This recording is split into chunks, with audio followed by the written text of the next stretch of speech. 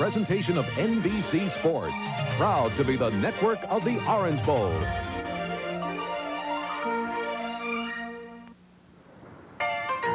In 1918, America was embroiled in World War I. Woodrow Wilson was president, and the Boston Red Sox beat the Chicago Cubs in the World Series.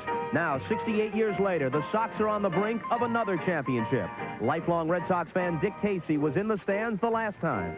He remembers that series, and a Red Sox pitcher named Babe Ruth. Ruth pitched the first game and won. 1-0. Imagine that, 1-0. That was in Chicago he played, see? He pitched 2 games in 1918. He pitched the first or fourth game in 1918. He won both of them. But he had to have a relief from Joe Bush in 1918. I pray to God that I don't die until I see another World Series winner. So this is my year. I must be going to die pretty soon.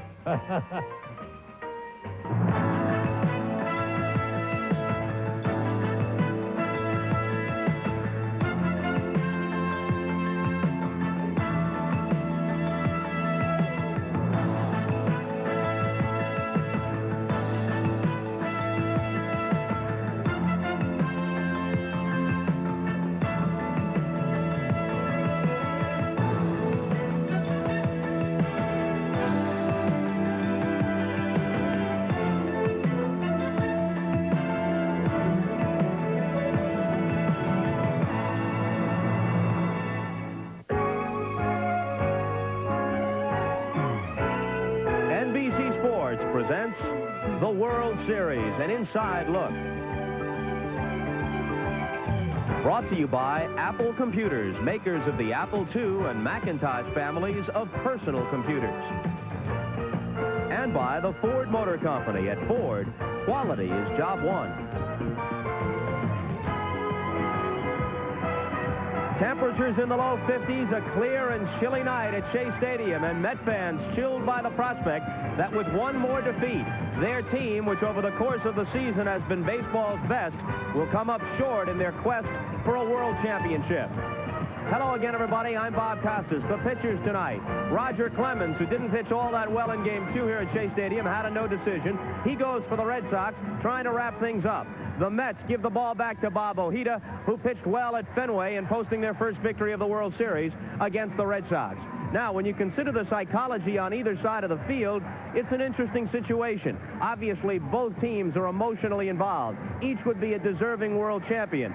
But for the Red Sox, if they should win either tonight or tomorrow, it would be the fulfillment of a dream. For the Mets, some would say it would just be mission accomplished. A Red Sox loss would be disappointing. A Met loss, devastating, because after all, there are those who will say, whether it's fair, whether it's logical, whether it's reasonable, that if the Mets don't win at all, they have somehow failed. Tonight's pitcher, Bob Ojeda, understands. Well, I think this is kind of hard not to look at that. We won a lot of ball games regular season. We fought our way through, and really, I mean fought our way through Houston to get to where we are today. And I believe in us, and I believe we can win on Saturday, and we can win this thing on Sunday.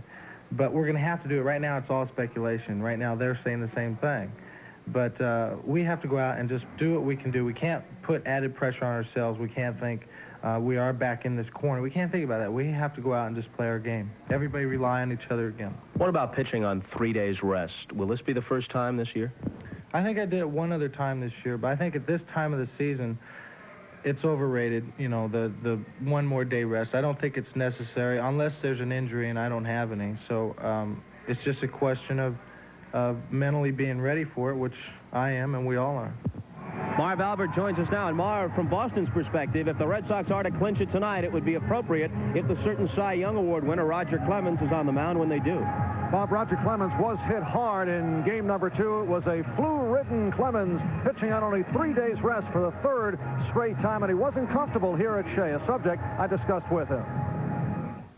I feel that I wasn't at full strength. I was coming off the flu, and the things that I did out there at Shea last time, that I just got a false impression. I thought my legs would be strong, and it was the cool air giving me that false impression, and I went out there and let loose for about 4 innings, and kind of monkey jumped on my back a little bit, and I just got extremely tired, and then I started trying to do too much with the ball, and when I start doing that, I'm not effective.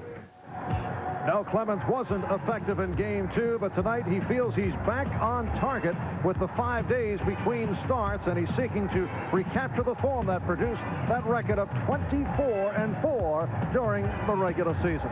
We'll be back with Darryl Strawberry of the Mets, a target of Red Sox fans this past Thursday night up at Fenway. There are many things that can influence your child at school. Some are obviously passing fancies, while others are just hard for the uninitiated to understand. But of all these influences, few are more positive than the Apple II, the computer that's used by more schools than any other. It's one influence parents even encourage at home. Mom, go to practice. Mom? But we warn you, like many things a kid can pick up in school, it can be contagious. Why just eat at home tonight when cooking with cheese, glorious cheese, can take you anywhere? Try a taste of Texas with a Colby tamale pie. Warm up to a bowl of Yankee seafood and Gouda chowder. Or bake up a Chicago deep dish pizza with lots of mozzarella. Visit your Dairy Case today for your free regional cheese recipes and enter the Cook Regional with Cheese Sweepstakes. You can win some real tasty prizes. Y'all ever been to Georgia? My kitty cat craves loving. My kitty cat craves fun. Now when he craves the great taste of Crave, he has 3 choices, not one. Crave Cat Food introduces new seafood recipe with tuna, shrimp, and salmon proteins, and new poultry recipe with chicken, turkey, and giblet proteins. Like original Crave, they're made with real protein-rich foods, not flavors, so your cat can have his crave and variety too. A crave for every craving. Get all the love he's saving, 'cause your kitty cat craves Crave. Welcome back to Shea Stadium in New York. For Darryl Strawberry of the Mets, it's been a season of highs and lows, both going to extremes. Now, he is a man accustomed to the spotlight. Now, this past Thursday night up at Fenway, he was center stage as the target of Red Sox fans.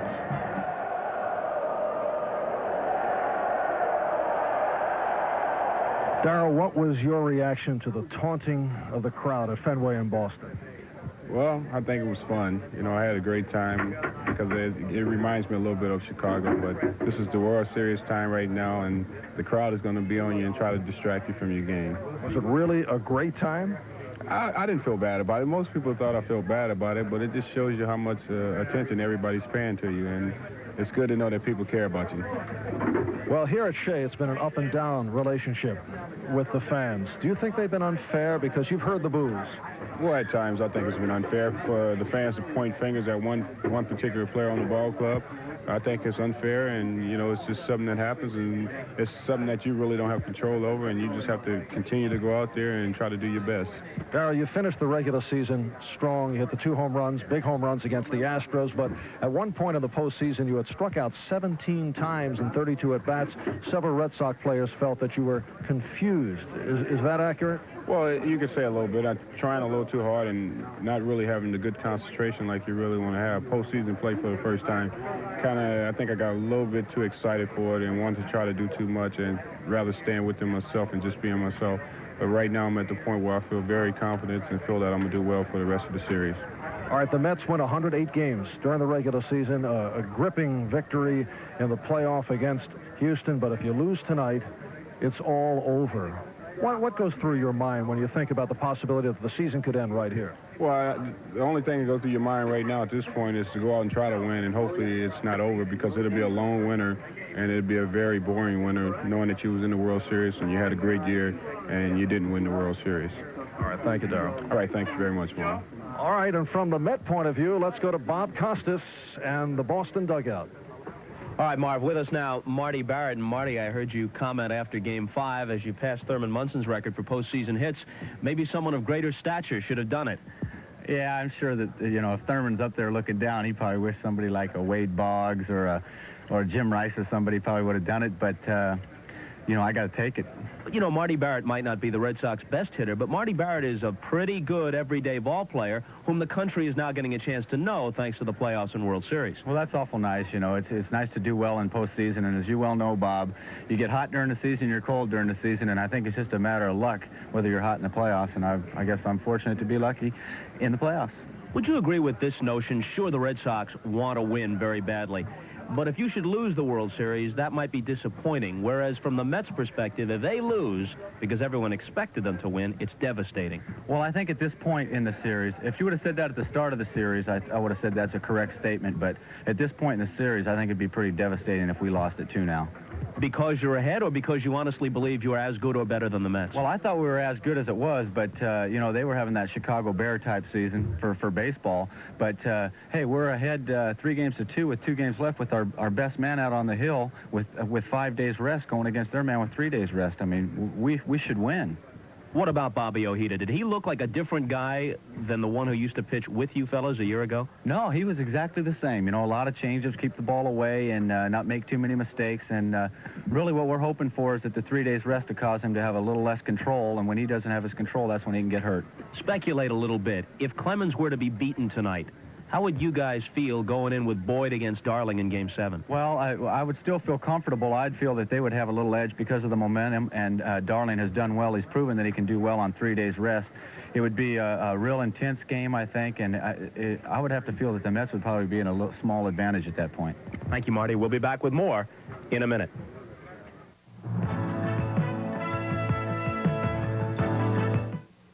There's never been a cereal like this before. There's Raisin in the middle. a Kellogg's Raisin Squares. Raisin in the middle. Kellogg's Raisin Squares. It's the perfect combination. A wheat sweet with raisin all wrapped up in a perfect square. It's very unexpected to find it there. Raisin in the middle. Naturally sweet raisin. Raisin in the middle. Kellogg's Raisin Squares. Raisin in the middle. You're gonna like it there. Kellogg's Raisin Squares. In 1986, nationwide surveys of American drivers showed that for 6 years running, Ford has designed and built the high-quality American cars and trucks. Surveys showed that among American manufacturers, our 81s were better. Our 82s, 83s, 84s, 85s, and again today, our 86s are the best. No other company can make this statement. Ford promises, Ford delivers, quality is job one. America is sending her best. The swift. The strong. The athlete. America is sending her best. And NBC will be there.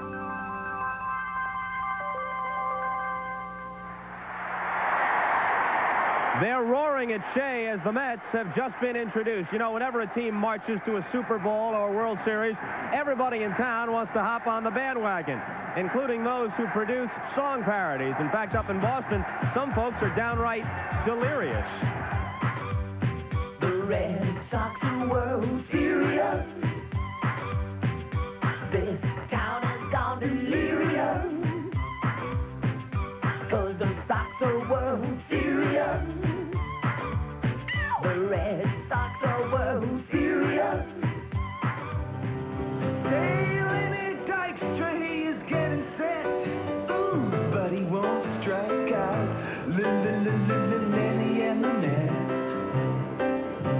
Oh, when they win, it's so wonderful. Oh, Gary Carter, he's a catching man. He wears a catcher's mask and a glove to match, and he squats down without splitting his seam. Red Sox of Boston.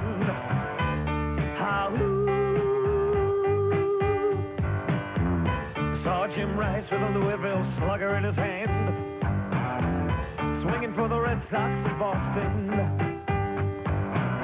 Saw Earl Can Boyd with a fastball in his hand.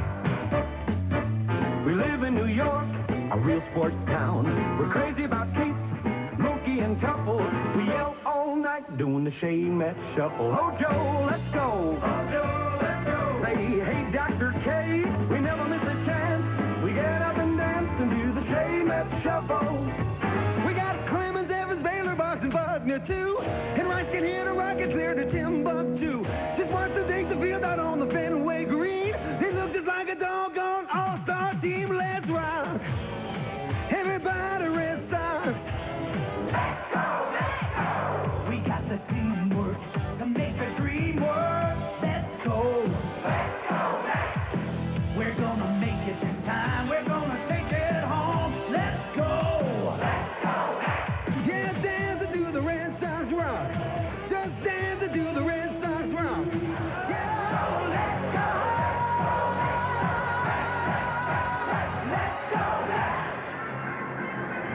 And they never even got around to Green Monster Mash.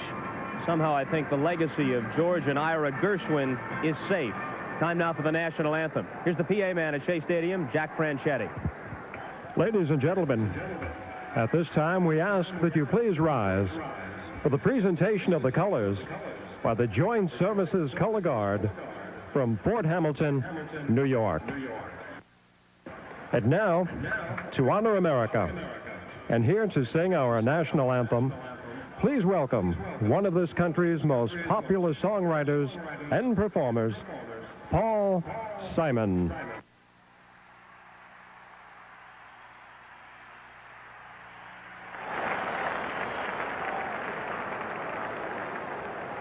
Oh, say, can you see by the dawn's early light what so proudly we hailed at the twilight's last gleaming, whose broad stripes and bright stars through the perilous fight o'er the ramparts we watched were so gallantly streaming, and the rocket's red glare, the bombs bursting in air, gave proof through the night that our flag was still there. Oh, say does that star-spangled banner yet wave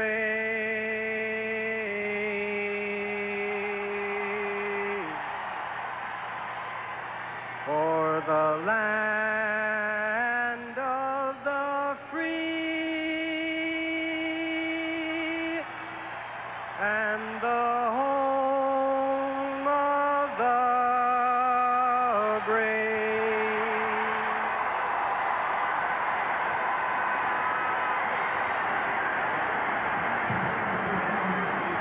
Paul Simon, and there will be no sounds of silence at Shea Stadium tonight. 55,000 plus ready to roar right after we check with Tom Brokaw and NBC News. This is NBC News Digest. Here is Tom Brokaw, NBC News. Good evening. Great Britain today gave Syria just 1 week to get its embassy staff out of England. Syria denied any part in the plot to blow up an Israeli airliner and said it would continue to work to free the hostages, but it warned Great Britain that it would pay dearly. In Geneva, Soviet bloc and third world countries voted to expel South Africa from the International Red Cross. The Red Cross has always been a neutral agency. Now this.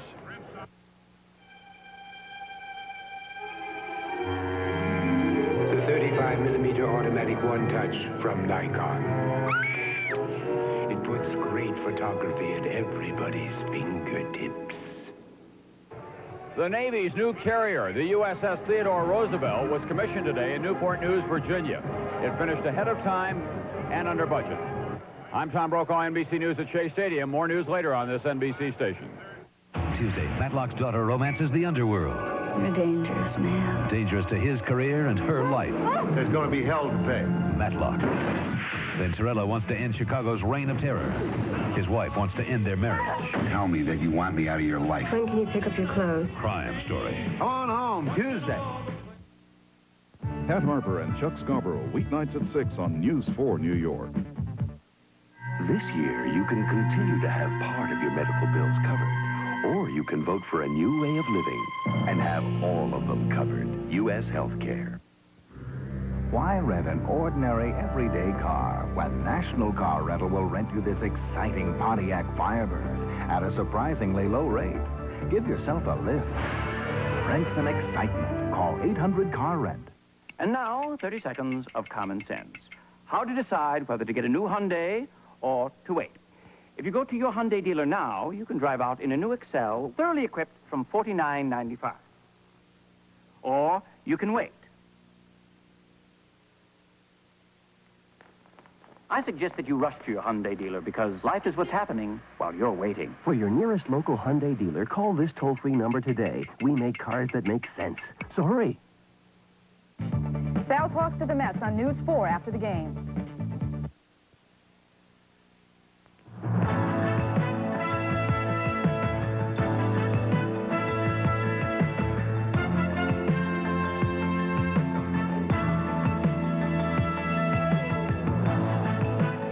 Game 6 of the 1986 World Series is brought to you by Miller Genuine Draft. Cold filtered for real draft smoothness. It's beer at its best.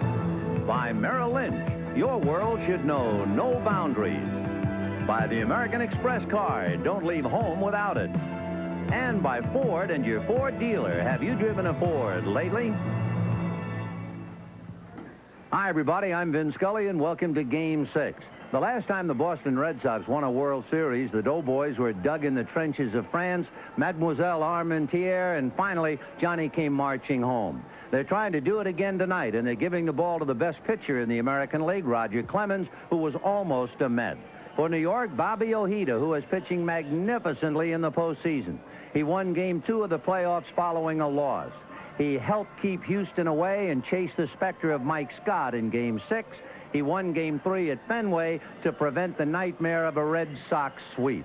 Well, Bobby Ojeda and Roger Clemens, it's the Mets who are dug in the trenches, the Red Sox making the charge. Let's meet the manager, the general of the Mets, Davey Johnson, and we'll go to Joe Garagiola. Okay, Vin. It does begin with you, Davey. Are you going to do anything different? Have you done anything different? Not really, Joe. You know, I didn't have a clubhouse meeting or something before the game and say this is a big one. I say that about 60 times a year. This is the big one. The guys know it. This is a very pivotal game for us. Is it simple that you got here with this ball club, and this is the ball club you're going to finish with? There's no doubt about it. You know, I got here by playing a lot of people, but the people that have played the best for me are going to be playing down to the wire. Did you at least go over the hitters with Ojeda?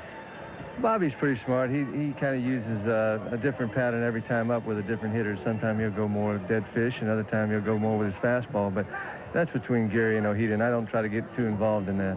How would you describe your clubhouse? I would say we're loose. You know, I'd say we feel good about ourselves. The bats have been swinging, and the offense is going pretty good. But, you know, we're going against the rest of Clements. That's going to be tough for us. Good luck to you, Davey. Thanks, Joe. We'll see what happens right after these messages.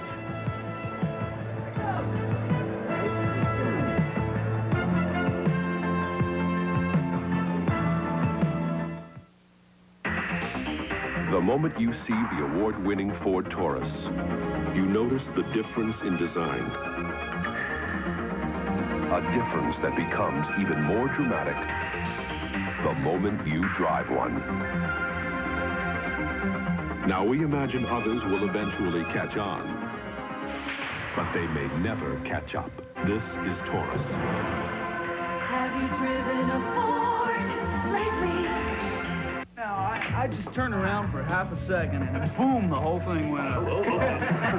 Hottest day in the summer, and we end up loading that sucker twice. Oh, yeah. Hey, you remember looking old man Donovan's face? After that, I never thought he'd bring out that keg like that. That was good draft. Oh, I remember that beer. When you drink a new Miller Genuine Draft, it'll remind you of the best beer you ever had, because it is Genuine Draft. Cold filtered for real draft smoothness. Miller Genuine Draft. It's beer at its best. How come Donovan never asked us back? To know no boundaries, to let yourself run free. To know no boundaries is what the world should be. Wherever there are investment opportunities, Merrill Lynch is there with the help you need to make the most of them.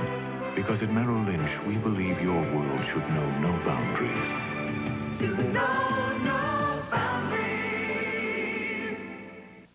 Well, that's baseball, and it's my game. You know, you take your worries to the park and you leave them there.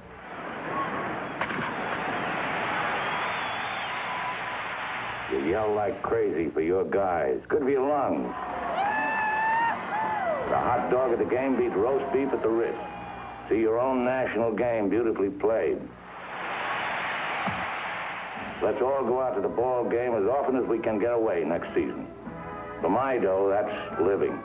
The preceding message was furnished by Major League Baseball. the lineup for the visiting Boston Red Sox. At third base, Wade Boggs. At second base, a standout in the series, Marty Barrett. At first base, Bill Buckner. In left field, hitting cleanup, Jim Rice. In right field, Dwight Evans. Behind the plate, Rich Gedman.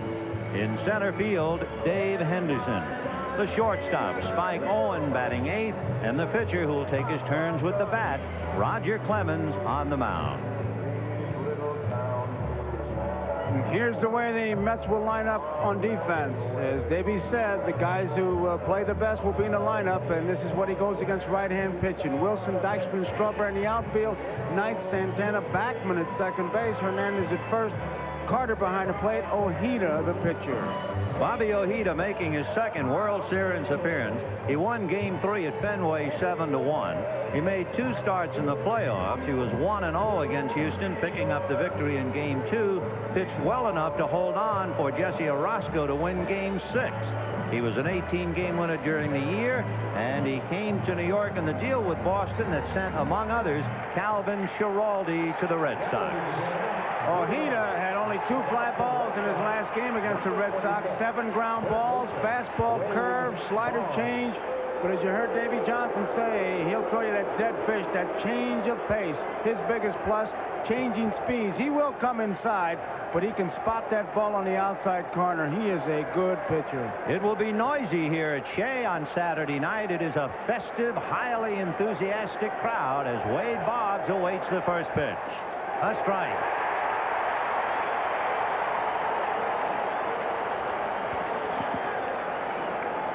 Oh, 0-1 to Boggs, followed by Barrett and then Buckner. Breaking ball missed, 1-1. The plate umpire from the American League, Dale Ford. Working the bases, John Kibler, Jim Evans, and Harry Wendelstedt. Joe Brinkman on the left field foul line, Ed Montague on the right field foul line. 1 ball, 1 strike. And there's a hopper off the glove at third of Knight, and Santana can't pick it up, and Boggs is aboard. So we'll await the judgment from the 3 official scorers. It's pretty apparent that Boggs was going to go to the opposite field all the way. Knight just does flick his. Santana looks like he might be able to make a play, but he can't find the handle. And Boggs is on. With a base hit, the official score just flashing the sign. Marty Barrett hitting in the number 2 slot with Boggs aboard. Interestingly enough for Barrett, he has been on base 12 times in the World Series. He has hit in all 5, the only player to do so, and yet he has failed to score a run. Right. It'll be a pretty good battle because Ojeda knows that Barrett will be trying to hit that ball to the right side. He's got a hole between first and second. Hernandez has to hold Boggs on. And when you know what a hitter has to do, it gives you a bit of an edge. But it'll be a pretty good battle. Dykstra shading him a tad towards right center. 0-1. Change hit to right center, but that's where Dykstra is. So they played him that way, and that's exactly where he hit it. 1 out. And Bill Buckner coming out. Note that both the first 2 hitters hit the ball to the opposite field. The off-speed pitcher, they're going to try to lay back and look for that pitch and go the other way because you know how he tied him up the last time he faced him. So Buckner with the right side of the infield open.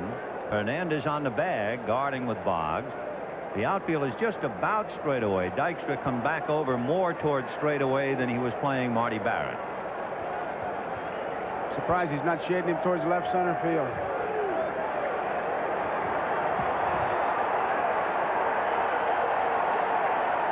Boy, this crowd came here to make some noise tonight. 0-1.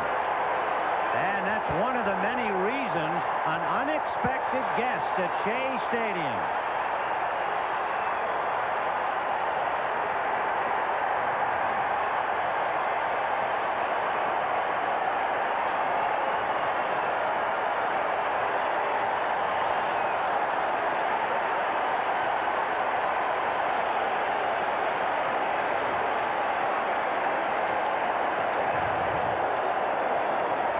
Well, he took the expression, why don't you drop by, literally and figuratively.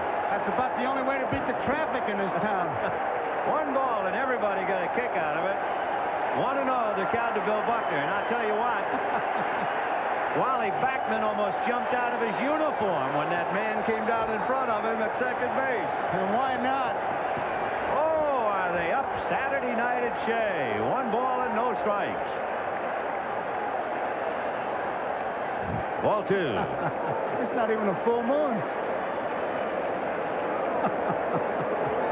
Buckner having a look at Rene Latchman. Latch going through the signs. Boggs, an interested spectator, too, at first. As you can say, they're pinching the middle. Backman way off to his right, Santana to his left. So they're both shading Buckner up the middle. And he missed him 3-0. So they're expecting Buckman to go that way.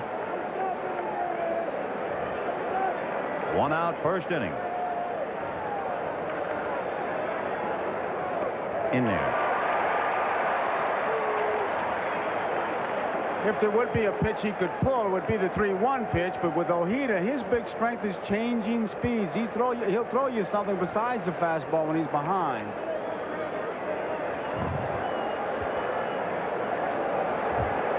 Three and 1. We'll watch Boggs. He's holding, and it's fouled away. 3-2.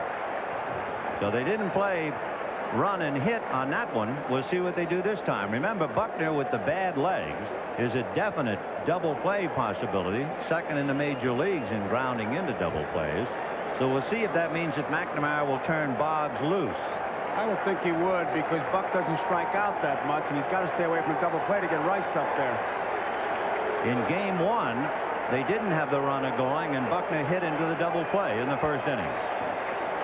Boggs is not going, then goes late, and the ball is hit to straightaway center to Dykstra.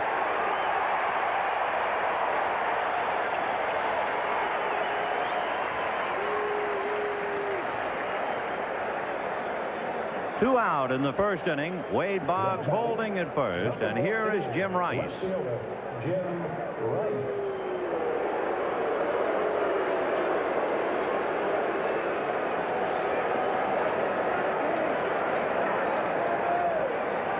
Rice, 8 times an All-Star, up there in a spot in the first inning. It is interesting that Jim Rice, who is a power part of the Red Sox attack, has only had 3 at-bats in the World Series with a man in scoring position. And half of his at-bats have been leading off an inning. Fouled away, 1-1. And even though Ojeda is not known as a power pitcher, they're playing Rice straight away. Dykstra in center field, right in line with the bag. Take a look at that. He's got a lot of room in right center and left center. Remember, it's 338 down the lines, 371 falling away to 396, and 410 straight away center. And he came inside with the fastball. Ball 2. 2-1. On deck, Dwight Evans.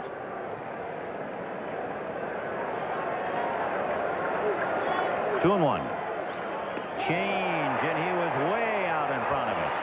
That's where that fastball on the pitch before that one was so effective. He keeps him honest by coming inside. He's not afraid to come inside, but that's his best pitch, that dead fish. Deuces wild on Rice in the first inning. High foul off to the right and way out of play. The temperature at game time, 53 degrees. A little on the damp side. They're talking about rain perhaps sometime tomorrow.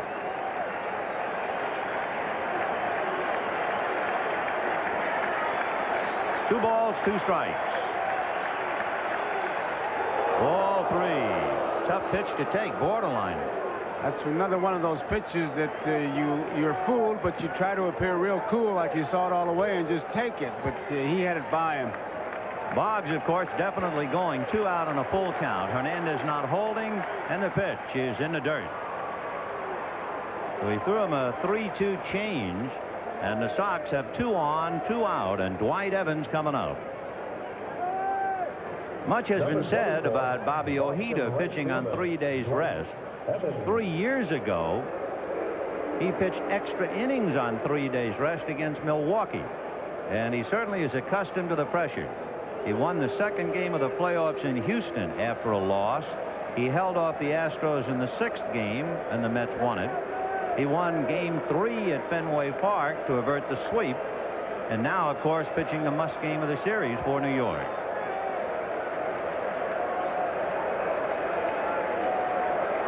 Two on, two out, first inning. Change, strike. A portion of the crowd is doing that sing-song Dewey for Dwight. Not nearly as strong, of course, as the Boston fans when they were serenading Darryl Strawberry. 1-1.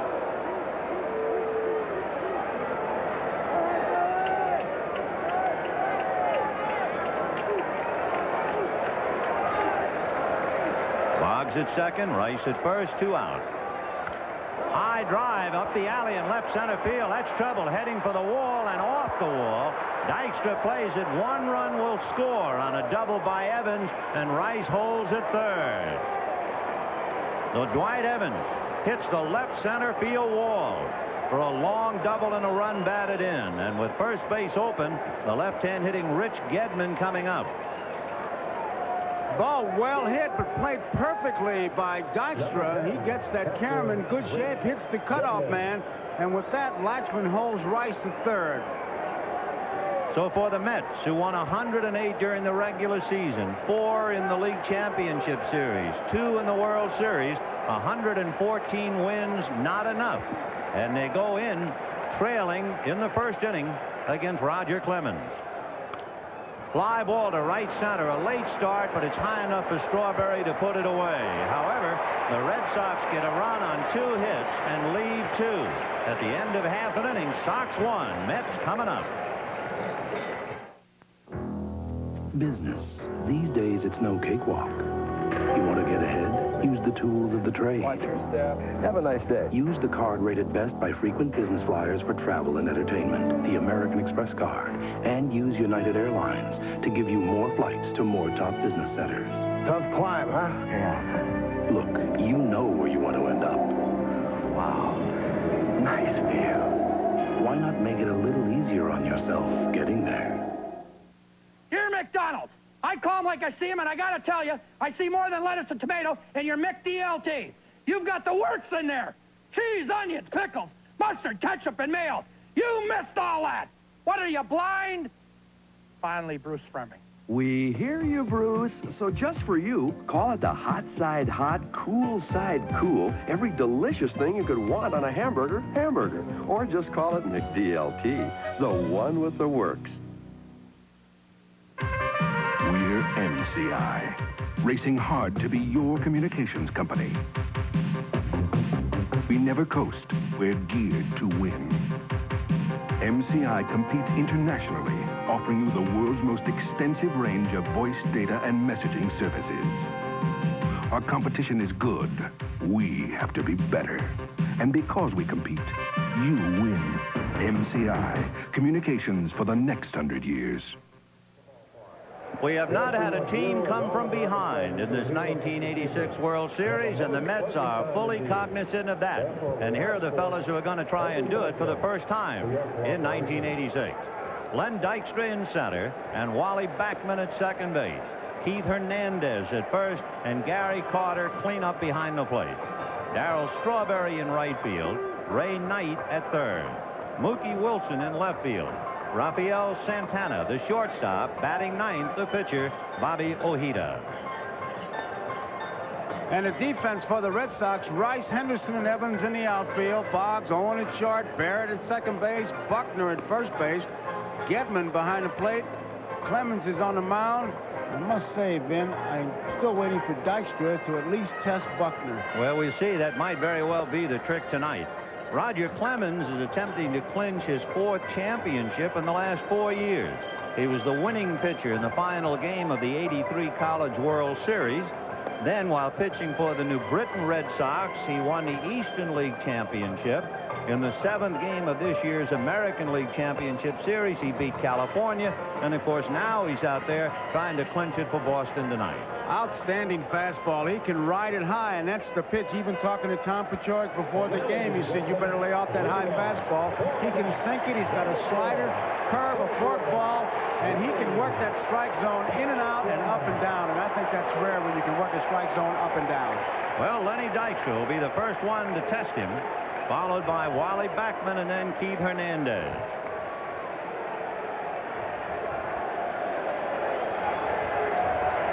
Remember, where Ojeda is working on 3 days rest, Clemens is working on 5 days rest.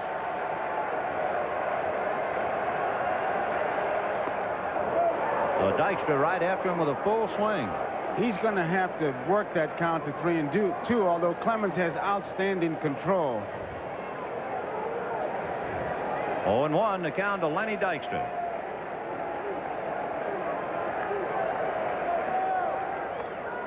One ball, one strike.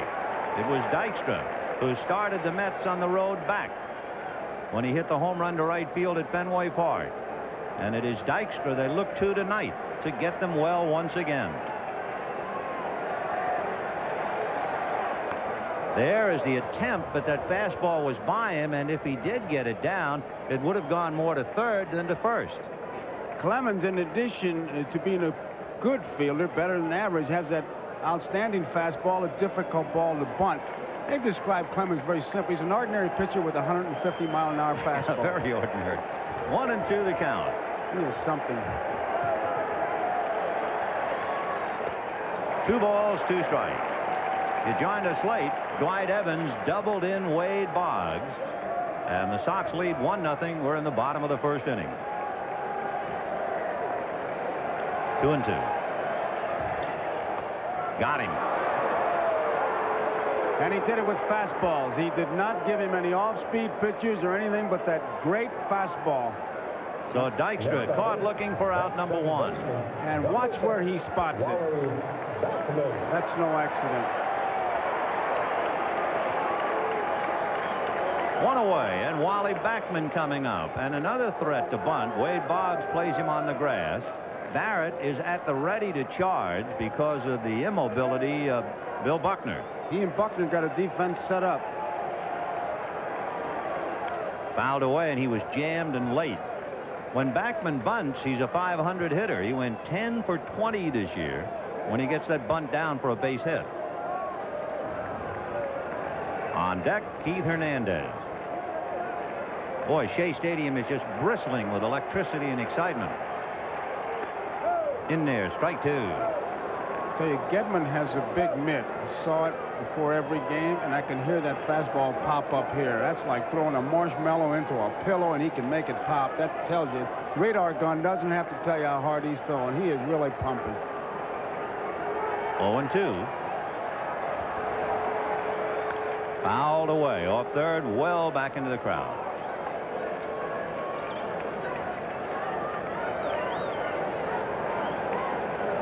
The Mets have not been retired in order in the first inning since game 1. And Clemens blew Dykstra away, and he has the count 0-2 on Backman.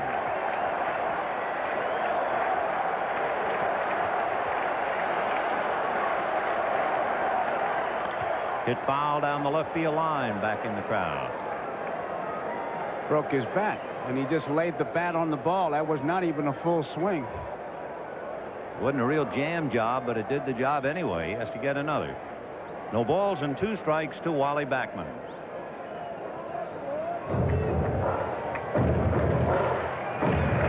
Davy Johnson, as he said in his conversation with Joe before the start of the game, did not have a pre-game meeting because, as he said, I've told the ball club 60 times a year. They know what it's about. So there was no meeting.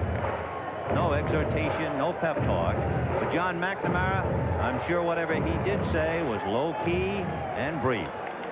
Most important thing he said is Roger Clemens pitching. And the Red Sox know all year when he's out there, it's going to be a close ball game.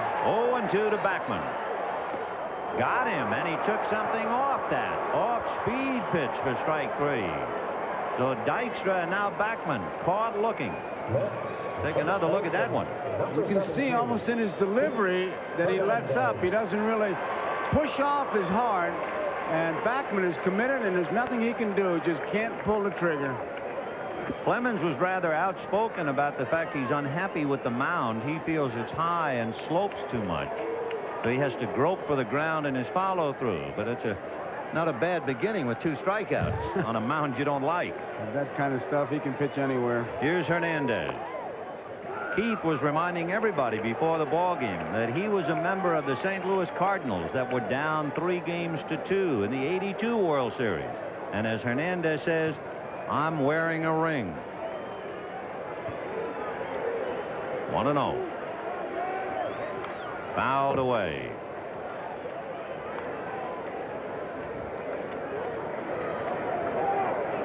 Roger Clemens, with 5 days or more of rest, is unbeatable so far. 9-0. 1 ball, 1 strike. Ball 2. 1-0 Red Sox. First inning. On deck, Gary Carter.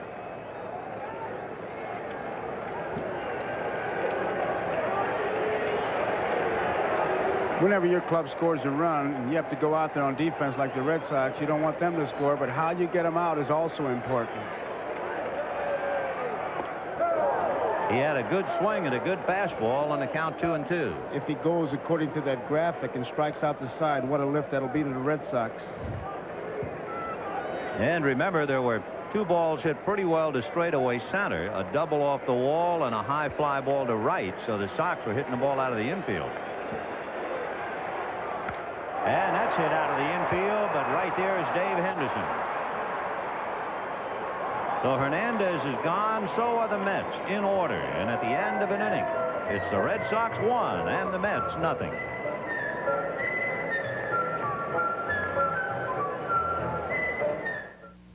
Small pickups are fun rangers. Small pickups are no strangers in. Small pickups are fun rangers from Ford. Well, they're big on small overall, large on little, except in the middle. Well, I want my Fun Ranger. Well, I want my Fun Ranger. Well, I want my Fun Ranger around here. Ford Ranger, built fun tough. This little movement reflects pure genius. The genius of the Minolta AF Telecamera. The genius of the very first autofocus auto everything compact to build in 2 lenses, 1 standard, 1 telephoto, motorized at the flip of a switch. Minolta AF Tele gives you brilliant 35mm pictures of someone close or even closer. Make the creative choice. Minolta AF Tele. Only from the mind of Minolta. Oh, and Beethoven here neglects to tell us his building doesn't have an elevator. Give me a break, you guys. Hey, Mitchell, what was in that piano? Cement or what? What a fiasco. Well, at least he did get us a keg. That was good draft beer. Yeah, well, buying that keg was the only good idea you had that day. When you're drinking new Miller Genuine Draft, it'll remind you of the best beer you ever had. Because it is Genuine Draft. Cold filtered for real draft smoothness. Miller Genuine Draft. It's beer at its best. I should have hired skilled labor. Tuesday, Matlock's daughter romances the underworld. You're a dangerous man. Dangerous to his career and her life. There's going to be hell to pay. Matlock, Tuesday. The 1982 team photo of the University of Texas baseball team, and 3 men have emerged to the World Series. Number 1, Roger Clemens. Number 2, Calvin Schiraldi. And number 3, Spike Owen. I think it's a tribute to all the college coaches. Cliff Gustafson coaches the University of Texas, but so many good coaches. What a quick trip it is to the big leagues now. There they were 82 in college, and here they are in the World Series. Dave Henderson, followed by Spike Owen and then Roger Clemens. Interestingly enough, Henderson has started more games in center field for Boston in the postseason than he did in the regular season.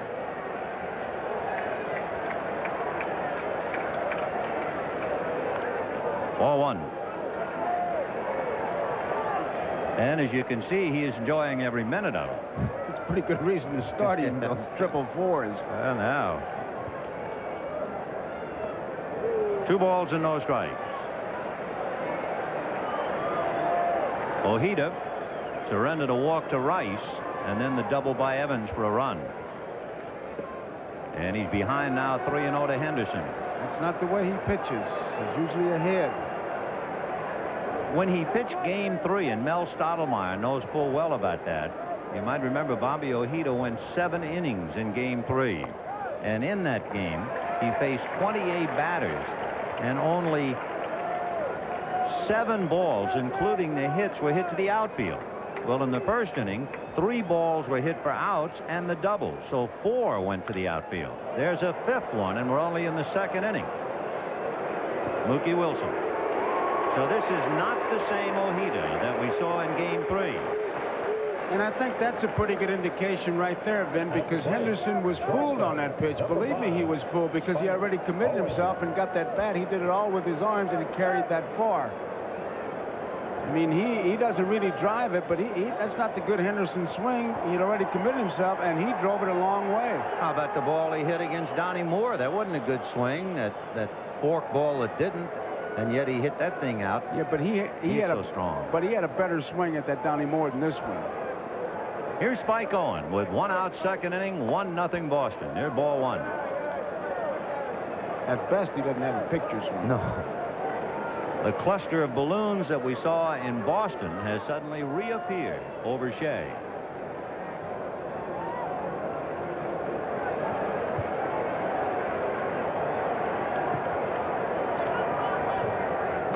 In there. 1-1. Spike Owen. Roger Clemens on deck.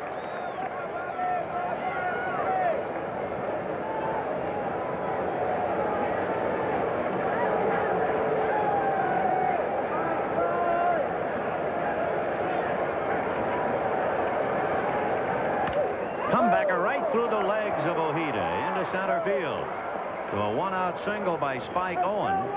That is hit number 3 for the Sox, and it will bring up Clemens. Looked like a breaking ball, and he sends it right back up the middle. He waits on it, Owen does. You see it. Now watch him hit down on it. Right back up the middle. It's a goal right through the wicket. And with him on at first base, Clemens now gets a chance to help himself by bunting him over, and Hernandez has already set up his defense. He'll be charging pretty hard. In his previous game here at Shea, Clemens' first at bat found Owen at first, and he was allowed to swing 2-0, which shocked everybody, and he eventually was aboard on an error. Strike. He had 3 trips to the plate in that game. He was aboard on an error, sacrificed, and flied to right. You have to be careful of Hernandez at first base, because when he goes in and talks to the pitcher, he may say, now on the second pitch, I'll go in a couple steps and go back. You have to be really leery of him. He's always in the game. Ray Knight way in on the grass at third and committed to come in even more. There it was.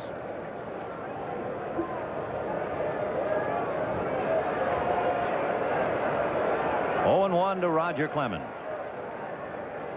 He's swinging and fouled it away. Remember, they let him swing 2-0 in that game. That's why we brought it up, and sure enough, he hacked away. 0-2. I have to believe that John turned him loose trying to pick a pitch, and he picked a pretty good one at that, because it was an off-speed pitch, as we look at Lashman flashing a series of signs. And Hernandez once again in talking to his pitcher. 0-2 to Clemens. Owen held on at first. A gap in left center. Dykstra shading and cheating, and Knight ready to charge anyway. And the bunt is fouled, and Clemens has struck out.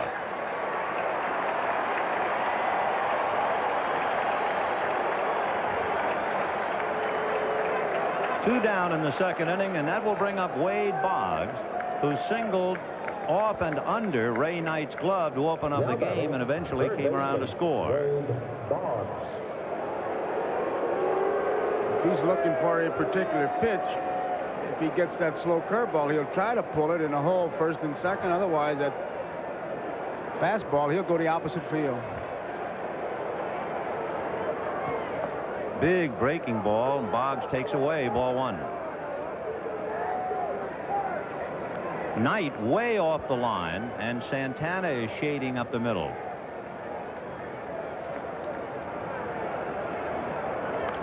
And he fouled it off.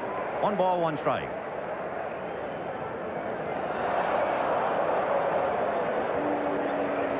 1 run, 3 hits for the Red Sox. Nothing across for the Mets, and we're in the top of the second.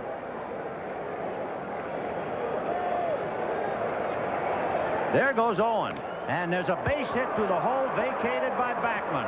On his way to third is Owen, and they'll hold him on a strong throw by Strawberry that's cut off by Hernandez. What a job of execution. Backman broke to cover second, and Boggs drilled it right to the vacated spot. And it was a slow curveball, a ball that he can handle now. He starts, and Owen gets a pretty good jump. Now you see the ball shooting by him, a slow curveball. He was able to pull it, and you can see Backman over near the bag. So you try and outguess Boggs, and you figure left-hand hitter, maybe he's going to go the other way again. So you have the second baseman cover, and he burns you. And now here is Marty Barrett, who lined out in the first inning to Dykstra. Change for a strike. Pretty apparent that McNamara is using strategies, picking pitches. He did on Clemens, and he did on Boggs, and he did with Owens running.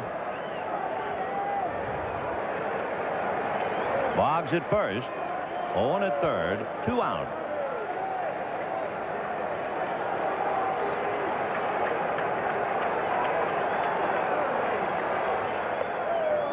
Showed him the fastball. 1 ball and 1 strike. When they talk about Ojeda, they talk about him. He has to sell his fastball. He has to show you enough of his fastball that you go with his arm speed, and if he sells you that, then he can throw that off-speed pitch, and he's got you. But here's a tough hitter who can go the opposite field with him. 1-1. And he goes foul, trying to take him to right field. 1-2. The Sox scored in the first inning, but they left 2.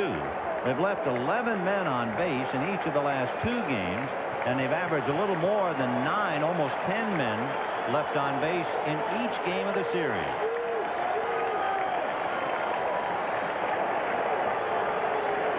One and 2, and the Mets fans want an out.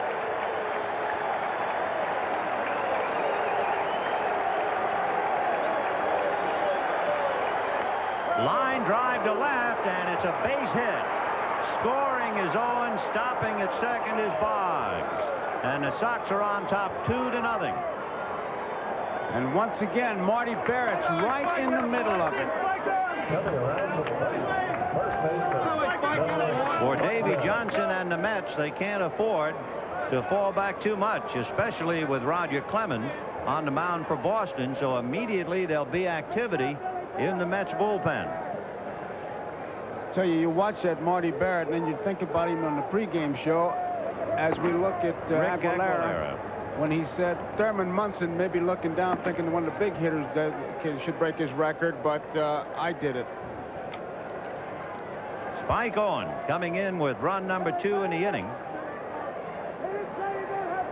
So it is a different Bobby Ojeda indeed, and the tip-off, as we said, the ball's in the first inning that were hit out of the infield. 2-0 Red Sox, and here is Buckner, who flied to center in the first inning, with Boggs at second and Barrett at first. That hit-and-run play was a key play so far. And that's driven to right, but Strawberry going back, almost turned the wrong way and makes the catch. That ball fooled him, but Darrell stayed with it and made the play. 1 run, 3 hits, 2 more left for the Sox. That makes it 4. Now he has to twist and go back to get it. And at the end of an inning and a half, 2-0 Boston. At 6-6, he was able to reach up and pull it down. Wow. Channel's like a dream. No one builds a boat like you. I should hope so. It's been my life. Not your whole life. You've been a heck of a father. Now, don't embarrass me.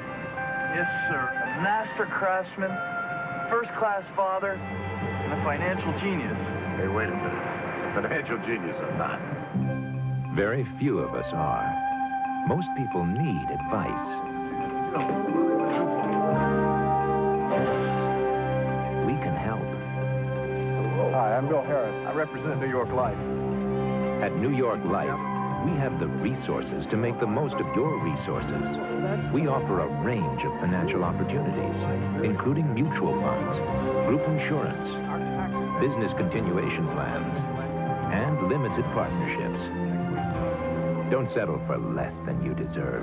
Get the most out of life with New York Life. Ah, draft beer.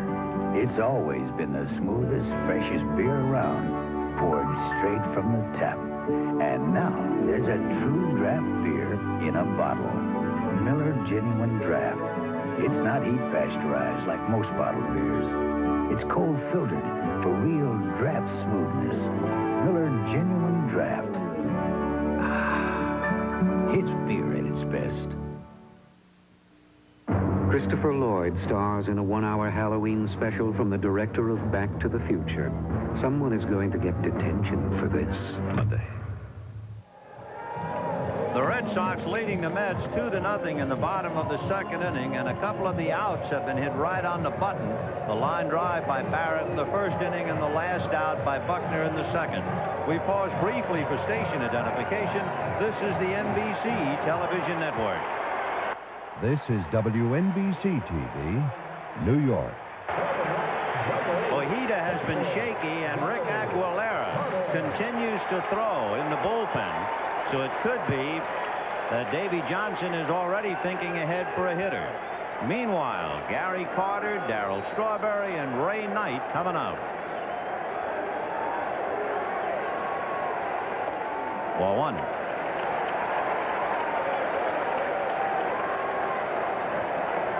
The Mets are accustomed to winning at Shea. They set a Mets record with 55 home victories this year. Breaking ball strike, 1-1. So it would appear as if he has command of all of them. That was the first curveball, and where he threw that one was almost impossible to hit on that outside corner. He's had all his pitches over the plate so far. Fastball, and now he has Carter in a hole, 1-2. Dykstra and Backman struck out. Hernandez flied out. And now Carter leading off the second inning. It'll be interesting to see how he works on Carter as we look at Darryl Strawberry, because you remember they're spotting that ball the outside part of the plate, and when they do that, they've been effective against Carter. On the hand, so he had to come in, and Gary had a pretty good rip, and it's still 1-2. That's that high fastball, a tough pitch to hit off Roger Clemens. Again, he works that strike zone up and down, and it's a rare pitcher indeed who can control that much of the strike zone. 1-2. Fastball fouled away. See where those foul balls are going? Off to the right. He's not getting around on it. They're just not getting around. The gun says 96, but I'll tell you, the catcher's mitt tells a pretty good story when he gets it, because it's just popping in there.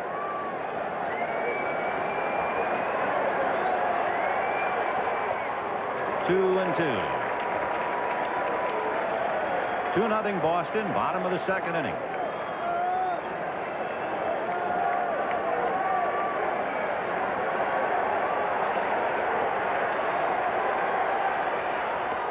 Ball three.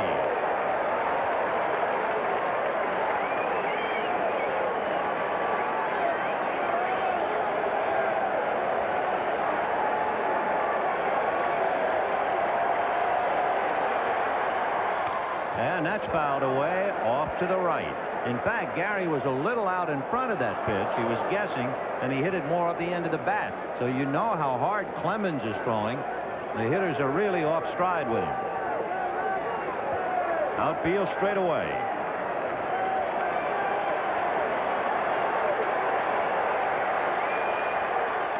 High pop foul off to the left. Gedman coming over along with Wade Boggs at the dugout. No play. That will give us a chance just to mention that Rick Aguilera has stopped throwing in the Mets bullpen. They're not going to give up on the foul balls very soon in this ballpark because the wind swirls. Watch Gedman. He knows he's near the dugout. He just found it right there, so he's going to tiptoe a little bit, but he knows he can't get it. 3-2 to Gary Carter. And that's hit to center. Going back on it is Henderson to haul it in. So Carter hit it fairly hard, but right at the center fielder. One down. And Darryl Strawberry coming out. Right fielder, Darryl Strawberry.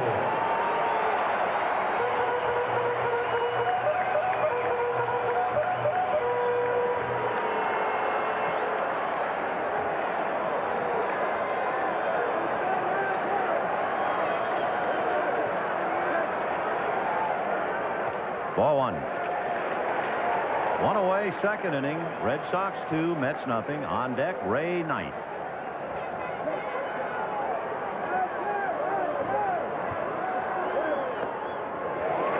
Two and out. Well, if he's ever going to get a fastball, this would be it. You can't really be guaranteed that, but Strawberry will be looking for it. He's way ahead of him, 2 balls and no strikes.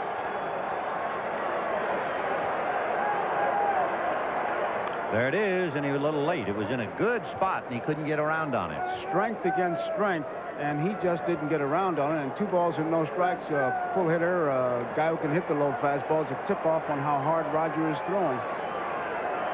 2-1. 2 balls, 2 strikes. 2-0 Boston, second inning.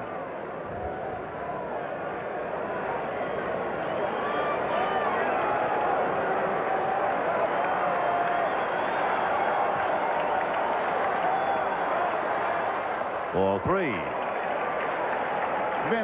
Jim Murray once used a line on Nolan Ryan that you could use on Clemens. He pitches like everybody forgot to bring their glove. He's 3-2 to Darryl Strawberry. Fouled away. Remember, he went 3-2 to Carter, and now it comes back 3-2 to Strawberry.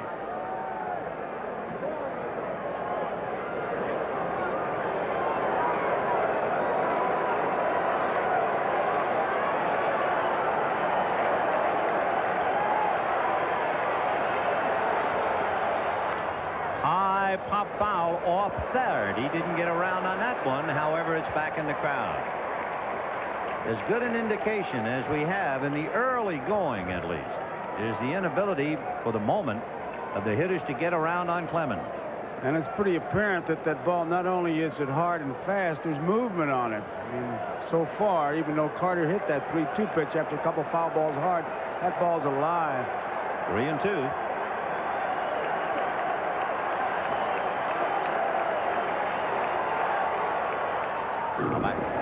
So he had Dykstra and Backman strike out. Hernandez a fly ball to left center. Carter a fly ball to center. And Strawberry working on a full count. And fouled off to the left. And Gedman just goes down and puts down fastball as if they've said, hey, look, we're not going to walk anybody. He's just coming in with that good fastball. Strawberry seems to know it's going to be a fastball and can't get the job done. I think he's thrown 1 breaking ball and 1 straight change so far. However, he's made 20 pitches in this inning. Most of them strikes. Right. He's not wide. 3-2.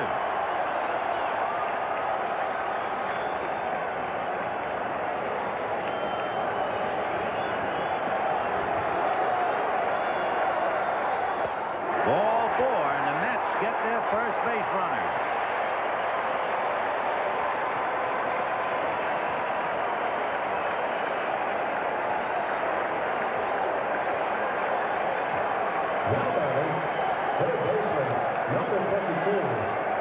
So Strawberry at first with 1 out in the second inning, and Ray Knight the batter.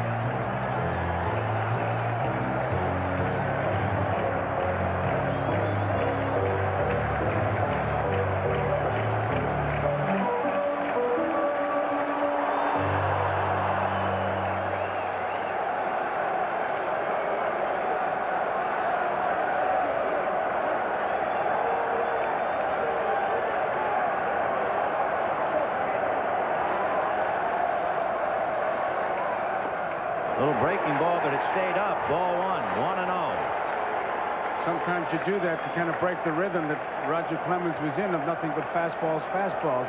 Remember, Davy Johnson used Howard Johnson against Clemens, and Knight was very unhappy. He wanted a chance at him, and here it is.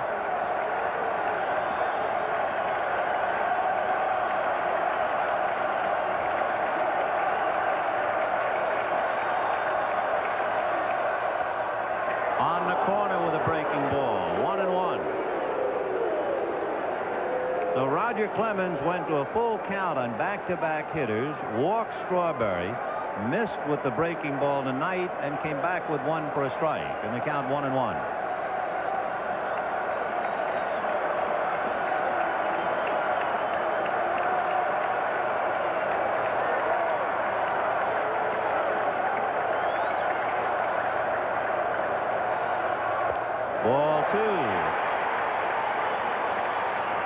Davy Johnson, amidst the noise, quietly hoping that his Mets will do what they've done all year.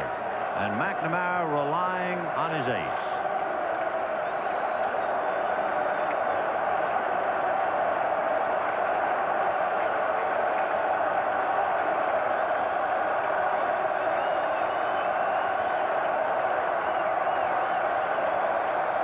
Two and one. High fastball. That was one of those borderline pitches that just takes off. There's no way you're going to hit that Roger Clemens fastball there because it's a high riding fastball. He throws it across seams and it seems to bend in the middle. It gets maybe 4 feet from the plate and just shoots right straight up. Boy, I'll tell you one thing. It is goosebump time at Shea. This crowd is electric. 2-2. Strawberry goes strike 3 on a bad ball. He's in there, second base safely. Knight chased 2 high fastballs to strike out. And Marty Barrett at second base really tried to decoy Strawberry. The key to this, watch how Barrett nonchalantly goes into second base and takes the throw. He's not just standing there and then walks into it and tries to make the tag, and he thought he had him. Strawberry, a straight steal. He's one of those fellas that Johnson says, go when you got a chance. Barrett really did a job of decoying, but Strawberry didn't go for it. He didn't buy the decoy, and he's safe. And Clemens got away with it. 2 rising fastballs out of the strike zone, and Knight chased them both. So instead of perhaps 2 on and 1 out, you have 2 out, a runner at second, and here's Mookie.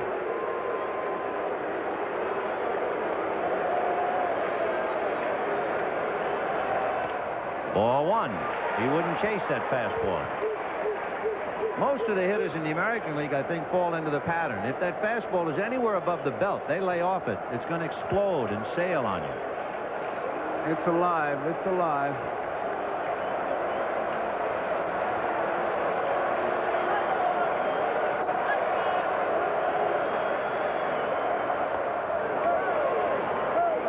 One ball, 1 strike. Clemens with 2 strikeouts in the first inning, making a lot of pitches. Again, he's a big man working on 5 days rest. 1-1.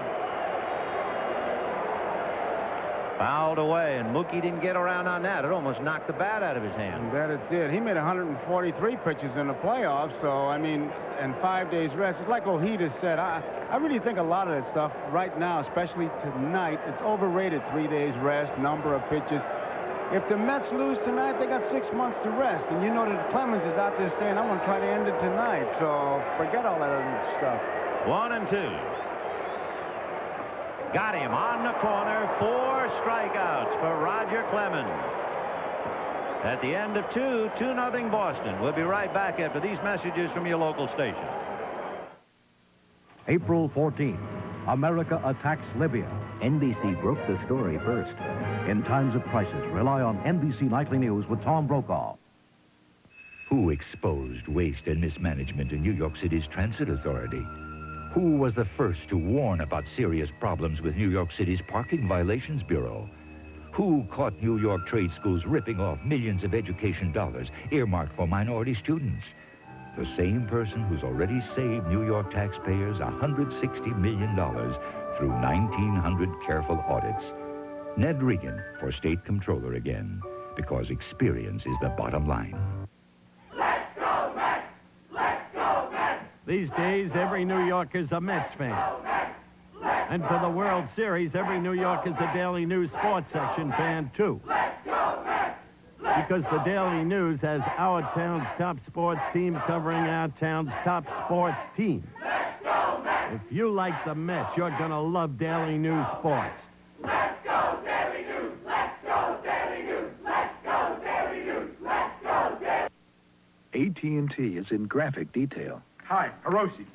Are you sitting down? Sure. What's up?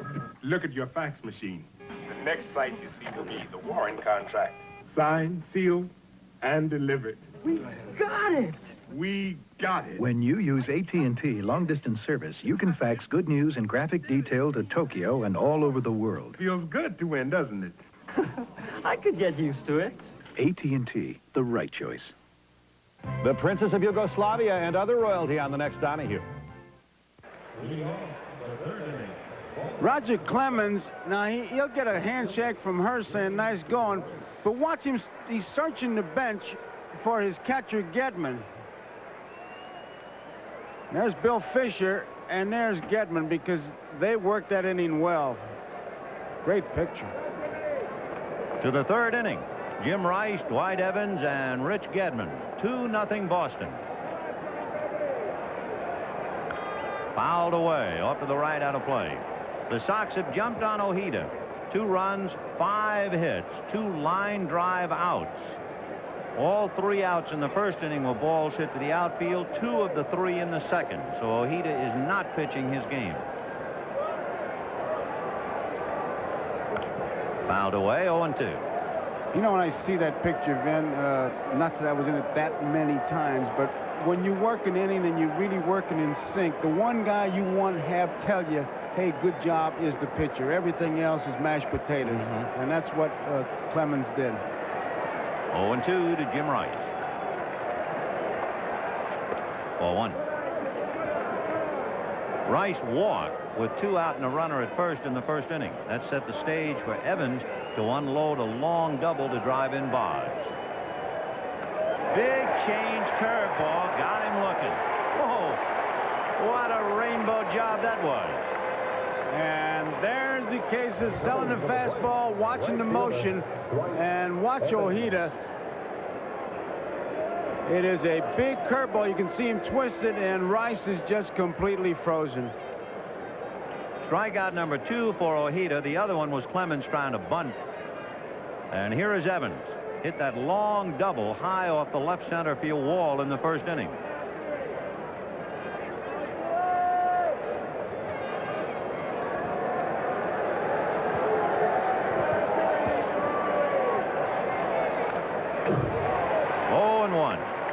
The outfield fanned out straight away. Backman is playing just about on the rim over to his right. He's directed from the dugout.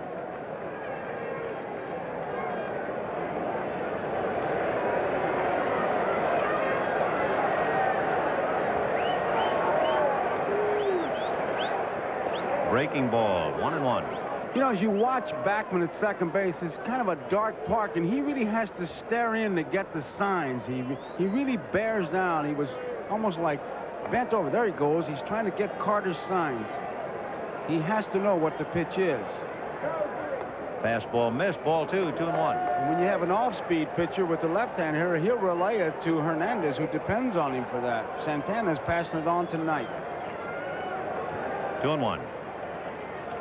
Straight change, and he lifts it in the air to Strawberry in right center. Two down in the third inning. And the batter will be Rich Gedman, who applied to right in the first inning. When Ojeda was with Boston, he was quoted as saying that Gedman was his closest pal on the team.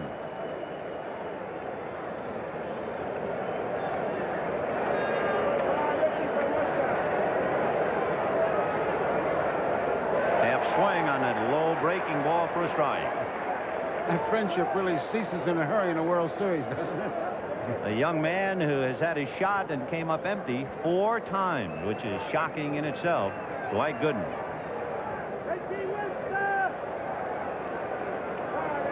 On 1. Another breaking ball.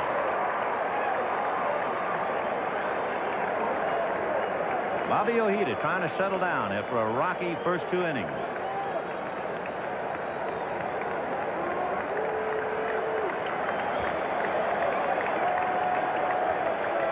And another breaking ball and a check swing foul. Latch handling that.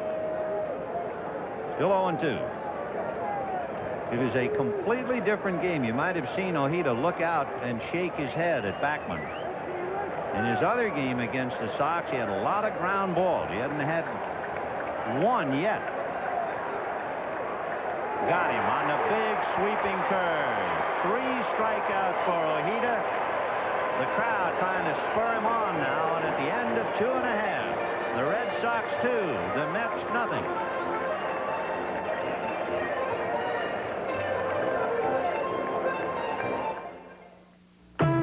If you love the rich, smooth taste of real draft beer straight from the tap, now you can get it straight from the bottle. Miller Genuine Draft. Cold filtered for real draft smoothness. It's beer at its best. When was the last time you had a car like this to drive? Talking about the kind of car that brings the road alive. Have you driven a Ford? Then you don't know what you're missing. Have you driven a Ford lately? Oh yeah, yeah. Have you driven a Ford lately? Alpha team, aggressor tank spotted. In a battle drill, you need horsepower, firepower, people power. That's teamwork. Moving tank, direct front, 2,000. This team uses a computer, thermal sight, laser rangefinder. Ah! Yeah. All that you can. We win, the whole tank wins. The whole team wins, not just one person. Find your future in the Army. Why you bother me, boy? Are you crazy? I'm a chicken hawk and you're a chicken. Are you coming quietly or do I have to muss you up? You're going at it all wrong, son. You gotta go to Kentucky Fried Chicken if you want to catch America's favorite chicken. It's a great place to get a great meal. No one makes tender, juicy chicken like the Colonel. It's finger-licking good. Here, son, let me give you a lift. We do chicken right. Hey, Mike, can I get a draft down here? Sure you can. Now you can get all the rich, smooth taste of real draft beer in a can. Cold filtered Miller Genuine Draft. Thanks, Mike. It's beer at its best.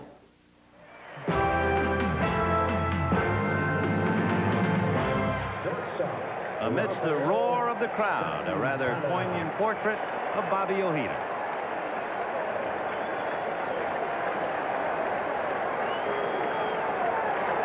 He's out on deck as Rafael Santana checks in at the plate. Ball on the corner, strike one.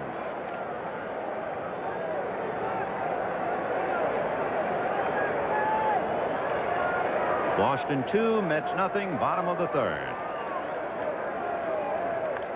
Fouled away, and again off to the right. We haven't seen anybody pull a Clemens pitch yet.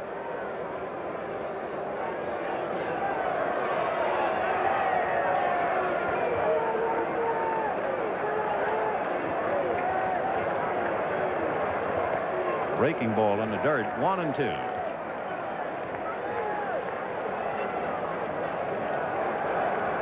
Sox scored in the first and second. The Mets have had one base runner, Strawberry, who walked in the second. Pretty good tip-off on how fast he is. Henderson is way over in right center field. A lot of room in left center. They don't expect him to pull it all. Just missed with a fastball. He wanted that, and the count 2-2. Clemens has struck out 4. Bobby Ojeda has now struck out 3.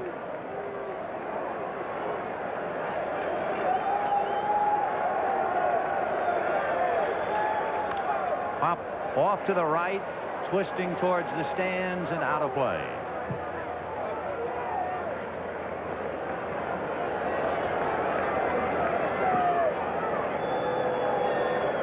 If for some reason you missed it in the first inning, Boggs singled off third baseman Ray Knight's glove. Rice walked with 2 out, and Evans doubled in Boggs. In the second inning, Owens singled and with 2 out. A hit-and-run single by Boggs put runners at first and third, and Barrett singled in a run. And that's it. 2-0 Boston, bottom of the third. Fouled up the other way. He pulled the emergency cord with that one. Just enough to stay alive. It was by him, but then again, that's what you're supposed to do.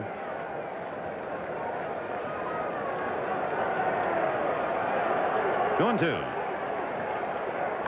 And that's hit foul the other way. I guess the first time we see anybody pull one outside of the third, we're going to say he's losing his stuff. Well, it's almost a story about the guy who pitches the no-hitter and one guy hits foul. They said, never mind the pitcher, get the guy who hit the ball foul. The guy that pulls it is going to make the story. 2-2. Breaking ball got him. So with all the smoke, he strikes out number 5 with a curve. And he does such a tremendous job, Vin, of keeping that leadoff man off base. You're always with one out, it seems like. There's the curveball. And if you don't think that's a tough job after he's been firing 96-mile-an-hour fastballs, that you have to hang in there and try to hit that curveball. Well, here's Bobby Ojeda facing a man who averages almost 9 strikeouts a game this year. And he starts him with the fastball. He had a pretty good cut at that ball. He sure did.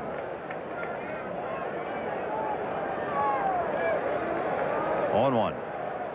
And another.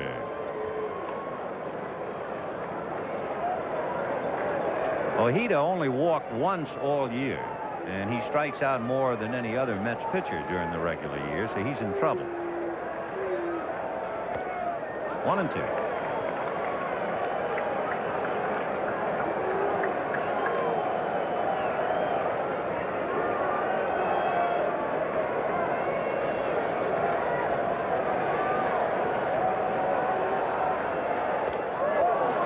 Bad pitch, strikeout number 6, and 3 in a row for Clemens. Again, a hitter chasing that explosive fastball that goes high and away out of the strike zone. With 2 out, Lenny Dykstra, who led off the game and struck out.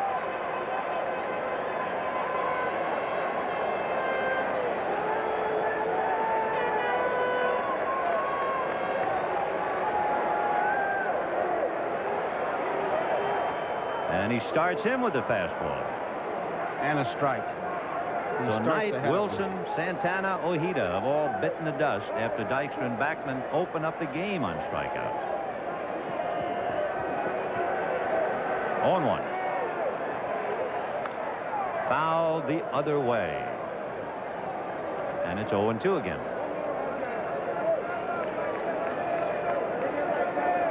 The man who struck out 20 and didn't walk a batter has struck out a half a dozen, and we're in the 3rd.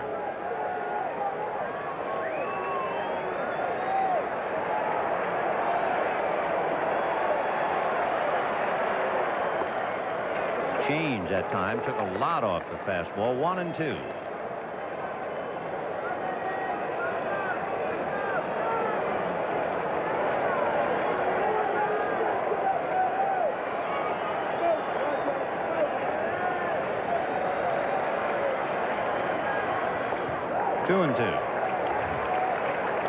Wally Backman on deck.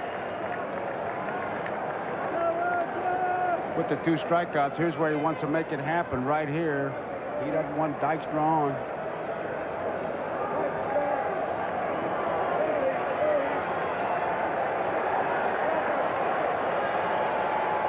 And as a one-hopper to shortstop, little English on it, but Owen throws him out, and the Mets are gone in order. And at the end of 3, Clemens has struck out 6, not allowed a hit. 2-0 Boston.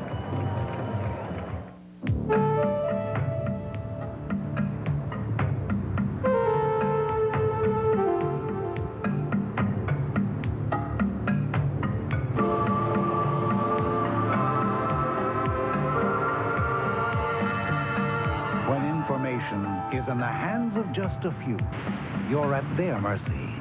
You play by their rules. But at AT&T, we think people should be in control, not machines. So we're working to combine computers and communications to make everything about information easy. So you can get the right information to the right people, in the right form, at the right time, anywhere in the world. As easy as using the telephone. AT&T, the right choice. Today, for your tough headache pain, there's a superior level of pain-relieving strength. Nuprin Strength. Beyond regular strength aspirin, beyond extra strength Tylenol, now there's Nuprin Strength. This new medical study proves too little Nuprin give more pain relief than extra-strength Tylenol. So Nuprin stops headaches better. And remember, Nuprin is gentler to your stomach than aspirin. For strength beyond extra-strength Tylenol, Nuprin strength. He is the most enigmatic of athletes. Ask him of his victory, and he will praise his partner. Mention his role, and he'll reply with a smile, "I was just riding to work."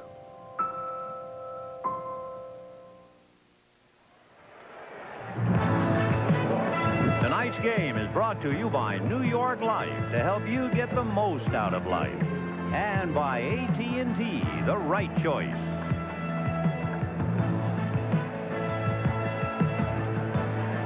Two to nothing Boston, top of the fourth inning, with Henderson, Owen, and Clemens due up.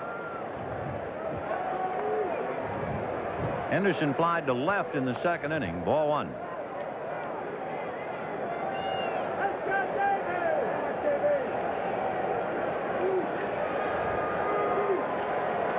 One and all.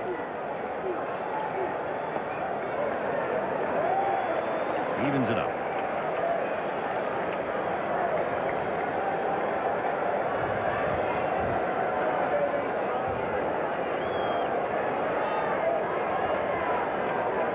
And a good change following another good change. In the count 1-2.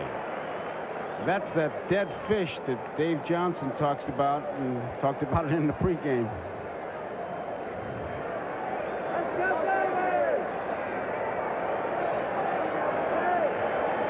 The infield swung over a little bit towards third. The outfield straightaway. Backman very deep and on the rim. 1-2. Pulled, foul outside of third. Still 1-2. Red Sox making what has turned out to be a good deal. Dave Henderson and Spike Owen for Mike Brown, Ray Quinones, and Mike Trujillo. And Henderson and Owen certainly making sizable contribution. 1-2 in the dirt.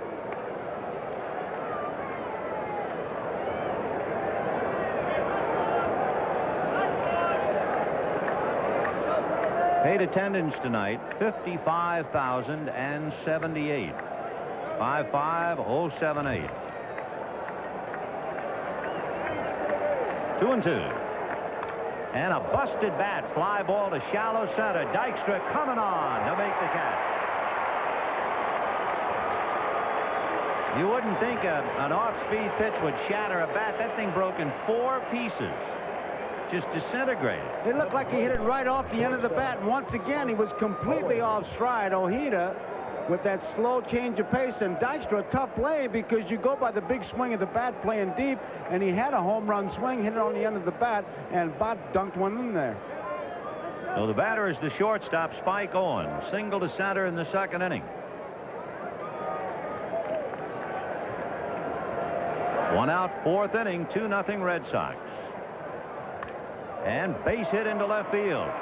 Though we still haven't seen a Red Sox batter hit one on the ground for an out. And that's very much unlike Ojeda. And Hernandez to the mound. Owen is 2 for 2.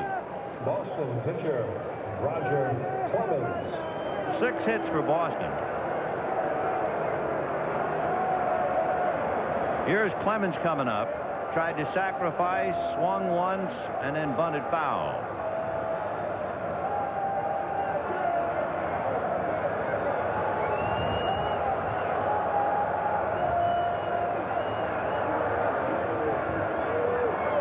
Knight looking bunt.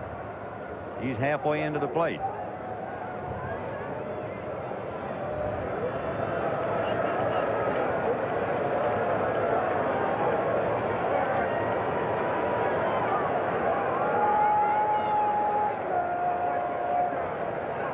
You know, that's tough being a third baseman with an off-speed pitcher and right-hand hitters. I don't care if he is a pitcher. You're coming in there, and he's liable to rearrange your molars.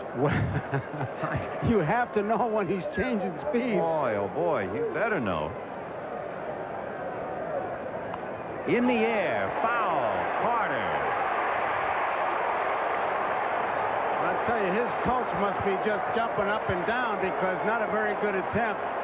It was an easy play. Everybody could have made that play. Ojeda, Hernandez, Carter, Bat Boy. You know, what's interesting, and it's one of those amazing angles in this series. Roger Clemens, coach at San Antonio Junior College, is a former New York Met by the name of Wayne Graham. He was one of 78 third basemen used by the Mets. He played, I think, about 64. He played in 20 games. So there's so many threads involving these two teams. Here's Boggs, singled off Knight's glove and single to right. Fouled off. That was a big play in the second inning. The hit-and-run single with 2 out. Backman broke the cover, and Boggs drilled it right at the second base hole.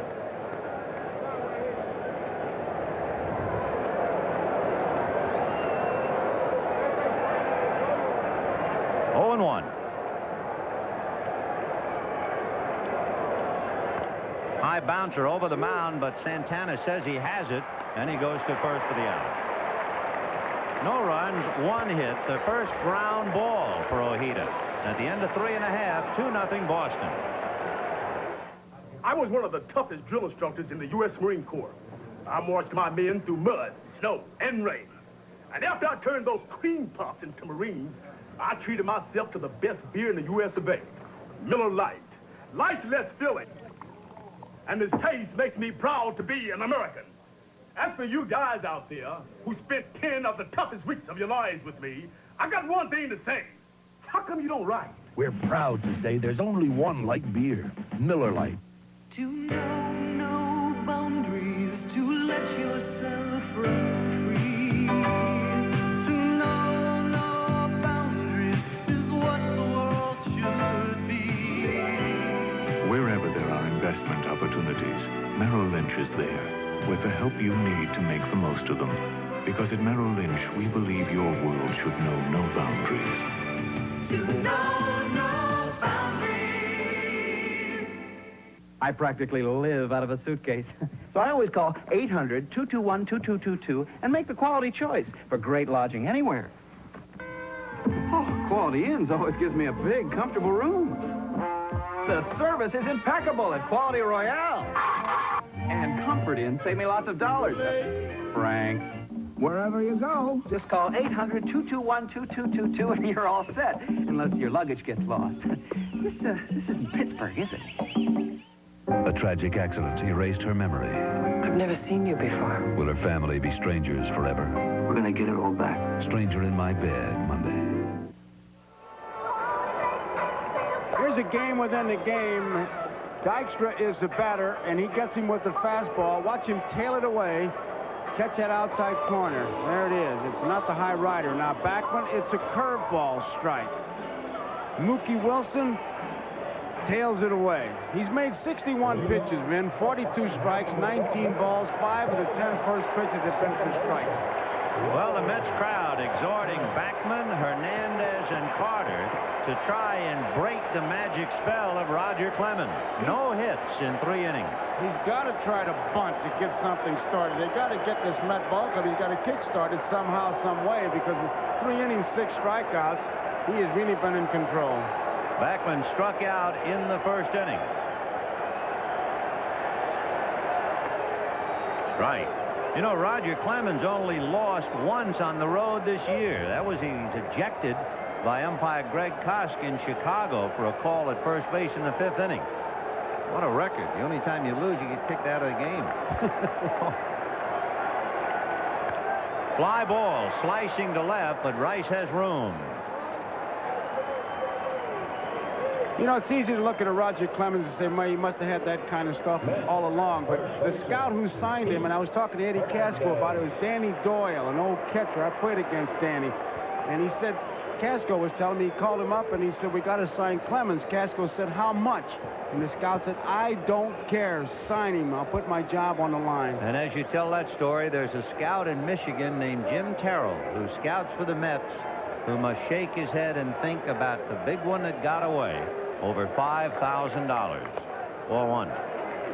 Joe McElwain finally went down to look at Clemens on 2 different weekends to decide whether to pay him the $25,000, and the games were rained out each time. And Joe came back and said, well, I guess some things are not meant to be. Hernandez flied to center in the first inning. He would not go after that pitch up. Ball 2. That's the one they have to lay off.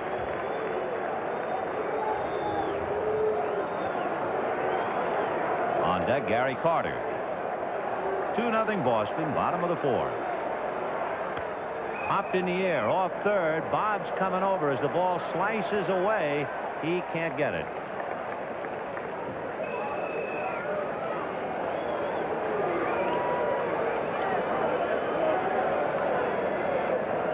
The first thing Hernandez did, he had a very brief chat with the plate umpire Dale Ford, and you could bet the house he said to Ford, did I swing at a strike? And Ford nodded yes. And the count 2-1. And another fisted foul. Boggs might have a play. Leans in. Help him out of there, Harry. He got it. How do you like that? Harry Wendelstedt had to lift him out of the crowd. And that fastball was just a little bit higher as we look at Boggs. Now he finds the stands. He looks again. He finds it and reaches over and watch Wendelstedt. He's staying right with him. He wants to see if that ball's there. Now a fan can knock it out of his hands because he's reached into the stands. That would be okay, no interference, but he shows him the ball. They got the right umpire to do the job of lifting him out. Well, he could lift 2 or 3 of those photographers. Gary Carter, ball 1. In that sequence on Hernandez, you could see him climb the ladder. 2 out, 4th inning, 2-0 Red Sox. Breaking ball missed, 2-0. On deck, Darryl Strawberry. Now Hernandez swung 2-0 and fouled it off. That was the pitch he questioned Ford as to whether he swung at a strike or not. Let's see about Carter. Out in front, fouled it off to the right out of play. He knew he could hit. He was guessing fastball, and he couldn't wait. You're always hitting when you walk in the batter's box. I mean, there's no signal from the coach. 2 balls and no strikes, 3-1. You look at the coach, 3-0-2 for that matter, and the coach will give you hit or take. A guy like Carter, I doubt if since the playground days did he ever get a take sign 2-0. So you guess for a pitch. He guessed and still couldn't do anything with it. 2-1.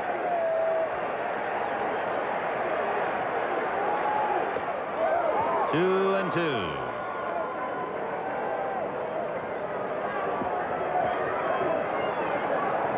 Two runs, 6 hits for Boston. No runs, no hits for the Mets.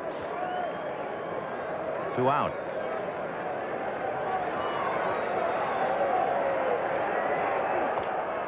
Just missed with the fastball. Well, he goes all the way. The Mets have had 1 base runner. That was Strawberry, who walked in the 2nd inning. Carter's trying to get on and make Strawberry the tying run. Hit a breaking ball off the end of the bat, and Clemens takes care of him. So Carter, badly fooled, hits back to the box, and the Mets are gone again. We'll be right back after these messages from your local station. A vice president and a mobster both are obsessed with the same beautiful woman. You're in bed with the devil. You didn't sleep with me tonight. You slept with her. Rage of Angels. The story continues November 2nd. Who can help turn this Boston preview into a Broadway smash? Whose telephone network can transmit the go-ahead from the backers? Who can provide the word processor the playwright needs for final script edits? Whose yellow pages can help the producer calm his demanding star? Who can help give this 3-act play a happy ending? The answer is 9X. We made it! Our first real deal! Now, if we can just make our flight. You're hot, you're hot. Agent, we got red hot cars. We got a red hot crew. We got a red hot crew. We got super value rates. We try harder to. Agent, we're red hot for you. And how good a deal did we get on that car? When you're hot, you're hot. Agent, red hot. Starting the day with the New York Times won't guarantee it'll be a better day, but it can help make a difference. The Times can give you the options that soften the edges 7 zip. and make life a little more interesting. No pizza before dinner, Michael. With ideas and information meaningful to you, the Times can sharpen your mind and stimulate your senses. Whether it starts your day Delicious? or just becomes a part of it. Oh, what's for dinner? The New York Times, it adds life to your life. World Series highlights and players' reactions after the game. Tonight's game is brought to you by McDonald's. It's a good time for the great taste. And by the 1987 German-engineered Volkswagens and your Volkswagen dealers. Roger Clemens is the star of the night up to here. He is not allowed a hit. He has walked 1, struck out 6, and retired 8 in a row. The only Mets base runner, Strawberry, who walked and stole second base. It's Marty Barrett, Bill Buckner, and Jim Rice in the 5th inning. Strike. Barrett lined out to center in the 1st inning and then singled a left in the 2nd. He has hit in all 6, but has not scored a run. There's another base hit for Barrett, and he's 2 for 3. 7 hits against Bobby Ojeda. Now coming around to the plate, first base. Ojeda is due to bat 5th when the Mets come up in the 5th inning.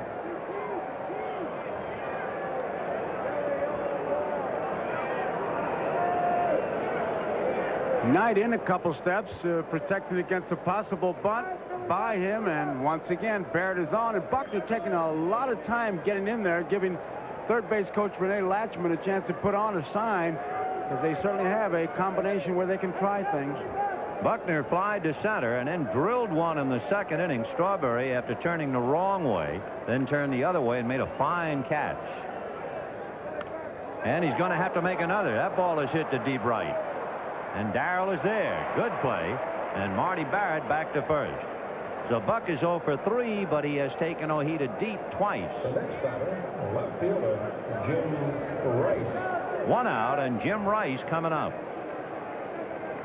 Rice has walked and struck out, 0 for 1. The only ground ball off the Red Sox bat, hit by Boggs in the 4th inning when he rolled it to Santana up the middle. Change, ball 1.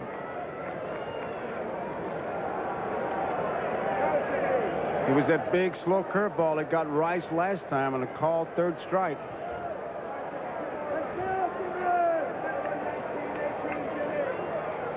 Fastball, that's hit to right, but Strawberry has it all the way.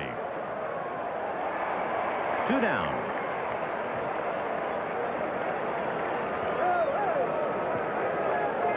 And stepping up, right fielder, Dwight Evans.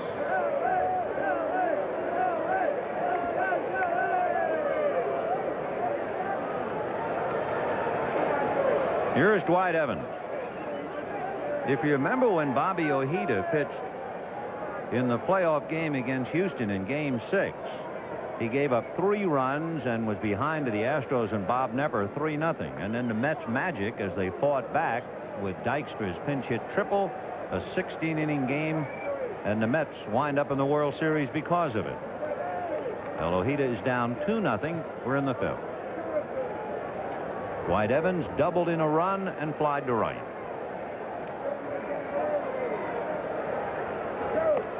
Two and 0.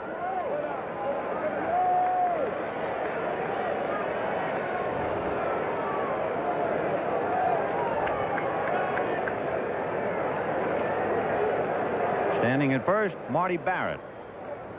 He's 2 for 3 tonight.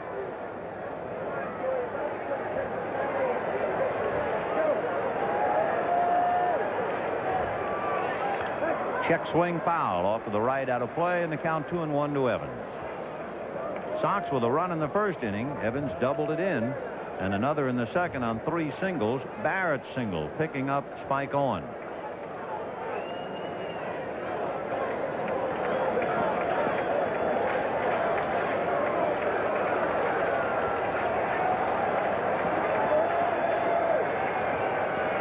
Ball 3. Barrett looking across at Latchman to see if they're going to play run and hit with Evans. 3 balls and 1 strike.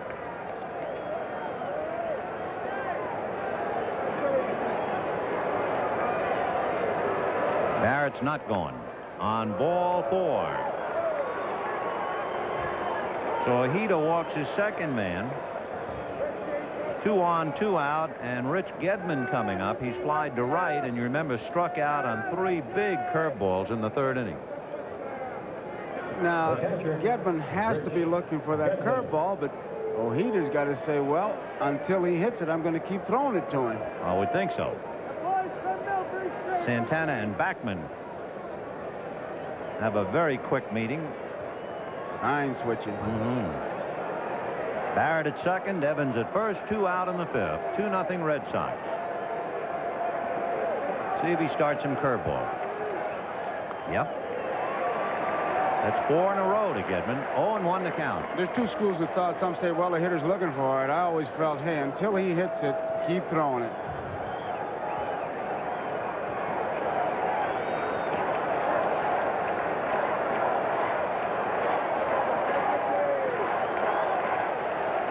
And another one that's looped to left. Mookie is there. So the Red Sox, as they've done throughout the series, lead 2 more. They've left 7, and it's still 2-0. 4 years ago, Ford Escort became the world's best-selling car. And over those years, we've improved its engine, suspension, and interior. There is one thing, however, we couldn't improve upon. For 4 years running, it's still the world's best-selling car. This is Escort. Have you driven a Ford lately? Dear McDonald's, did you have a McDLT in the room when you named it? I doubt it, because if you had, you would have noticed your delicious burger is more than lettuce and tomato. This baby's got the works. Next time, look before you leap. Your friend, Bert Iwinski. Okay, Bert Iwinski, just for you. Call it the hot side hot, cool side cool, every delicious thing you could want on a hamburger. Or just call it McDLT, the one with the works. Okay, everybody, let's go. Group life and health insurance from Metropolitan Life? I know they're #1 in group life insurance and a leader in group health insurance, but I'm just a manager of a little ball club.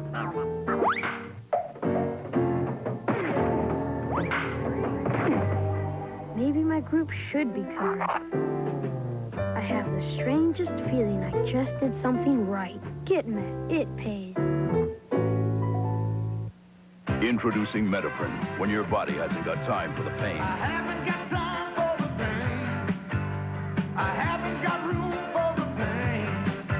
No, I haven't got time for the pain. Metaprin with ibuprofen, once only in prescription strength, relieves body pain, even minor arthritis pain fast, and it's gentler to your stomach than aspirin. I haven't got time for the pain. When your body hasn't got time for the pain. New Metaprin from the makers of Tylenol products.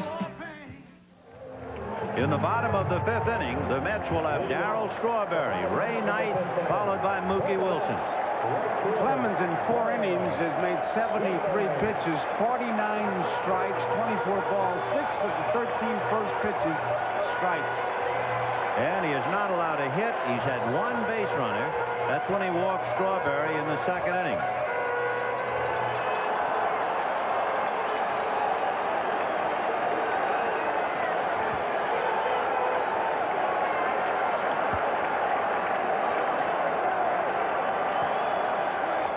Ball 1.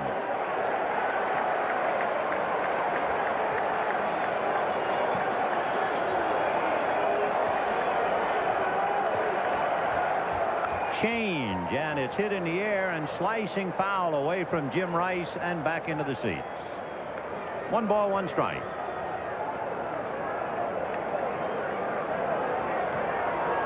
Sox a run in the 1st, a run in the 2nd, and that's it. Bottom of the 5th. And the totals tell the story. Clemens has retired 8 in a row. Last man to get on was Strawberry, the only man to get on. Now, that was a classic example, as you see Santana and Carter studying. Strawberry laid off that fastball and sailed up and out of the strike zone. 2-1. And another one. Those are the same pitches that Ray Knight chased when he struck out. It's the easiest pitch in the world to see, and that's why you chase it, but it's the most difficult to hit. So Knight trying to go to school on Strawberry. 3-1 the count.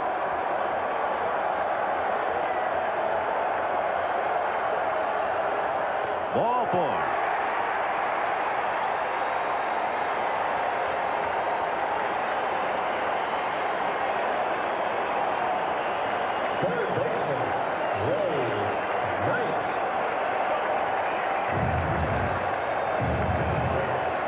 Strawberry stole second in the second inning, and while Buckner had him busily engaged, he might have missed a sign. That's why he's looking over there. Buckner is the town visitor. He went over and talked to Bill Robinson, and I think he had misdirected Strawberry's attention. And Darrell finally had to really appeal to Harrelson to repeat the sign. You would think that Knight would just be taken to see what happens here after that base on balls. Knight struck out in the second inning. 2-0 Sox. Bottom of the 5th. Mets trying to come back. Fouled away.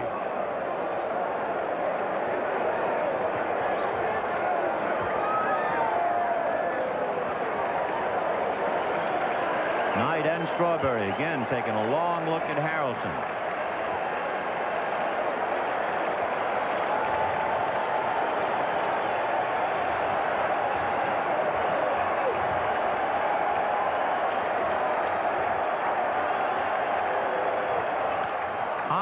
Foul, slicing down the right field line and out of play. So now Knight in the hole, 0-2.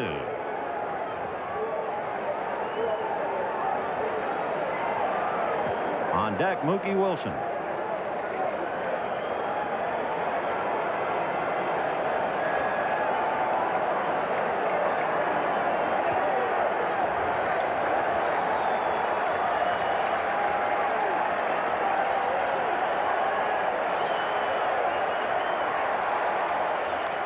Fouled away. He didn't try to work on it. He thought maybe he'd go for that high fastball that Knight chased the last time, but he just went right in the strike zone with him. In the 5th inning, we're a couple of hitters away from Bobby Ojida's spot. Roger McDowell begins to loosen up in the Mets bullpen.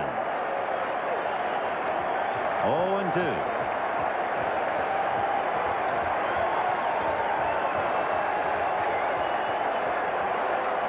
Breaking ball. 1-2 the count to Ray. There's McDowell. It's a little early to see Roger, but then again, it's getting so very, very late. And Davey and Mel Stottlemyre know it. 1-2. Strawberry goes. Fastball in the dirt. Gedman's throw. He's in there.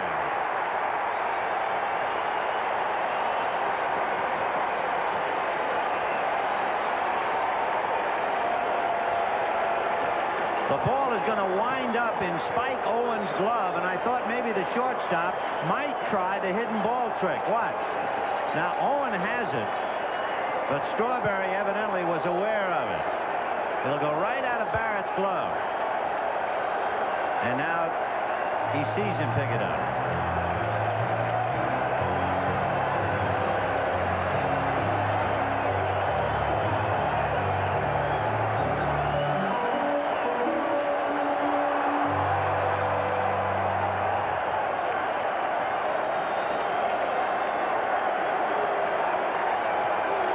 To number 22, Ray Knight.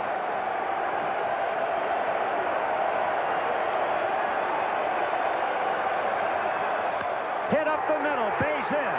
Here comes Strawberry, and he will score.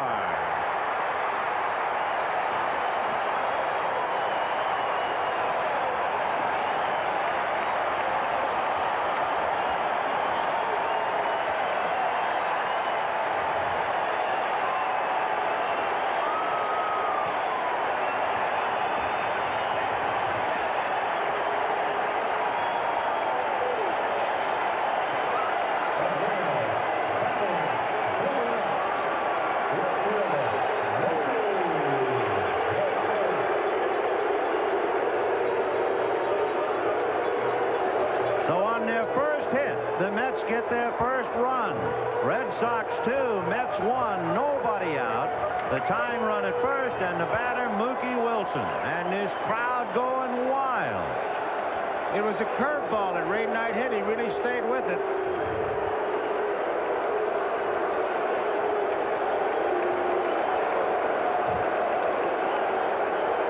Looking bunt.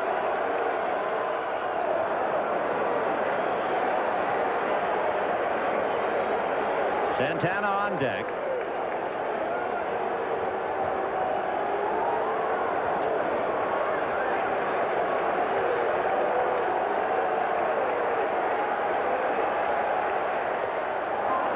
Two bad hacks and the count 0-2. Those fastballs have just thoroughly fooled him. They're way up and out of the strike zone. But of course, that's part of the mastery of Roger Clemens. Mookie struck out in the second inning.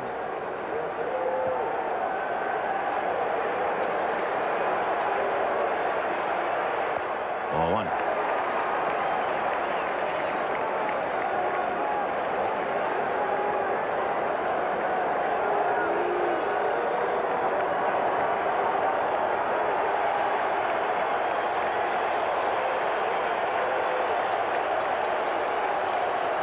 One and two. Ball two.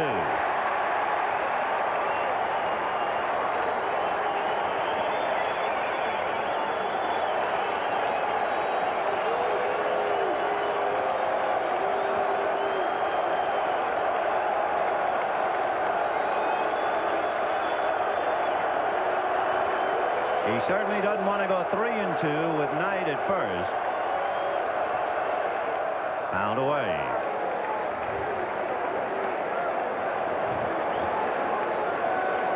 The Mets with a run on a walk, stolen base, and a single by Ray Knight. The Sox leading 2-1. They're only in the fifth inning. Fouled away again.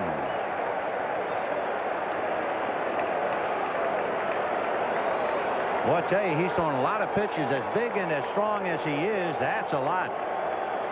He's not wild. They're just fouling off so many pitches, but it'll take its toll.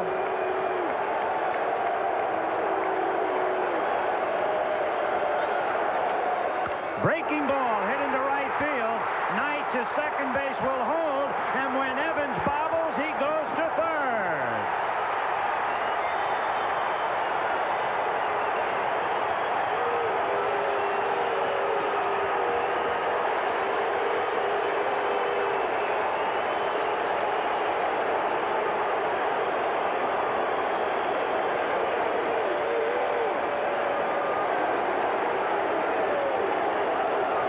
Dwight Evans, who committed only 5 errors all year and only 2 since the middle of July, has allowed the tying run to get 90 feet away with nobody out, and Danny Heap will come up to bat for Rafael Santana. John McNamara on his way out to the mound. The curveball is the pitch that has hurt him in this inning. His fastball they've been fouling off. He threw a curveball tonight. He got to base it up the middle. Mookie was behind on his fastball. He threw the curveball. He singled into right field. So it's a case now of McNamara trying to settle his young pitcher down. Nobody out. First and third. Strawberry walked and stole second. Knight got the first hit for the Mets to break the no-hitter as he singled up the middle to score Strawberry. Wilson hit a breaking ball for a single to right, and Knight takes third on the error. Here's the pitch to Mookie. Breaking ball, and he stayed right on it.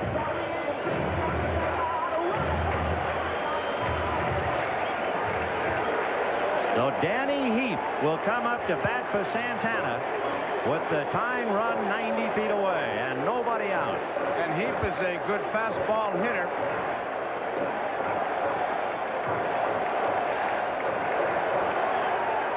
A lot of meetings. Barrett goes over to talk to Buckner, and now Marty goes back to his depth. 2-1 Red Sox, and the Mets try to catch him here in the fifth inning.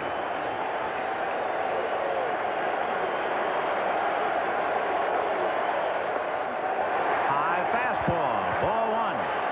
Mookie at first, Knight at third. Sammy Stewart begins to throw in the shadows of the Red Sox bullpen. A fake and another fake. Naturally, the crowd hollers balk, like night follows day. He was well off the rubber.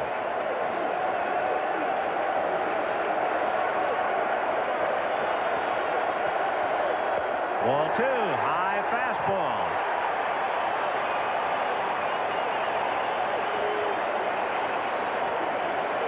Now it's strength against strength. Wilson at first, Knight at third, nobody out. Clemens in trouble, 2 balls and no strikes to Danny Heath.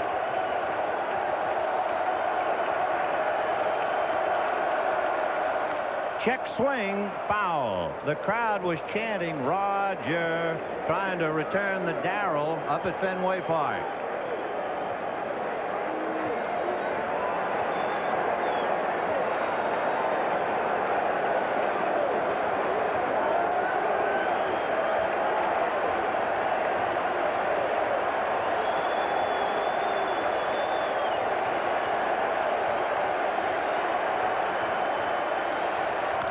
Ground ball hard to Barrett. They go to second for 1, to first, double play. However, Knight scores to tie it up.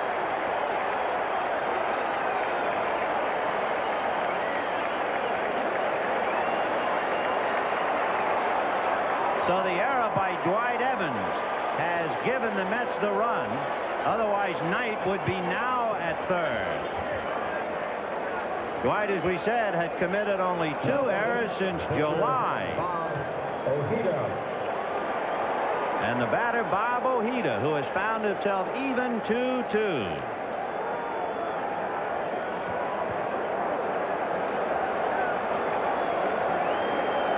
Ojeda struck out in the 3rd inning. We saw McDowell throwing back of him. It's a little early to see Roger, and now that they have caught the Sox, they have the luxury of staying with Ojeda. And no one on base. 0-2. You have to believe, again, without the error, and if Knight would be on now, you might see a pinch hitter, but with no one on, Ojeda gets a chance to bat. To look ahead for the Sox, Henderson, Owen, and Clemens due up in the 6th inning. Ball 1. It is the first catch-up game we've had.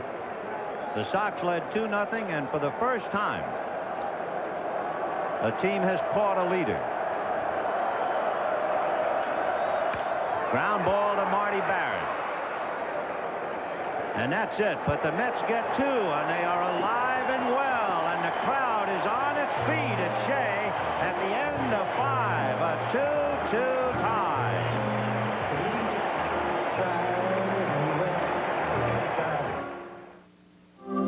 Experience an incredible advance in Gillette shaving smoothness. Atra Plus. The Plus is the white Lubra-Smooth strip that releases lubricants as you shave. You never felt anything smoother. Atra Plus by Gillette, the essence of shaving. Right now, it's building up on your teeth.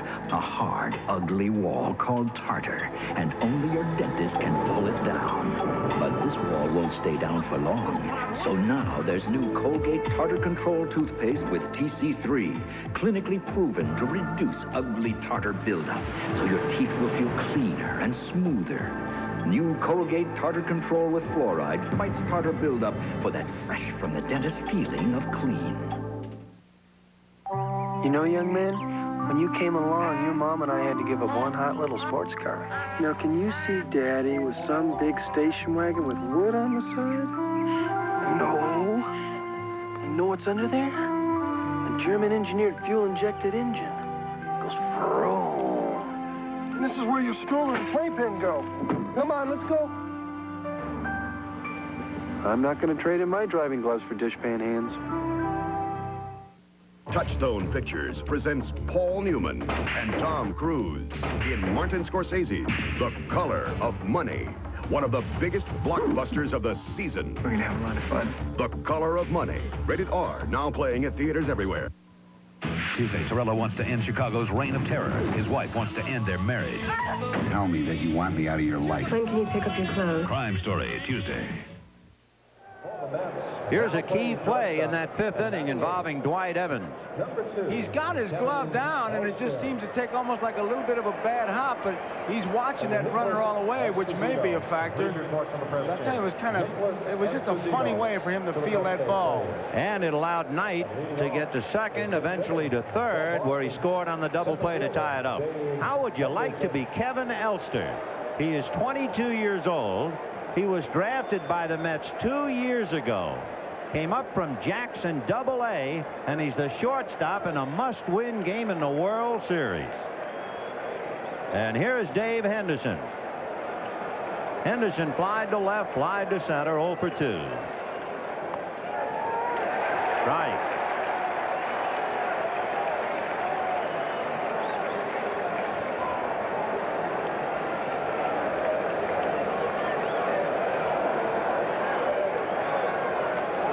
Change is in there. Strike 2. Like a soap bubble. He got that thing up there. Oh, it just floated up there.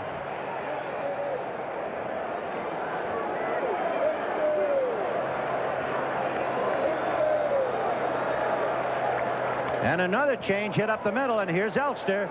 The 22-year-old gets him.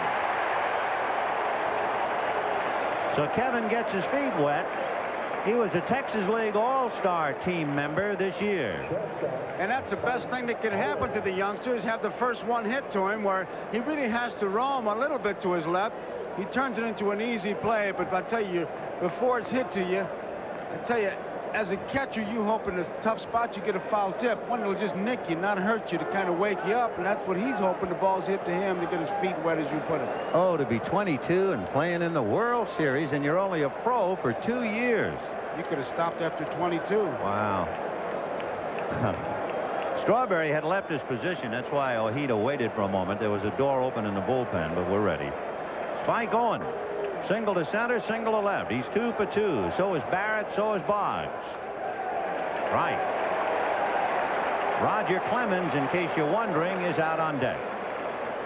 That's the pitch that Owen has been able to hit for the base hit. The curveball he hits down on as we look at Clemens. 0-1. 1-1. Sox scored in the first and in the second. The Mets rallied for 2 in the fifth, and we're even top of the sixth.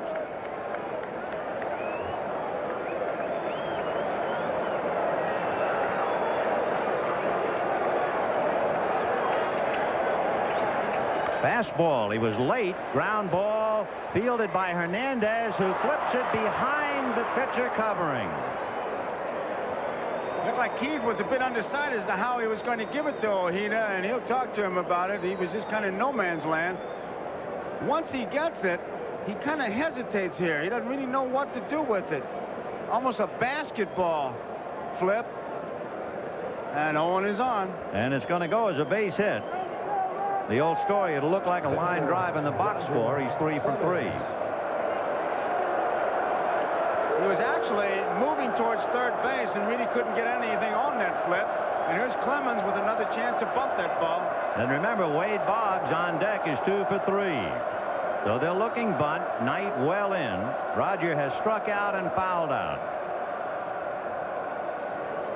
So Spike Owen 3 for 3. The Sox with 8 hits.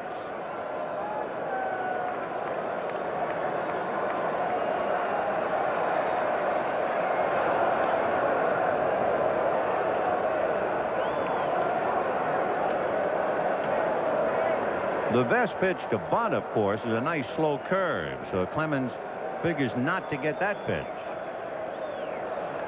And the Mets are worrying about, I think, a bunt and run play maybe.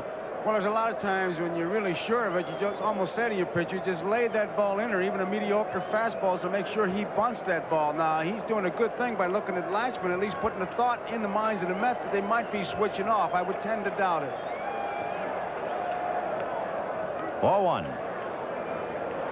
He's going to have a tough time moving Owen over to second base. Hernandez once again wants to talk to Ojeda, And what he does, as always, is set up his defense, whether he's going to break in on the first move or whether he's going to take 2 steps and go back on the pitch, the next pitch, or whatever. He's 2-3 pitches ahead.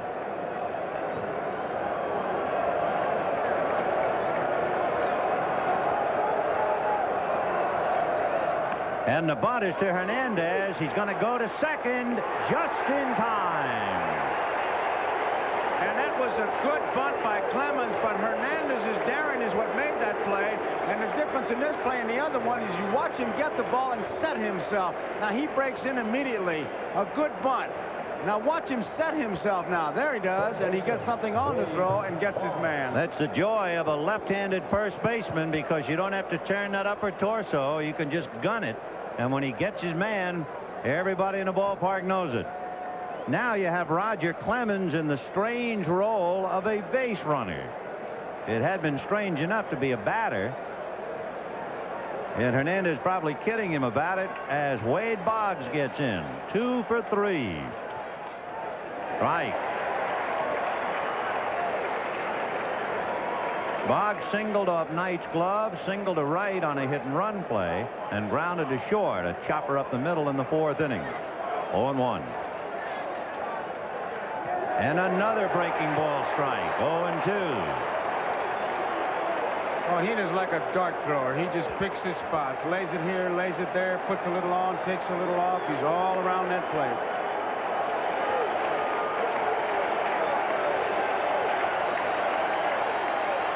Big breaking ball. 1-2. When the Mets bat in the bottom of the 6th inning, they'll have Len Dykstra, Wally Backman, and Keith Hernandez. And Roger McDowell is up again in the Mets bullpen. McDowell has already appeared in games 1, 3, and 4. Breaking ball just missed the outside corner. Boy, he wanted that one. You could see him shake his head. That was the pitch he wanted right there. 2-2. It's a curveball. You see that twist. Watch his reaction. A groan. And another one, and it's hit to second, and there's the feed to Elster. No runs, 1 hit, a man left. And Shea Stadium is rocking to its foundation. We go to the bottom of the 6th in a 2-2 tie.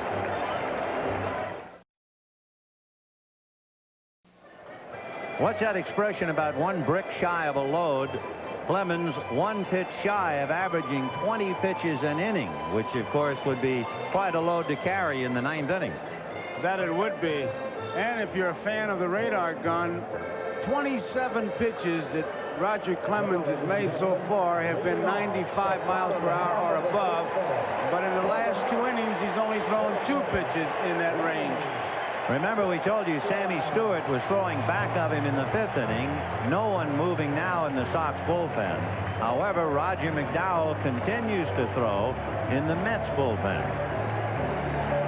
For New York, Lenny Dykstra, Wally Backman, and Pete Hernandez. Bottom of the 6th in a 2-2 tie. Dykstra struck out and grounded to short. 0 for 2.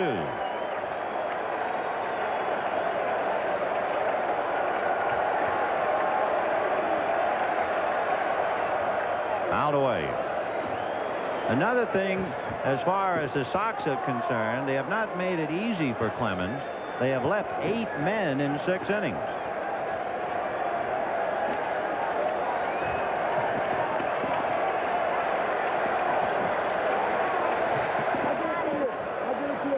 Looked like Dykstra was trying to hit that low fastball to left field. 0-2.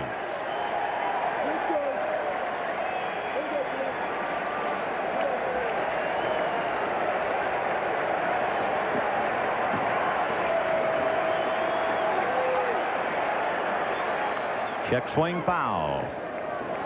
Still 0-2.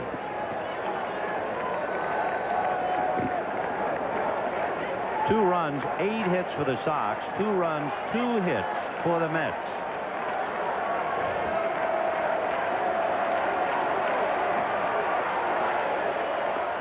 Got him off speed with a little break at the tail, and Dykstra frozen at the plate. So that's the second time he strikes out, and strikeout number 7 for Roger Clemens. You almost think that he thought it was going to be the fastball because the high fastball he wants to lay off, and it just seemed to break over the plate. Backman struck out and flied to left, and again Boggs looks bunt.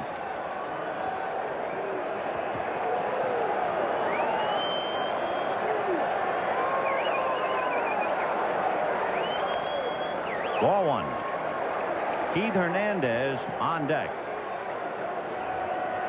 The Mets in the 5th inning had Strawberry walk and steal second. Knight singled him home. Wilson singled. Evans Era sent Knight to third, and he scored as Heath hit into a double play.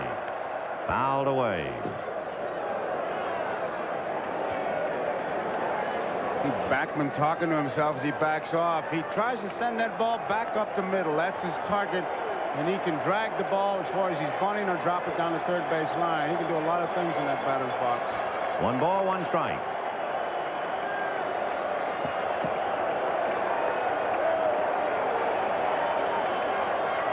He was going to drag, and the pitch is low. Ball 2. 2-1.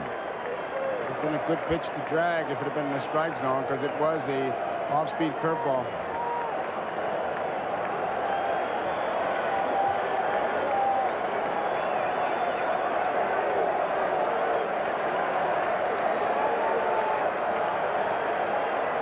And it's hit to the hole. Smothered. A great stop by Spike Owen. Too late.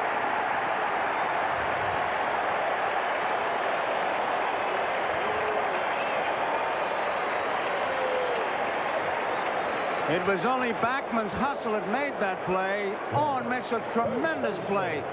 Not only does he come up with the backhand from his knees and throws a strike and had pretty good stuff on it, and Backman just does beat it. He hustled all the way.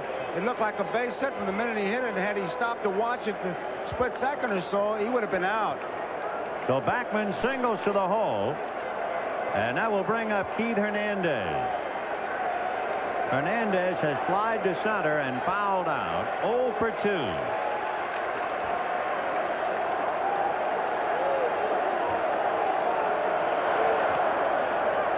Backman's another one of those runners, has the green light, and Davy Johnson will just let him go at any time. It doesn't necessarily demean there's a play on. He's got a green light to run whenever he thinks he can make it. Backman stole 13 out of 20 during the regular year. 0-1.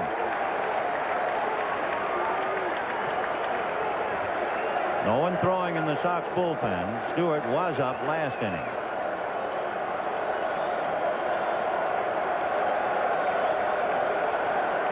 Look at that Buckner trying to just talk to him, break his concentration.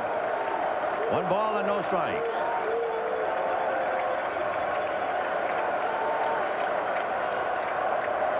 Look at Buck faking that the ball had gotten away, and Backman wouldn't go for it. Pretty bad piece of acting. But he tried. Yep.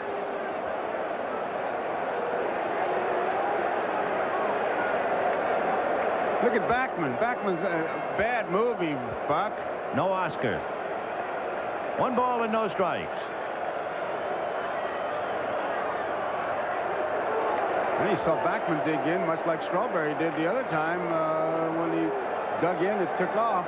What do you think? 1-0 the count to Keith Hernandez. Backman a short lead, and now right on the bag.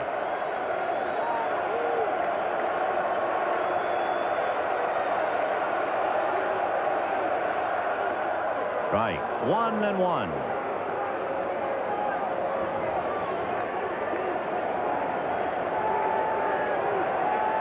One ball, 1 strike, 1 out. Bottom of the 6th, 2-2. Backman at first.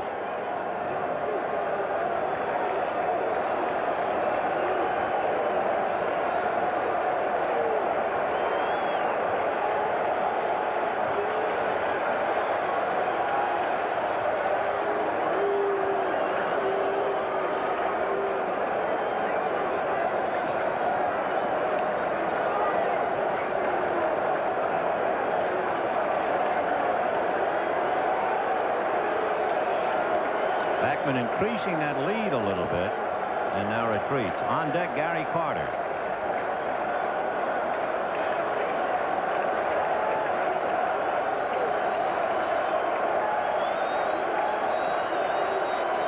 There he goes. And there's a line drive base hit. Backman on his way to third. Henderson has to throw it into first.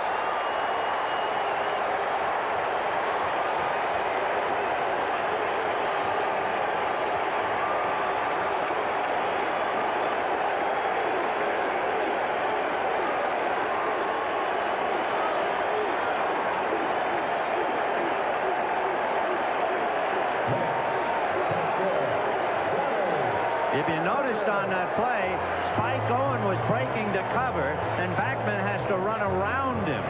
However, Henderson couldn't come up with the ball cleanly to make a play on him anyway. And you could see that pitch was out of the strike zone, a high fastball, and Hernandez just tomahawked it. First and third, one out in the sixth, a 2-2 tie, and Gary Carter trying to break that tie. Way out in front of it. Here's where Clemens has to muscle up and go for the strikeout. Steve Crawford is now throwing in the Red Sox bullpen.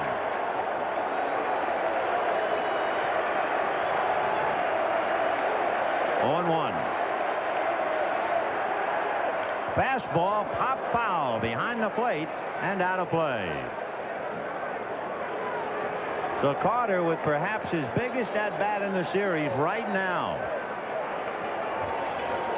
First and third, one out in the sixth, trying to give the Mets the momentum that the Red Sox had for the first 4 innings.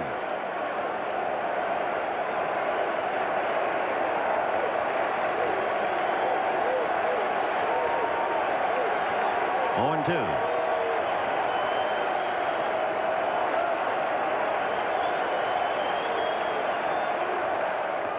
Got him looking outside corner. He went with the fastball and took a shot at that outside corner. You could see Gedman give that target, and Clemens really hit it. And there's the yardstick. What do you do with the man on third base in less than 2 outs? He needed to strike on. Look at that glove. So now it's Darryl Strawberry, front and center, and a frustrated Carter back on the pine. Strawberry has walked twice and stolen second twice. Ball 1. Strawberry has 4 hits in the series. They have all come with the bases empty. And now Buckner to the mound to talk to Clemens. The pitch that's gotten Clemens in trouble with Strawberry has been that high fastball. Darrell's been laying off that pitch. It's out of the strike zone, and he's walked both times.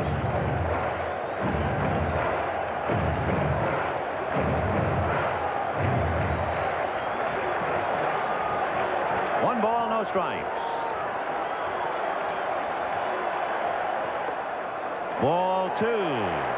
Clemens thought it was a strike. He thought he got pinched on that one.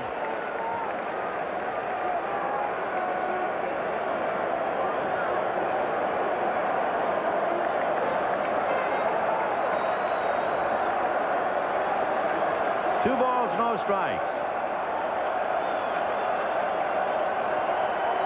Backman down the line from third. Hernandez away from first with 2 out. Fouled away. High fastball. That's the pitch he laid off the other 2 times. There's Hernandez and there's Backman. The big out, of course, Gary Carter caught looking for the 8th strikeout for Roger Clemens. 2-1. Foul back, fastball, 2-2. It was a curveball that got him in trouble with Ray Knight, and he has relied really on the fastball with Strawberry. And Knight, of course, kneeling on deck, almost in prayer. And Gary Carter thinking about a glorious but missed opportunity.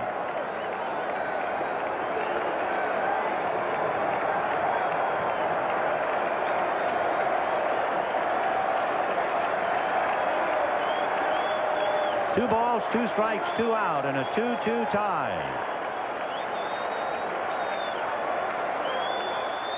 Ground ball hard, but at Barrett, he hangs it to Owen for the force on Hernandez. And the Mets waste a golden chance, and Carter has to forget about it. We'll be back after these messages. I'm Tom Brokaw. The growing national menace of big trucks, death rolls on 18 wheels. Most of the victims are in cars. A report Monday on NBC Nightly News. You know, when Al D'Amato first ran, I said, who is this guy? I'm a Democrat. I didn't expect much, but I was wrong. Al D'Amato is a great senator. He works hard. He's always fighting for the people. He doesn't let New York get pushed around. I like that. This time, I'm voting for D'Amato. He's terrific. Al D'Amato, getting it done.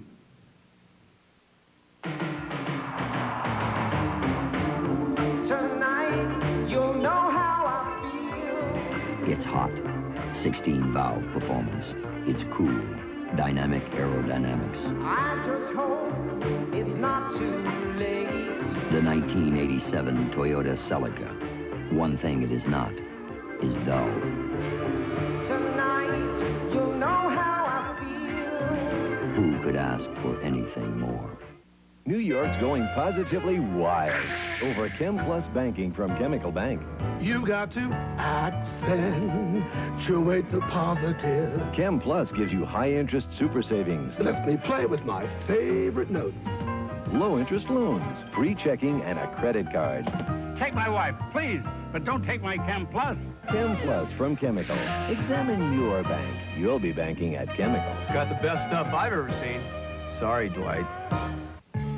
Richard Simmons and Celebrity Parents, Monday, live at 5. We go to the 7th inning in a 2-2 tie. 14-game winner Roger McDowell, with the 22 saves during the regular year, will now make his 4th appearance in the World Series. He has been in games 1, 3, 4, and now 6. He does not have a decision. His earned run average, however, is almost 4. In 4 2/3 innings, he has given up 2 earned runs, 3 walks, and 5 hits. Barrett stepped out of the box for a minute, Vin, to talk to Buckner, and I'm sure just reinforcing what he knows about McDowell and wanted Buckner to tell him. Marty Barrett lined out to center and then singled twice against Ojeda. Now he'll get a sinker ball pitcher. And there's one right off the bat, strike 1. Barrett with 2 hits tonight has hit in 6 straight. McDowell now trying to hold on to this tie until the Mets come up in the bottom of the 7th. 1-1.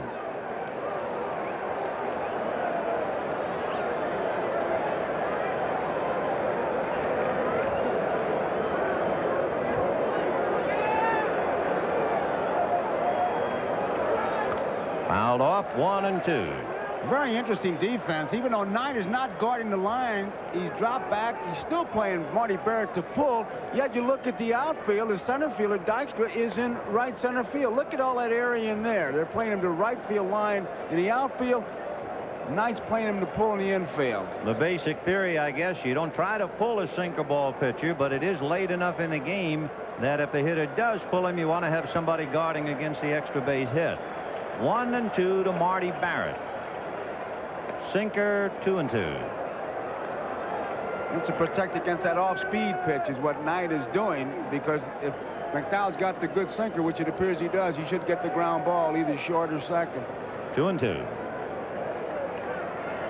And it's hit foul off first, out of play. 55,078.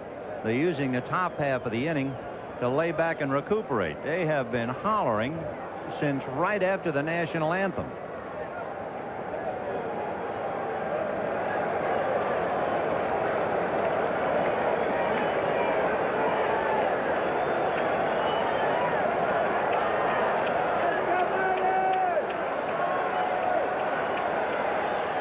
Fouled away. In 6 previous innings, Jim Rice and company has managed to get the leadoff man aboard in only 2 of the 6 innings. They got the leadoff man in the first inning, Boggs, and he scored. Meanwhile, they have stranded 8 in those 6 innings. Fouled away. Get that ball up a little bit, considering he likes to work down. Roger Clemens, given a 2-0 lead, nevertheless saw it get away in the 5th inning. So he's even 2-2, and we're in the top of the 7th.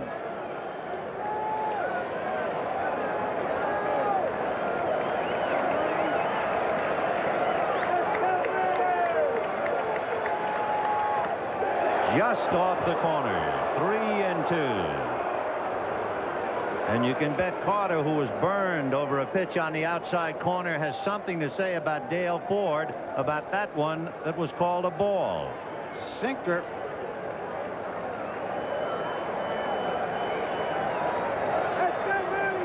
Three and 2 to Marty Barrett. And he lost him. Ball 4. So Barrett, with 2 singles and a walk, goes to first, and that will bring up Buckner, Rice, and Evans. Once again, we remind our viewers we'll be selecting the NBC Miller Lite Player of the Game at the conclusion of the ball game. And with the sinker ball pitcher up there, and Buckner with his problem as far as his legs go, taking a good look at Rene Lashman. Knight's looking for bunt. The double play is the inning record, so you got to look for some kind of a play. And remember, while Ojeda was in there, Buckner was hitting the ball in the air and taking Bobby deep. 0 for 3, twice long outs to right. Now let's see about the sinker baller. Knight looking bunt on the grass. And the bunt is fouled. It hit him in the batter's box. No play. It hit him in the box for sure. In the count, no balls, 1 strike. Dale Ford called it immediately. Look at Buckner reinforcing it to Ray Knight. He squares around. Got him right on the foot. And look at Ford immediately calling it foul ball. And Buckner, when you see a motion like that, he's telling Latchman, start the signs all over again. I missed the first time you did it.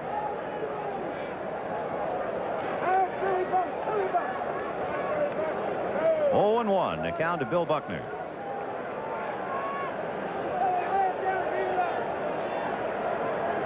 Buck staring to the right side of the infield. He wasn't looking down at Latchman at all. 0-1. And the runner goes, and the pitch is hit up the middle. Back to get it is Backman, and they make the play. So they put a hit-and-run play on to avoid the double play. They not only avoid it, but Buckner gets his man up 90 feet to second base. So that was a good bit of hitting.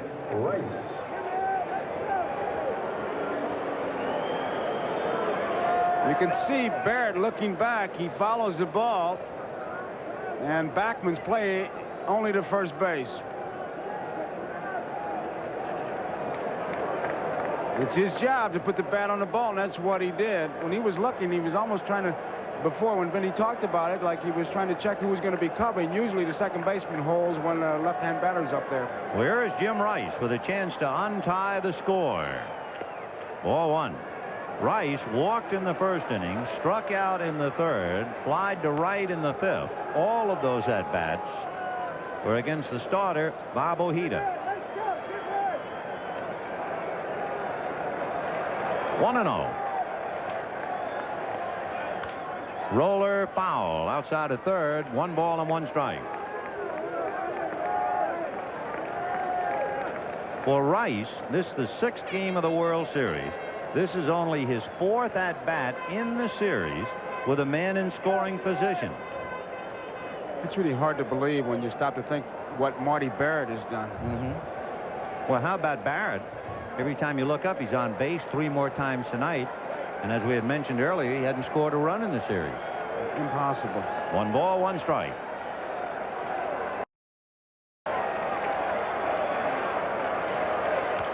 Roller to 3rd. Knight charging.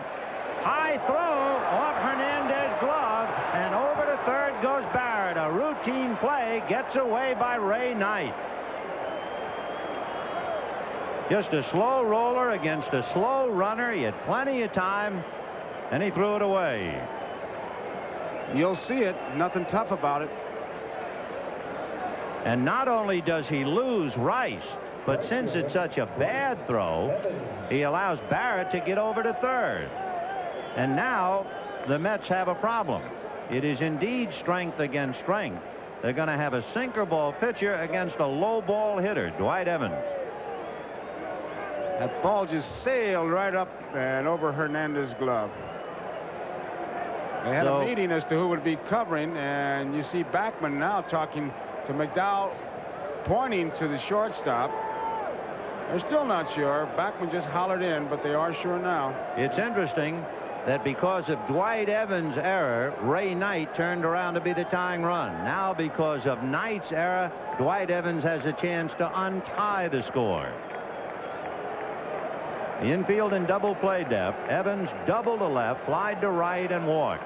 2-2, top of the 7th inning. Big error by Ray Knight. Sinker, ball 1. Much like you have to lay off the high fastball with Clemens, you have to lay off that pitch that seems to be right about at your knees, because by the time it comes across the plate, it is out of the strike zone and a cinch ground ball if you try to pull it. And there it was. 1 ball, no strikes. Rich Gedman on deck. Missed again, and Carter can't believe it. 2 balls and no strikes. Davy Johnson sweating it out in the dugout.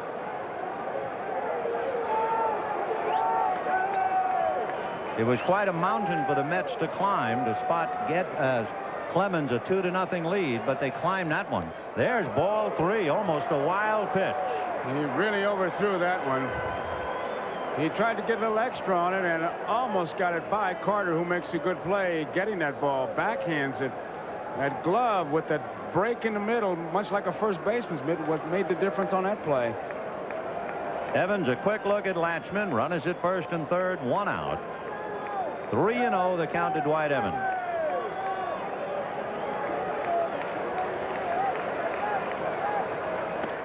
In there.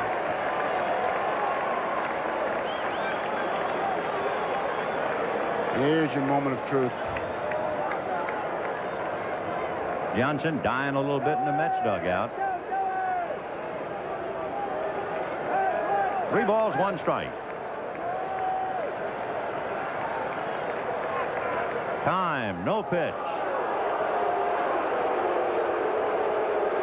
The plate umpires have allowed that to happen throughout the series, and that really is not the way the rule is in the book. But they have allowed the hitter to ask, and they have granted time even though the pitcher is in the middle of his delivery. You got to believe that in the playoffs and World Series, they really stretched that rule book, because Davey is really upset. Sure. What's going on? It's not supposed to be. You're not supposed to allow a man to do that. 3-1 the count to Dwight Evans.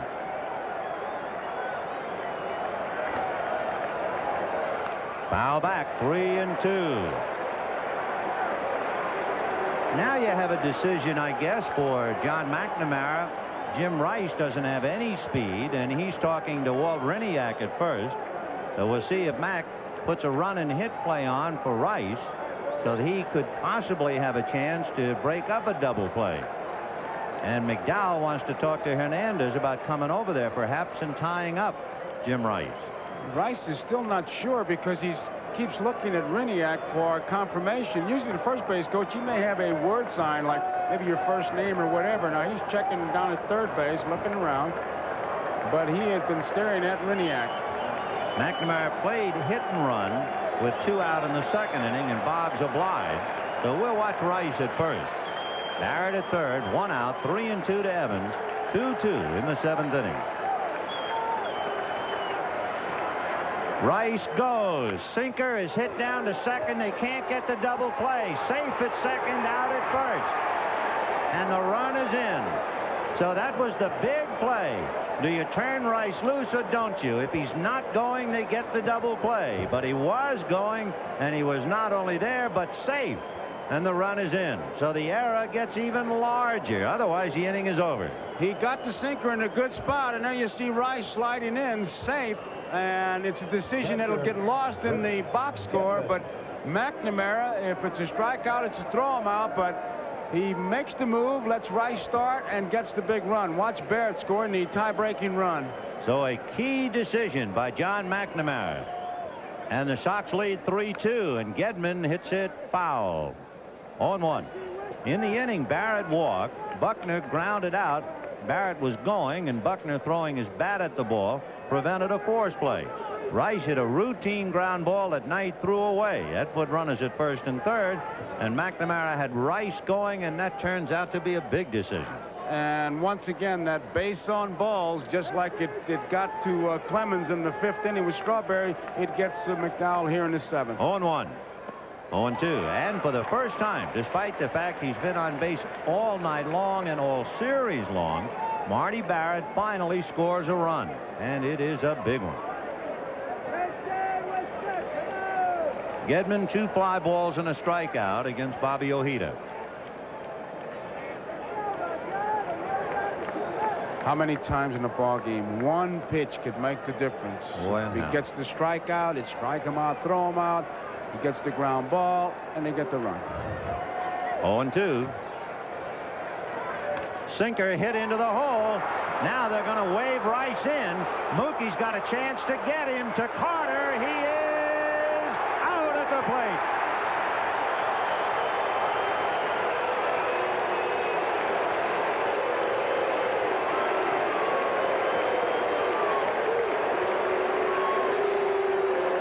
Mookie lets it go on a fly.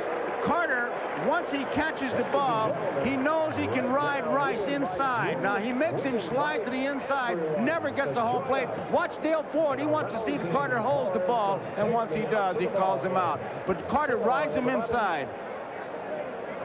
It is 3-2 Boston.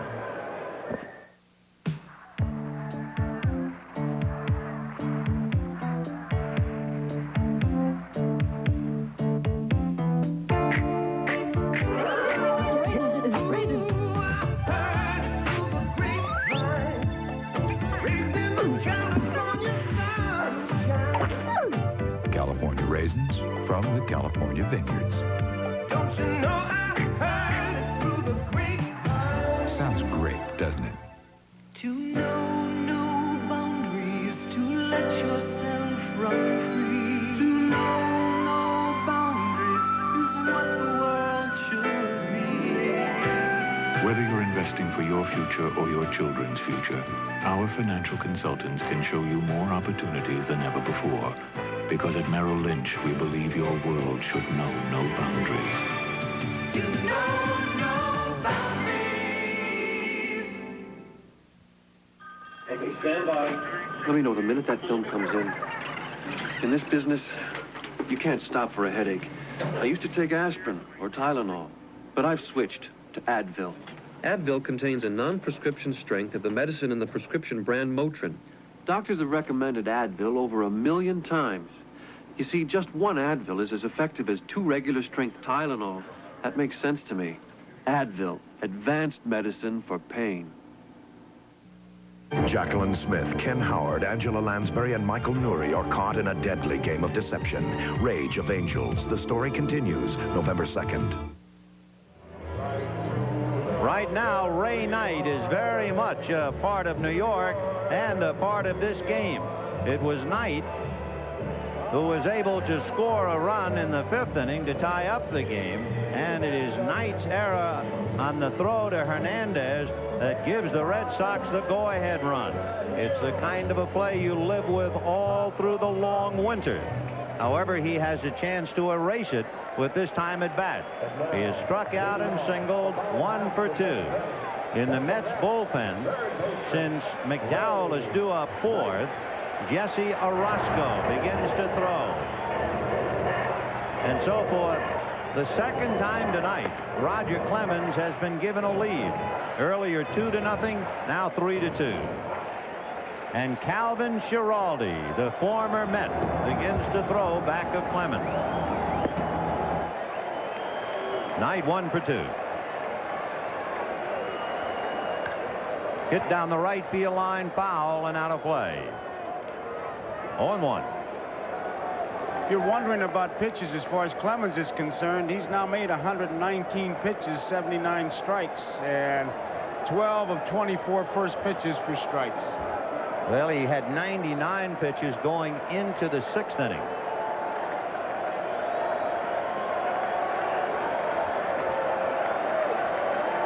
No balls, 1 strike. And that's hit on a line right at Dwight Evans. One away.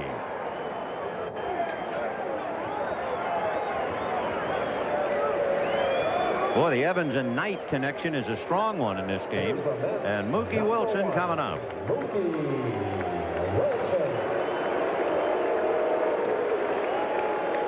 Remember, Mookie fouled off a number of fastballs and then hit a curveball into right field for a base hit. And on that play, Evans kicked it, and Knight took third and eventually scored as Danny Heap hit into a double play. The Mets have had two big chances, first and third, and nobody out with a run in the fifth. And Heap hit into a double play. They got the tying run. They had first and third and one out in the sixth, and Carter struck out looking.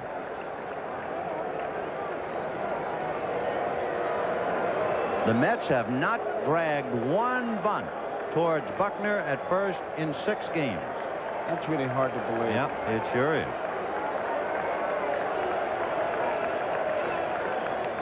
He was late, 1-2. In fact, we saw Tommy Lasorda before the game. What was he moaning about? Against us, that's all they do. He bunts in batting practice against us. I'm talking about Dykstra.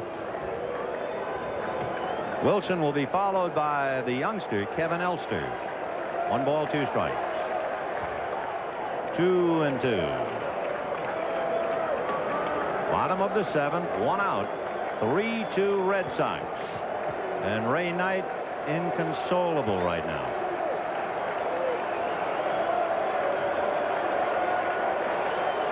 Fouled away.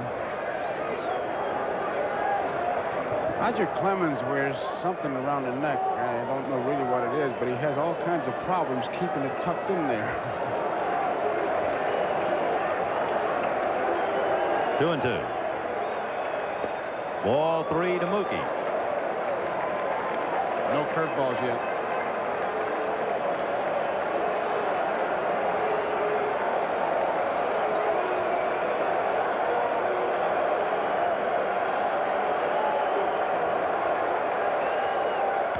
Big bouncer down to second baseman Marty Barrett. 2nd out. 2 down in the 7th. Kevin Elster the batter. Roger McDowell due to follow him, but Orozco still throwing in the 10th. Henderson, Owen, and Clemens are due up in the 8th inning for Boston. You know, you look at your scorecard, man, and only 1 inning did the leadoff man get on so far for the Mets, and he was able to score. Clemens does a great job of, it seems like, making the other club hit with at least 1 out and trying to score. On deck, Lee Mazzilli comes out of the Mets dugout. So if there's a chance to hit for McDowell, Mazzilli will be the one to do it. So Kevin Elster. Ball 1. Up. Excuse me.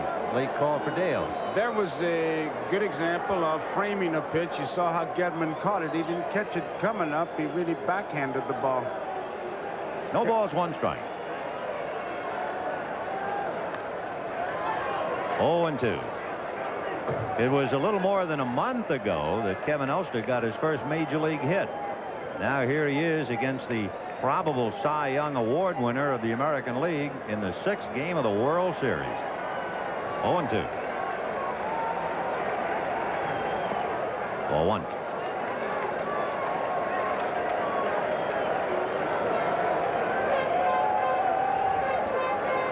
Tom Seaver visiting with Hurst and Baylor. 1-2.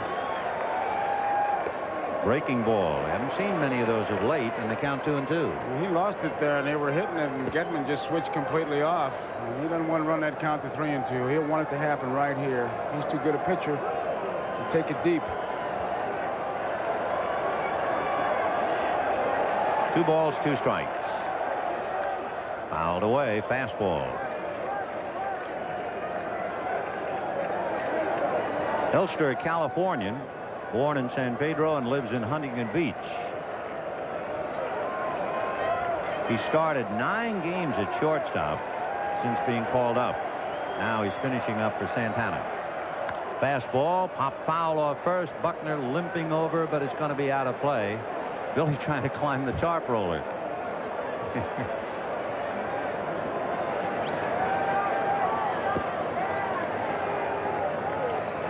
Remember the way Gene Kelly did that dance and singing in the rain, one foot in the street and one on the sidewalk? That's the way Buckner's playing. You really come up with them. Buckner and Gene Kelly in the same sentence. Well, in that scene. 2 balls, 2 strikes. Kevin Elster.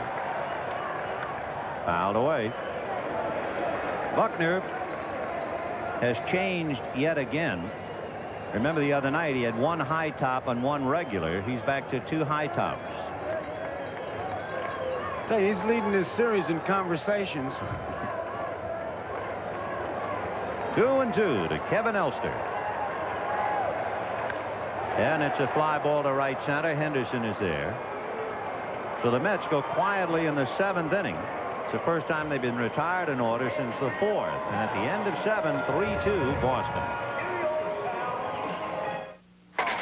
Nothing beats a cold Miller Lite when you're watching a game under the hot sun, eh, Sparky? Yeah, great seats, too. I bought them last week, got them on sale. It's almost like being at the park.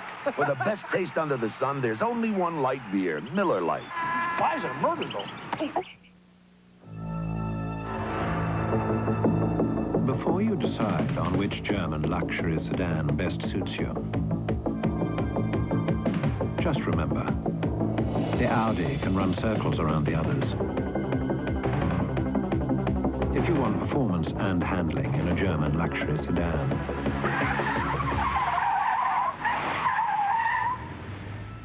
you're ready for an Audi. There are lots of new things going on in healthcare, and this new healthcare can be good if there's someone who really cares for you. That's why nearly 80 million people carry the Blue Cross and Blue Shield card. But this message isn't for those who do. It's for those who don't.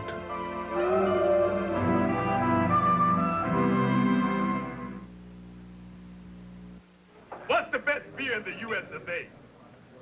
Miller Lite. Miller Lite, sir. Pass the pretzels. We're proud to say there's only one light beer, Miller Lite. Saturday Night Live has solid laughs and promising performances. A bright beginning. You can count on laughing. Join the new cast on Saturday Night Live.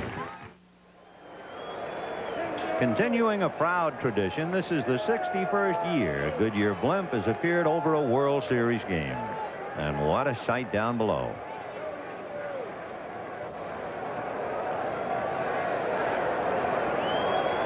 In the 8th inning, Dave Henderson, Spike Owen, and Roger Clemens. And Roger McDowell a strike. This will be McDowell's last inning since he is due to bat first in the bottom of the 8th. Henderson, 2 fly balls and a ground ball.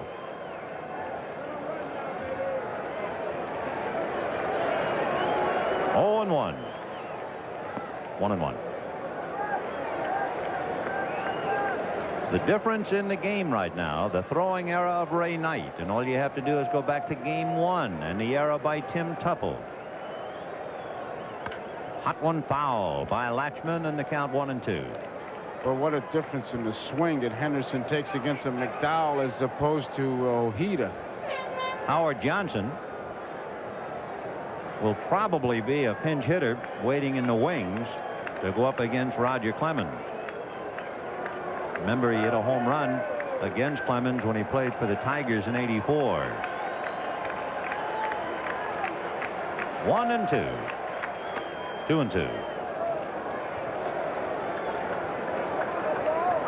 Meanwhile, young Dwight Gooden, all part of the growing process, the frustrations of pitching in postseason, 4 times walking away empty-handed.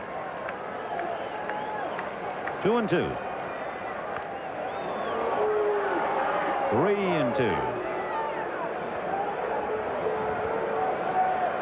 McDowell, remember, started the troubles in the 7th when he walked the leadoff man, Marty Barrett. Now the leadoff man, Henderson, the count 3-2.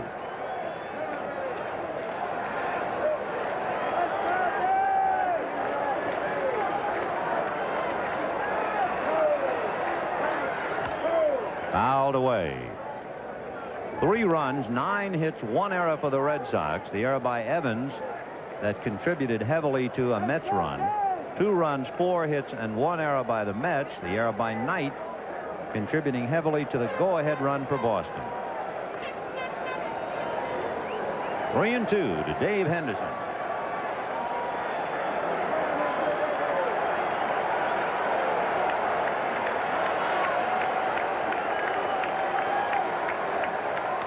Line foul.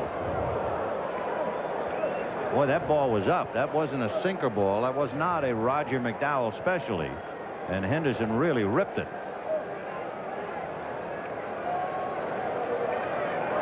Your hands can't be cold after you rip one like that. Remember when McDowell pitched in Game 4, he worked 2/3 of an inning and gave up 3 hits and 2 runs. They hit him pretty hard.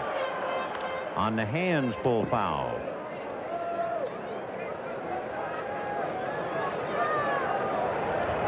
In that game, in Game 4,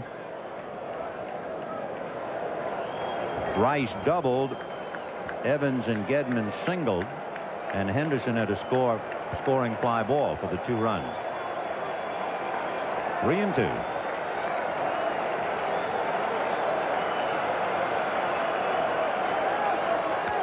Foul the other way.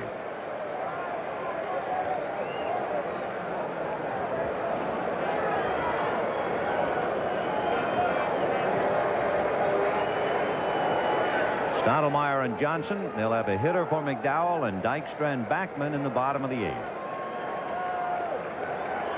Meanwhile, McNamara and Dwight Evans back to the lead again. Ground ball hard to Elster, up his arm and on out into center. That thing was hit hard and it ate him up. He looked like he was in great position and may have taken a bad hop at the last minute. We'll watch it. Because he looks like he's ready right here. He's in good shape. He's not letting the ball play him. And look at it take the bad hop and go right off his arm. Now we'll wait for the verdict of the 3 scorers. Red Foley of the New York Daily News, Dave Nightingale of the Sporting News, Charlie Scoggins of the Lowell, Massachusetts Sun. And the judgment is not reflected on the scoreboard as yet.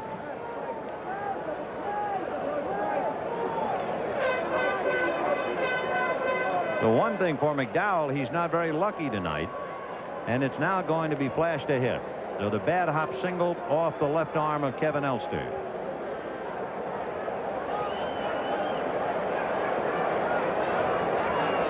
Spike Owen, 3 for 3. Turning around to hit left-handed.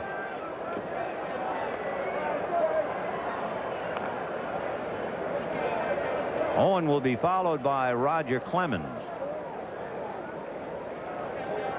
Owen during the year hit less than a .150 against right-handers in the American League. He hit .138.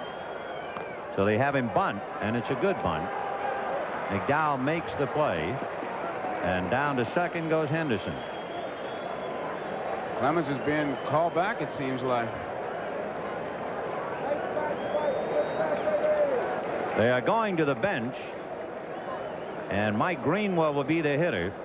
Show you how long ago it was when the Red Sox won a World Series. Look at what it cost to buy things. It's also interesting that the last time the Red Sox won the World Series, 1918, in March of that year, Congress enacted legislation for the clocks to be moved 1 hour in order to serve and save electric energy. It was called daylight saving time, March 31st. So just as the Red Sox are trying to turn back the hands of time tonight, we remind you to turn back the hands of your clock before going to bed tonight. Turn it back 1 hour. So Roger goes 7 innings and goes out winning 3-2. And he'll give the ball to Calvin Schiraldi. But right now, here's Mike Greenwell.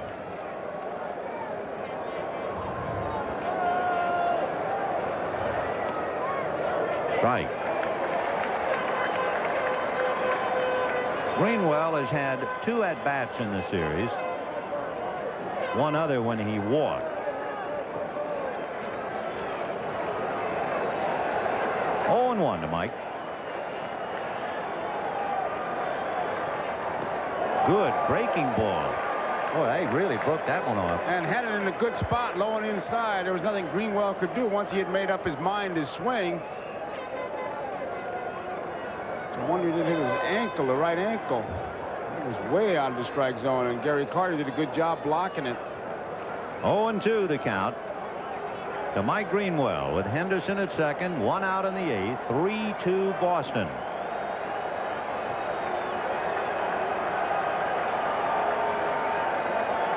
And he chased another one, and Carter will tag him out. So Greenwell strikes out on a couple of very good breaking balls. Henderson holding at second, but now you have Wade Boggs and Davy Johnson going out to the mound. Remember, Orozco had been throwing, but I think he would rather hit from McDowell and then use Orozco. So let's see about walking Boggs and going head-to-head with Marty Barrett.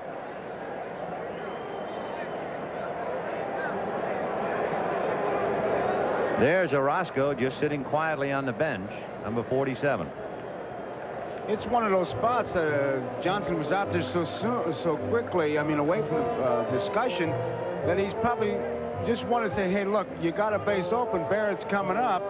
How do you feel? And it's McDowell's answer that dictates the move.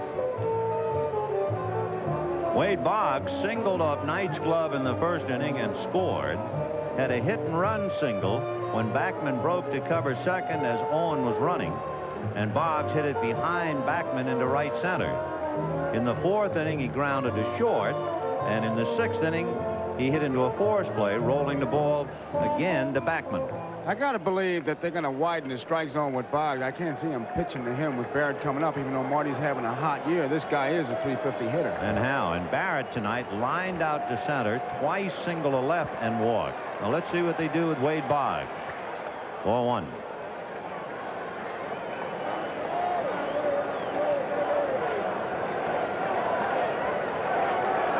Three-2 Red Sox. Top of the 8th, 2 out.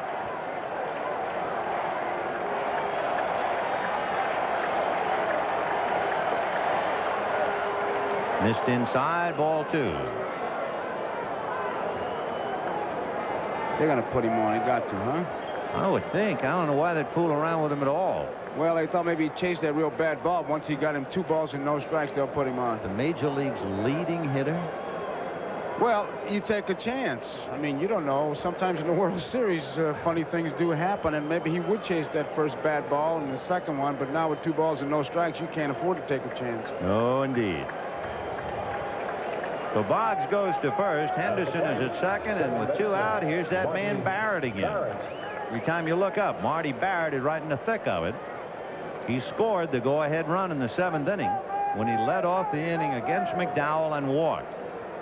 He's had 2 singles, and the one time they retired him, he hit a line drive right at Lenny Dykstra in center field. Did you see that average? It's like a playground average. 458. Henderson at second, Boggs at first, and here's Barrett. 4-1. Barrett, who likes the ball away and has shown he can go to right field, but tonight when they pitched him in, he went the other way and twice single to left. He draws those arms in when they try to jam him, but he likes to hit from the middle of the diamond to the right field line. 1 ball, no strikes. Ball 2. McDowell, as we said, has been in games 1, 3, 4, and now 6. And at the end of a long year where he saved 22 and picked up 14 victories, you would think he's a little weary.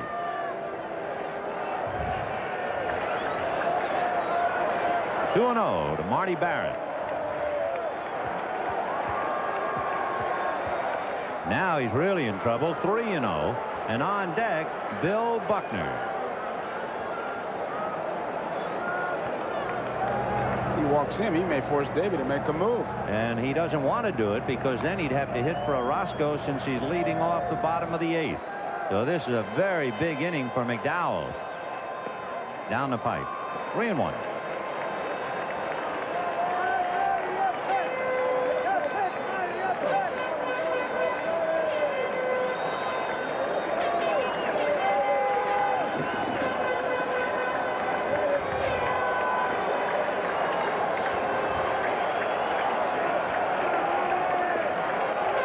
And he's way outside to load him up. Now let's see if that forces Davy Johnson's hand and ruins his strategy.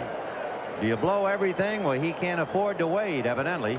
Will he make 2-for-1 switch? Well, the last man to make out was his shortstop, but he's already used Santana. So Johnson almost forced here because of the bad hop single and then this walk, and he has to bring in Orozco, and he hates to do it. The whole idea was to hit from McDowell and have Orozco pitch the 9th inning, but he can't do it. You might be able to make it on your old antifreeze another year, but then again, you just might find yourself left out in the cold. Driving just 10,000 miles on weak, neglected antifreeze can cause freeze-up and make a radiator look this bad, while the Prestone radiator looks this good. So, for maximum protection, don't push your luck. Change it once a year, every year, with fresh Prestone. At Dean Witter, we'll help you put your financial life in order with a combination of investments that'll fit your needs just right. Everybody is somebody at Dean Witter. A member of the Sears Financial Network. As your life changes, your needs change. That's why you'll find experts in investments and real estate and insurance together at the Sears Financial Network. Come to a center at Sears or a member office for advice you can trust. Look, out on the lawn. It's a barbecue. It's a raft. It's the kids. This looks like a job for Toyota Wonder Wagon. The 1987 Wonder Wagon, able to carry cargo and up to 7 people in a single trip. Able to switch to 4-wheel drive. Able to turn on a dime. Even able to make ice. If your wagon can't do this, it may be a job for Toyota Wonder Wagon.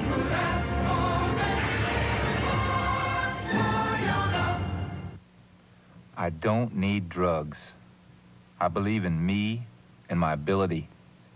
I don't want anything interfering with the way I play the game. Cocaine's no way to believe in yourself. Hey, it can kill you. If you're into cocaine, get off it. You're living a lie. Get off it while you still have a life. Cocaine, the big lie. Call 1-800-662-HELP. Furnished by Major League Baseball in cooperation with the U.S. Department of Health and Human Services. Jesse Orozco is forced into the game at this juncture to get Bill Buckner for the 3rd out because the Sox, leading 3-2, have loaded the bases. Orozco, a 3/4 style pitcher who will drop down against left-handers. Pretty good fastball, a very good slider, and he's even throwing a few split-fingered fastballs. He comes from first base when he's sidearms, especially with the breaking ball. He'll back you out of the box, which is what he did to Buckner when he faced him before. Orozco won 3 times in the playoffs against Houston. He won games 3, 5, and was the winning pitcher in Bobby Ojeda's game of Game 6. So here is Buckner with the bases loaded, 2 out in the 8th, 3-2 Boston. Henderson, Boggs, and Barrett out on the line.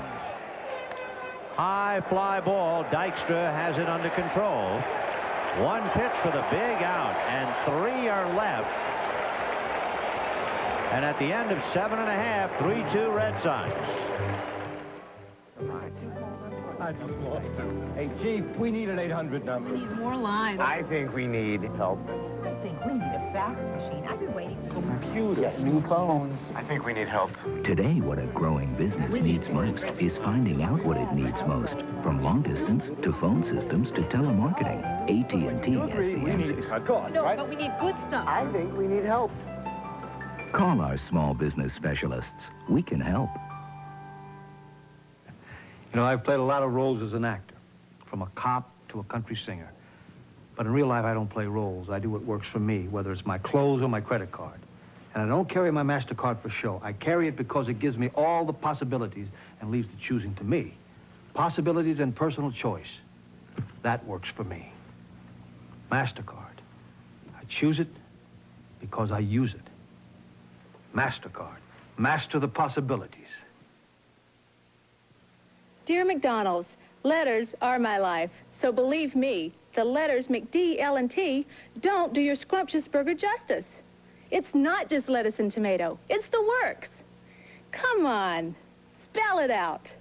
Love, Vanna White. Whatever you say, Vanna. So call it the hot side hot, cool side cool, every delicious thing you could want on a hamburger, hamburger. Or just call it McDLT, the one with the works.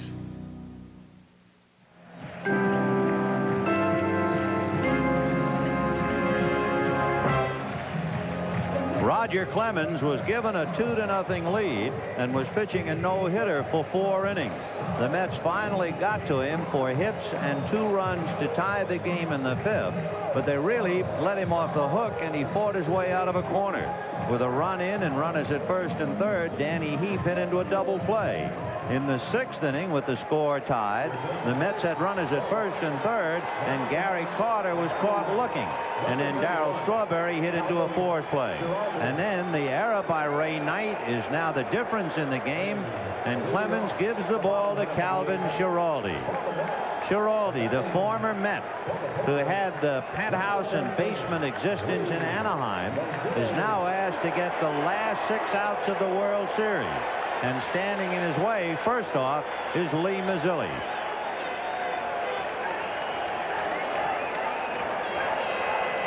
Mazzilli followed by Dykstra and Backman. The Met pinch hitters are 0 for 5 in the series.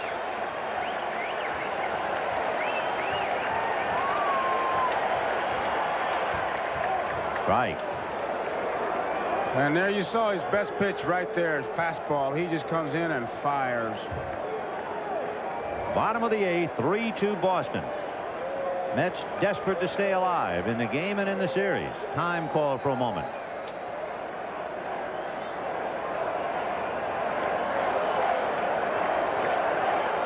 John Kibler called it. A beach ball was loose in the right field corner. 0-1.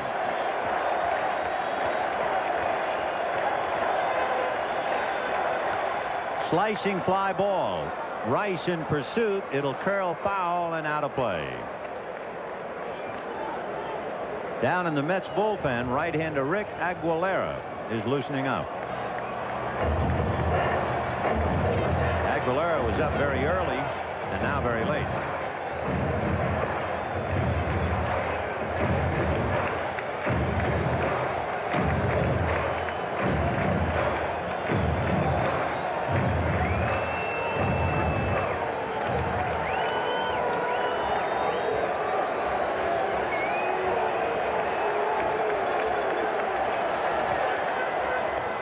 One and 2.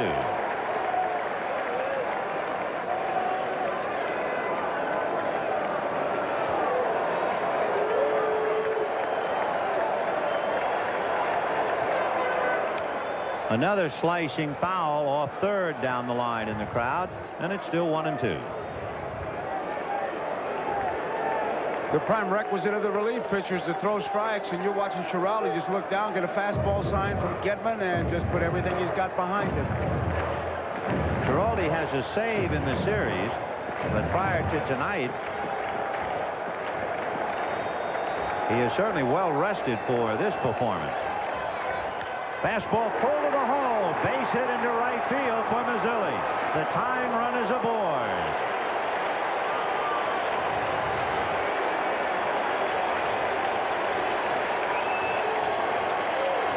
Mazzilli indicating he's expecting a runner.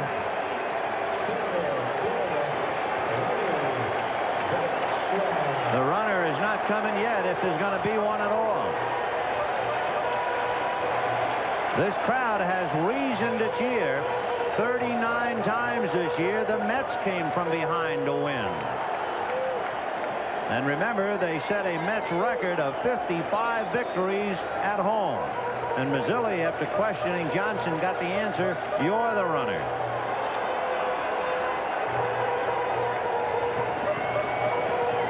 Len Dykstra, Wally Backman, and Keith Hernandez. The Red Sox are looking bunt. Dykstra has struck out twice, grounded to short against Clemens.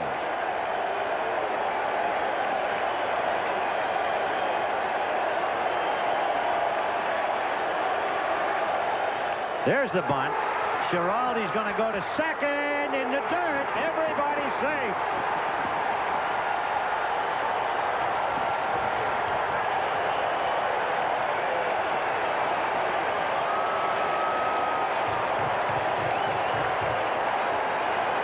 He's a bit undecided. His only play, first base, he throws a sinker.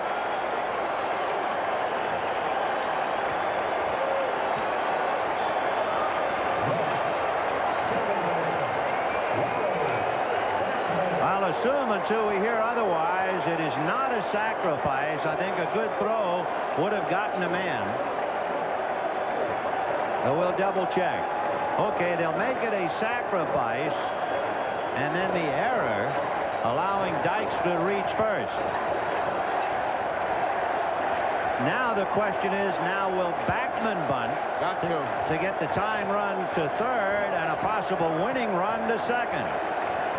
They're really charging hard. Buckner is way in, and Backman, who can handle that bat.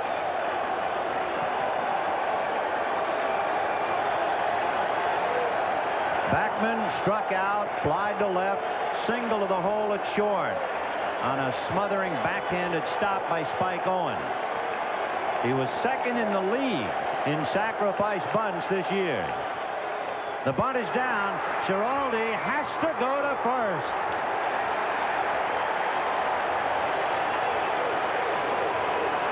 He would have had to play at third, but Boggs had to come in because of Backman, and therefore could not get back to the bag in time, with Mazzilli coming down to third, and Schiraldi's only play was to first.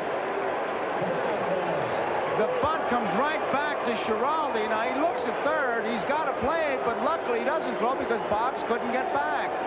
And he makes the one sure out. Now look where Boggs is, and that's the key to this play. He starts in and says, I better get back, but Schiraldi sees he's not back to the bag and wisely goes to first. One out, second and third. And for the third time tonight, the Mets have a golden opportunity. Stanley and Sambido are throwing in the Red Sox bullpen. Hernandez and Carter are due up.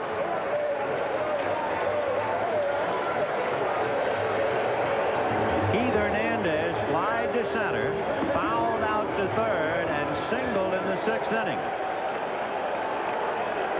3-2 Red Sox, bottom of the eighth, and the Mets trying to come back. I doubt if he gets a chance to hit here.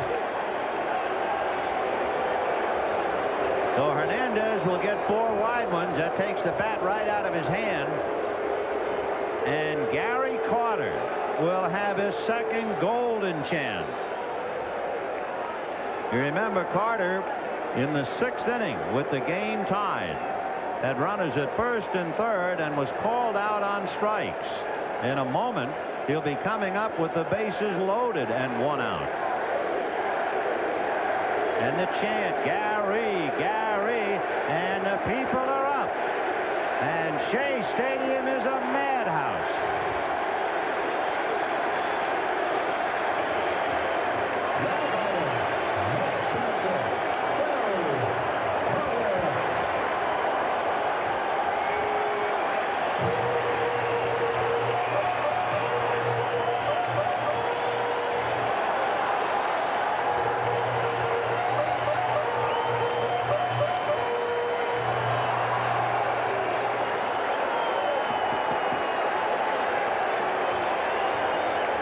Mazzilli at third, Dykstra at second, Hernandez at first, and 1 out.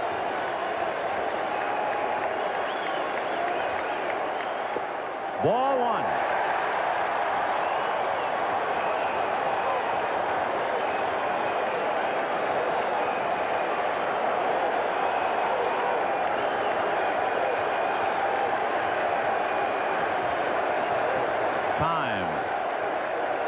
And a turn of the screw as far as the tension is concerned.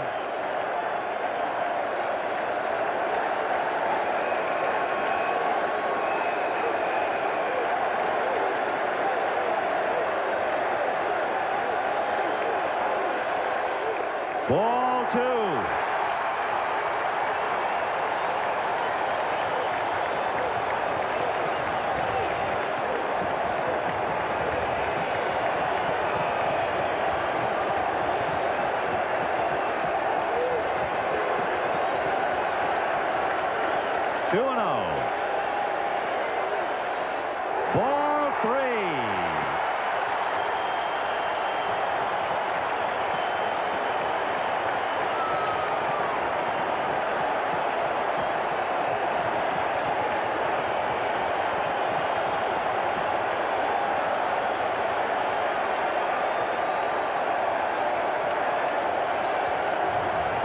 will kill you. Marty Barrett asking for a strike. That's all he's asking for.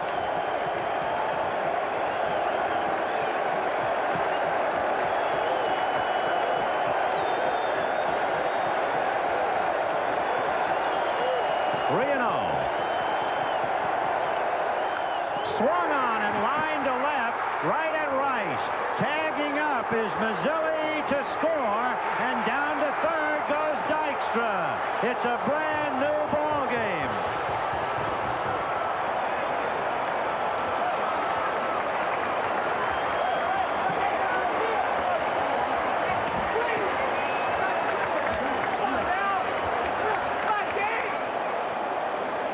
Davy Johnson gambling 3-0 for a base hit, got the sacrifice fly. Rice's high throw allowed Dykstra to go to third.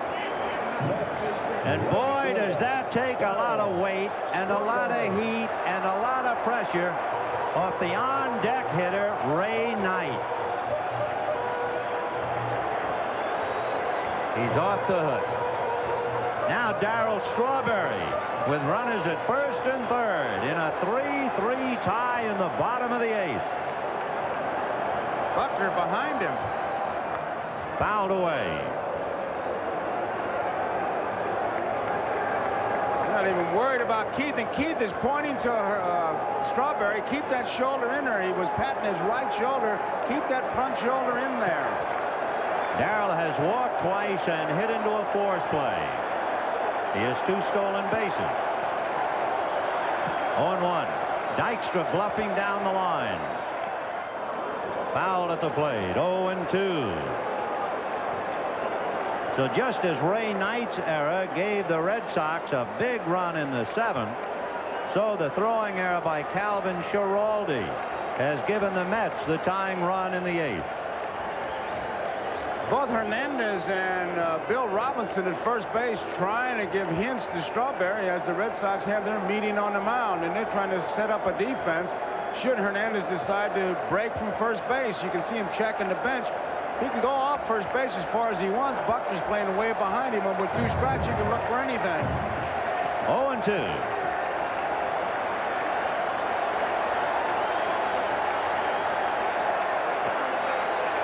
Hernandez is going on a fly ball to right field. Evans looking over at Henderson. It's Henderson. But the Mets scratched for 1 run, 1 hit. There were 3 sacrifices. 3-3 in the 8th. Tonight, you'll know how I feel. It's hot. 16-valve performance. It's cool.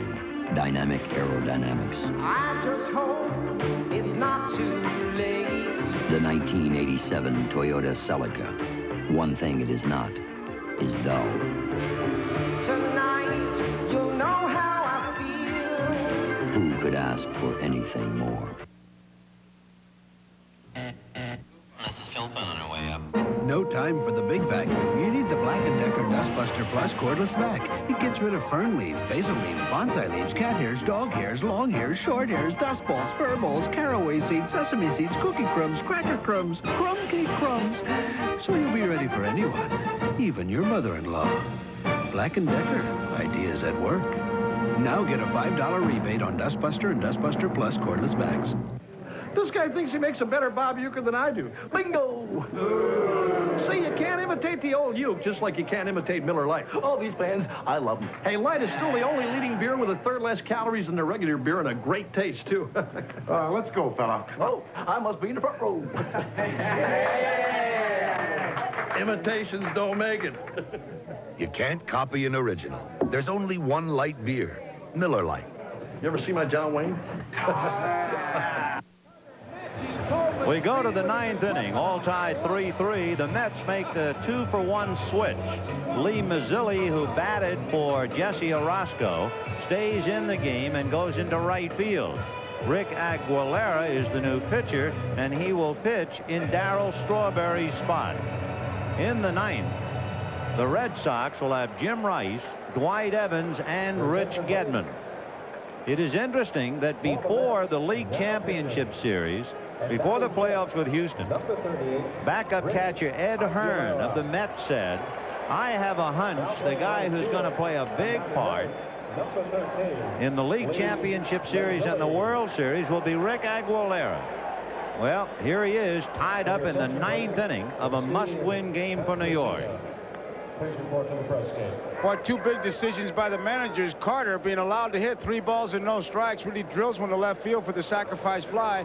And remember, McNamara started his runner to pick up the tie-breaking run. So those little decisions that get lost in the box score. And Rice makes a poor throw. It can't be cut off. There's no chance to get the tying run, and it allowed the winning run to go to third. The possible winning run anyway. And leading off the 9th inning. So Mazzilli, who was the pinch hitter and single, worked his way around to score, stays in the game in right field. And now let's see about the Sox. Rice has walked, struck out, flied to right, and of course reached on that bad throw by Ray Knight that looked like it was going to be his own personal nightmare. Fouled away.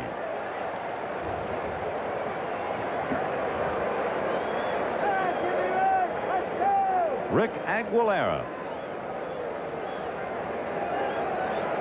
He's the 4th Mets pitcher.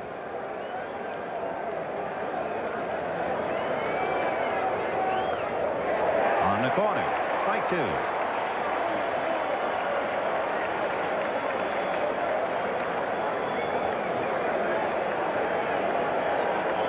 Aguilera's best pitch, they tell me, is the slider. 0-1. He's got a fastball slider and a good overhand curveball. Calvin Giraldi tied up 3-3 in a sense because of his throwing error to second base. 1-2. Ball 2.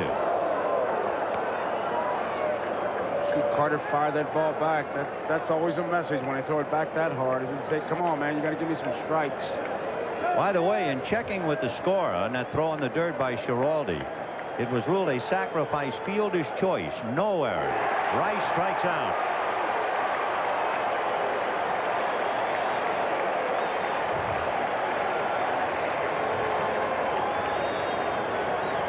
Stepping up, right fastball just blew it right by him. Evans.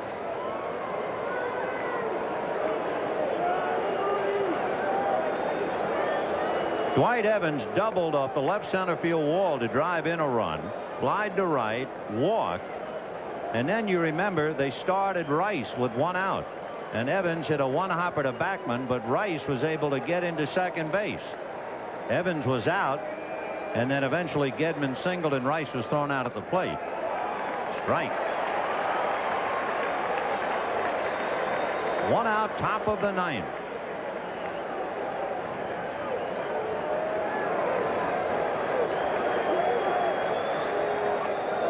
One and one.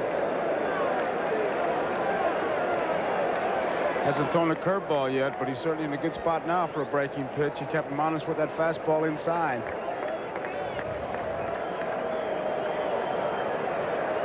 There's a breaking ball, and Elster bobbles, picks it, drops it, and the kid's burned. An error.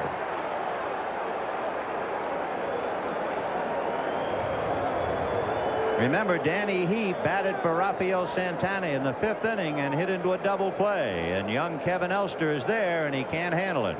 Right out of the glove and then out of the hand. You can see he had it. He felt he had it all away when you saw him pat that glove going after it, but once it popped out of there, he just couldn't find the handle. It's the Mets' 2nd error and the 3rd error in this pressure-packed game, and the batter is Rich Gedman. Flied to right, struck out, flied to left, and singled to left. Breaking ball, and he missed with it. When you saw Aguilera waving like that, he was asking the shortstop and the second baseman who's covering. Elster said, "I'll be covering." 1-0. Fouled off. 1 ball, 1 strike. Bob Stanley is now throwing in the Red Sox bullpen.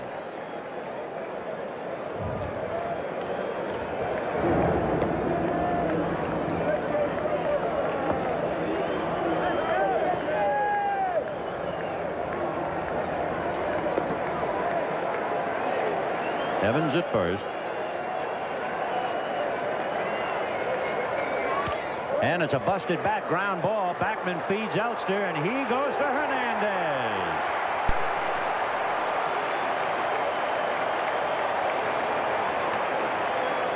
Fasten your seatbelts. It's 3-3, bottom of the ninth. To know no boundaries, to let yourself run free. To know no boundaries is what the world should be. Wherever there are investment opportunities, Merrill Lynch is there with the help you need to make the most of them. Because at Merrill Lynch, we believe your world should know no boundaries. To know no boundaries.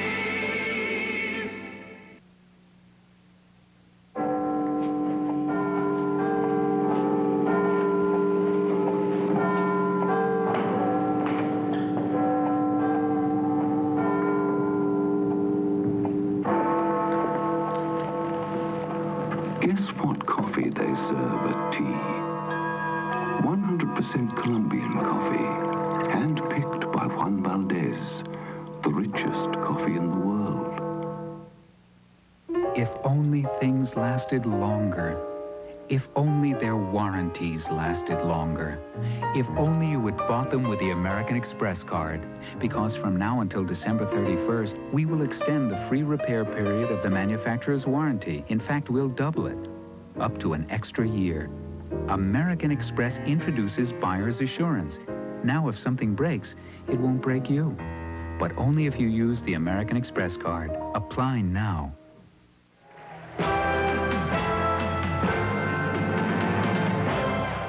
This was Ray Knight, the time of the game, the bottom of the seventh inning.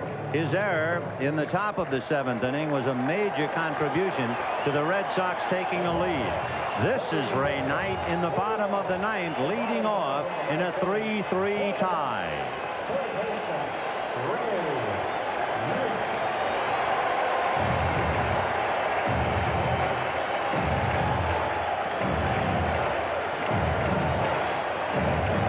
Knight struck out, singled to center to drive in Strawberry in the fifth inning, and lined hard to right field in the seventh inning. Calvin Schiraldi now battling for a decision.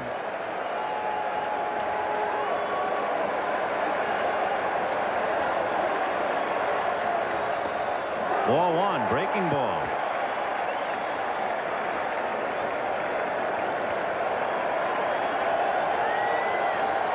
The Red Sox left 12 men on base in their 9 innings of at-bat. 12.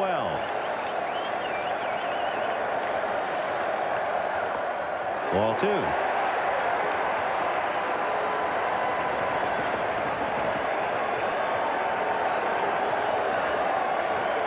The Mets have left 5 men on.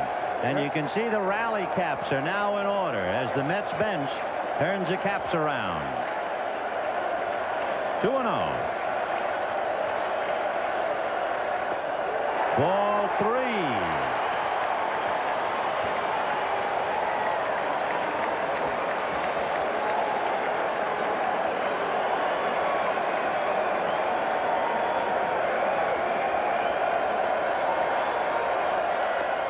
In there. 3-1.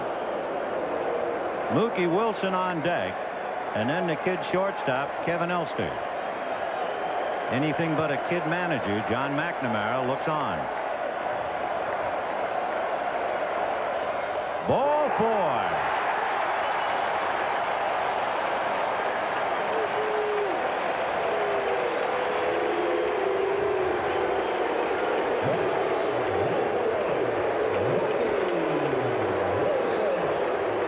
Mookie looking for a sign, but if he does anything but bunt, they may have to call him to I don't know what. Buckner's setting up a defense now. At base on balls in the 7th, 8th, and 9th inning, always spelling trouble.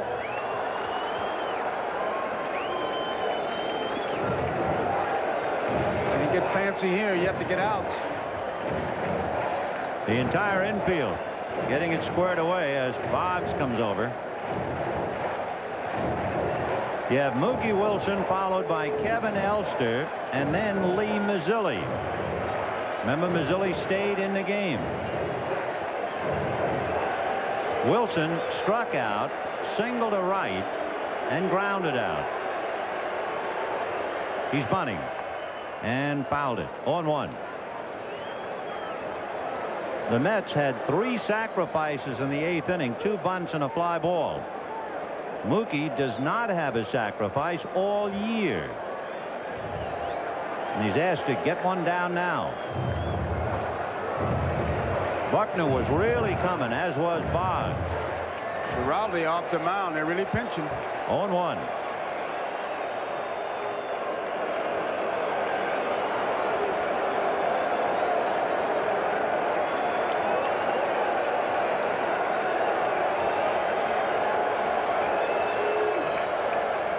The bunt out to get it is Gedman and throws not in time. And we have our first argument of the series.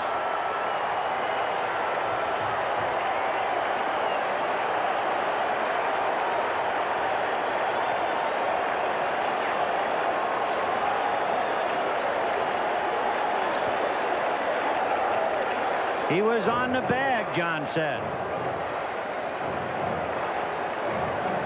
You can't blow that call.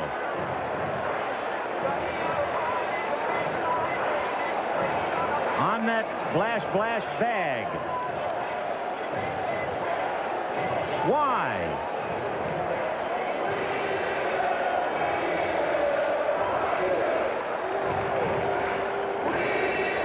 You couldn't have seen it, John said.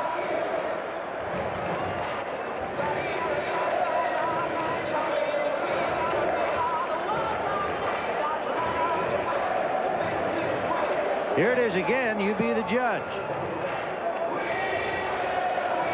What the Red Sox contention was to Jim Evans, you couldn't have seen that Owens was on the bag. And Jim Evans said, I saw it. And the Sox said you couldn't have seen it if you called him safe. Apparently they wanted Evans to talk to another umpire. Here's the play. You can see him coming off the bag. So Jim Evans was right there to call it. And now the Mets have first and second and nobody out in the bottom of the 9th in a tied-up game.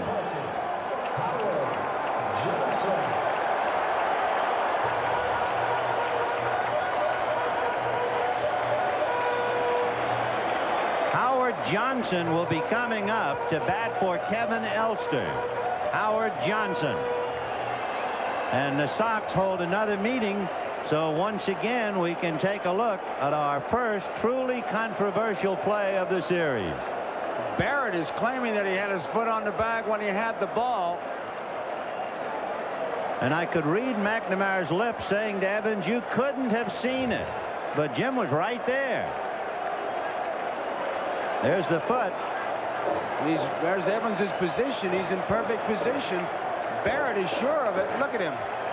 Maintaining, of course, that the sliding night had obscured his vision. There will be an error charge to Rich Gedman. Now here's Hojo trying to move the men along. Missed it. 0-1. So if he gets it down that third base line, Boggs is not given quite as much ground as he gave the last time. He gets it down the third base line. It could be a base hit. That grass will hold it and slow it down.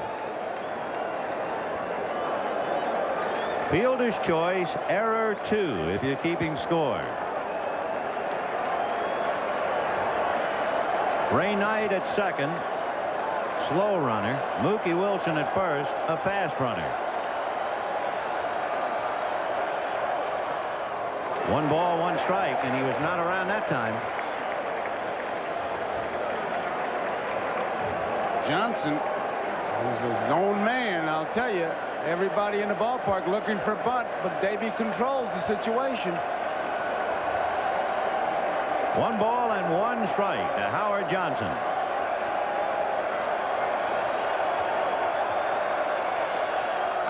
Ground ball foul to Bill Robinson. Surprising. They have Hojo up there swinging. Bottom of the 9th and nobody out. And you have a left-hand hitter, Mazzilli, on deck. Then another left-hand hitter, Dykstra and Backman. So Davies rolled the dice with Howard Johnson. 1-2.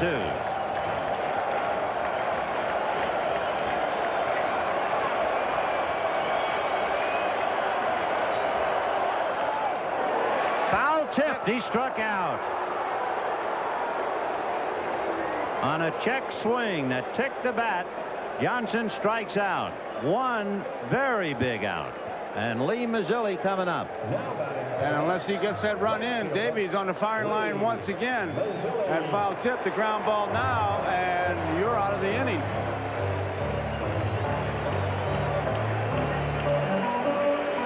So Johnson, failing with the other Johnson, now has Mazzilli, who had the single to open up the 8th inning and scored on Carter's line drive to Jim Rice to tie it up.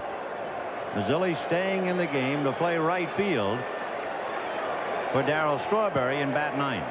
Knight at second, Wilson at first, 1 out. Ball 1. On deck is the little man who has played such a big role for the New York Mets, Lenny Dykstra.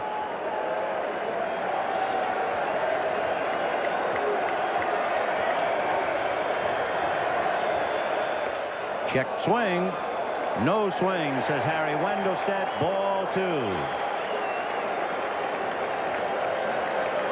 Keith Hernandez screaming with Johnson and Stottlemyre. Lip-biting time for John McNamara. He's still steaming over the call at second base. I could read Hernandez that time, man. Get a good ball. 2-0 to Mazzilli. High drive into right field, hooking down in the corner, foul.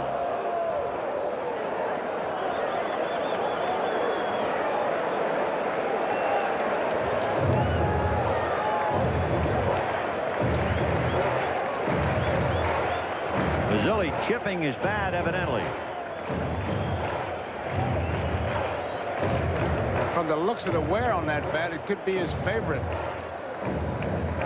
That's a golden oldie he just put down. Ray Knight opened up the inning with a walk. Wilson bunted. Gedman threw to second. Jim Evans ruling that Spike Owen came off the bag and didn't get back down in time.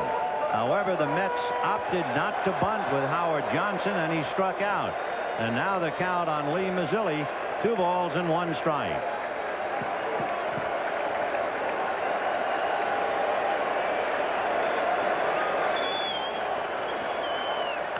High fly ball into left field. Going back on it is Rice on the track to handle it.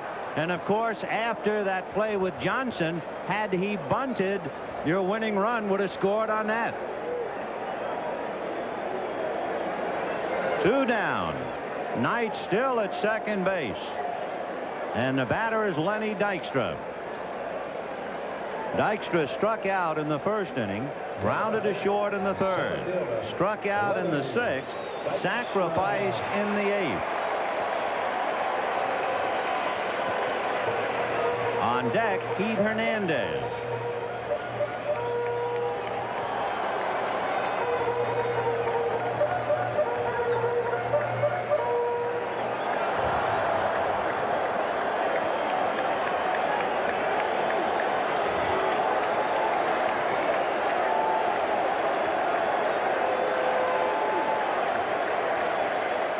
Ground ball, foul. 0-1. Interesting to look tonight that now that Lenny Dykstra comes up with a runner in scoring position, Ray Knight, every man in the Mets lineup has come up with a man in scoring position. And it's 3-3, bottom of the 9th. Mazzilli thinking about that long out to left. 0-1 to Dykstra.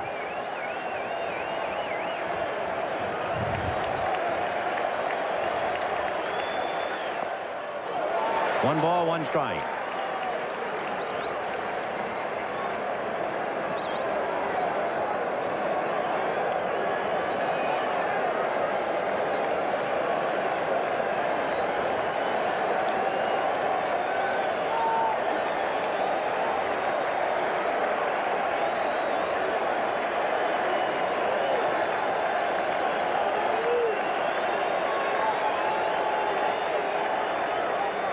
Ball 2. Giraldi looked back at the mound as if his spikes had caught. 2-1. Evans is deep in right field. Henderson and Rice not too deep, so there could be a play. There could be a play center and left. Knight not that fast. With a left-hand hitter up, Knight is not worrying about Barrett. His only concern is Owen, who is bird-dogging him quite a bit. Fouled away. 2-2. So Deuce is wild on Dykstra in the bottom of the 9th of a 3-3 tie.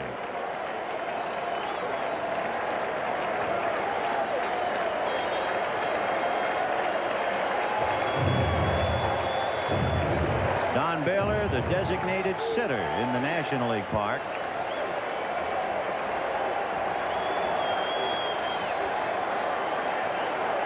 Time. Who called it that time, I wonder? It looked like Dale Ford his concentration may have broken because Dykstra didn't back out at all. What he did was he took his left hand off the bat and held it up as if he was asking the teacher to lead the room. And Evan, finally Ford spotted it and called time. 2-2.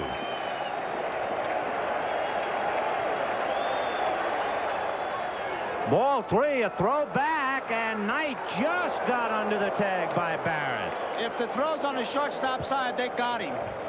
Barrett got over there in good shape. It was one of those I'll be there plays. Nothing set before that.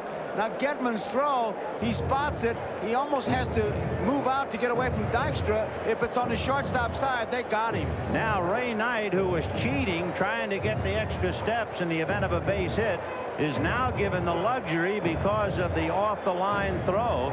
He will be in motion 3-2. So what a big play that was. That ball was there ahead of him. It just a little bit on the wrong side. The runners go on a full count. There they go instead of fate.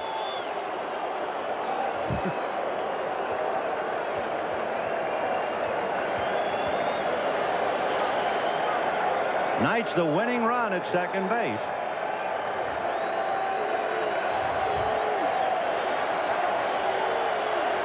The runners go on a fly ball to left field. Jim Rice is there. And we're going to extra innings. And the key play in the inning, besides the throw to second, Davy Johnson's option to not bunt with Howard Johnson. And the Mets lead 2. They've left 7 in the game. And at the end of 9, a 3-3 tie. Taking your business on the road can be a cumbersome task, and productivity can easily fall off. Presenting the IBM PC Convertible, a powerful personal computer that easily converts to a full-function portable. One you could use in a train, a plane, a car, or a meeting, and be as productive on the road as you are at the office. The IBM PC Convertible. One computer for people who really need 2. Today, hospitals have more medicines than ever to care for their patients. The one they choose most to relieve pain is Tylenol. Look, last year, hospitals dispensed Tylenol 10 times more than the next 4 brands combined. With so many pain relievers to choose from, isn't it reassuring to know the pain reliever hospitals use most is Tylenol? That's a good reason for you and your family to use Tylenol, too. Tylenol, the pain reliever hospitals use most. This telecast presented by authority of Major League Baseball may not be reproduced or retransmitted in any form without the express written consent of Major League Baseball. We have a moment we would like to salute Jack Bennett. Jack Bennett started at NBC in 1952. He was a top sports cameraman for the World Series for 20 years. He is now and has been the director of technical operations for the past 5 years, and this is his last World Series. And we're sure making Game 6 a game to remember.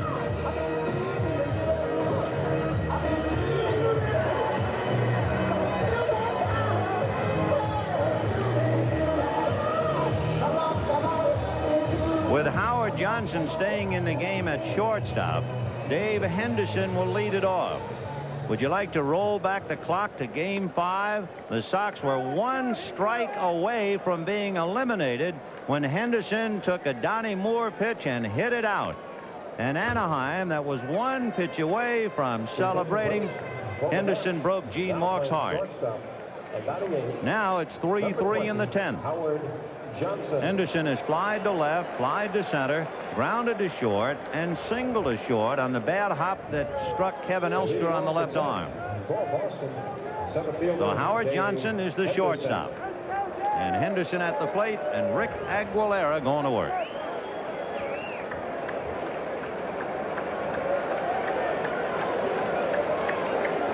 If you look at the Red Sox bench and you think of pinch hitters, they have only right-handed batters to go against Aguilera if they are thinking of batting for Schiraldi.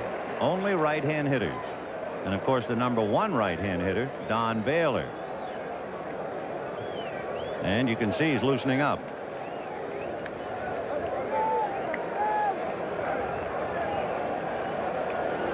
And a drive to left. Going back on it is Mookie Wilson, and this one is gone. Henderson has done it again. And a note on Rick Aguilera. He gives up the most home runs on the staff.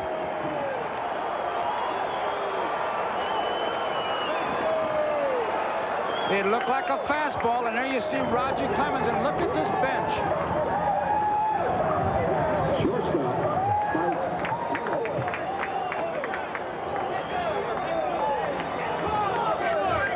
And it is 4-3 Red Sox on the lightning-like home run of Dave Henderson. And he knew when he touched it off, and what a difference in the swing between this one on Aguilera and Ojeda. A strike to Spike Owen, who is 3 for 3.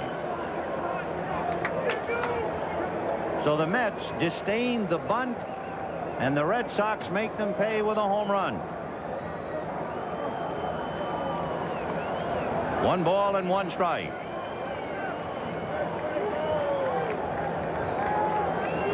When the Mets bat in the bottom of the 10th, they'll have Backman, Hernandez, and Carter.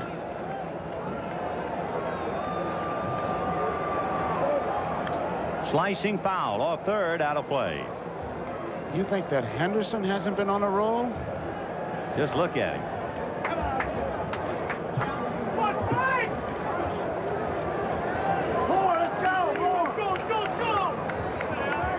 1-2. The count to Spike Owen.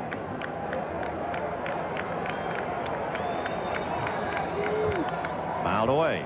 The Red Sox led 2-0. The Mets tied at 2-2. The Red Sox led 3-2. The Mets tied at 3-3. The Mets with a golden opportunity in the 9th inning to win it, let it get away, and Henderson hits the home run leading off in the 10th.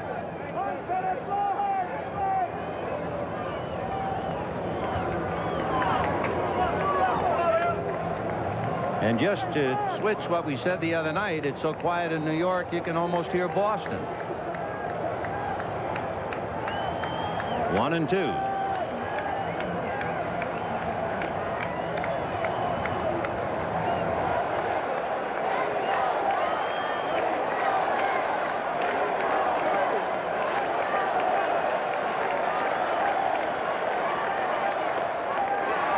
That takes care of Spike Owen. 1 out in the 10th inning. Second strikeout for Rick Aguilera. And of course that home run does a lot of things, and among others, here comes Calvin Schiraldi. It looked like Baylor was going to hit for him until Henderson ripped it.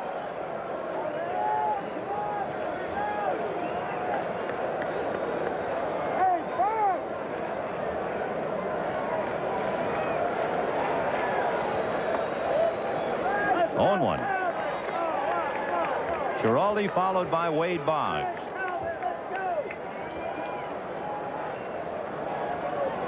Mazzilli short and shallow in right field. That's a strike. 0-2.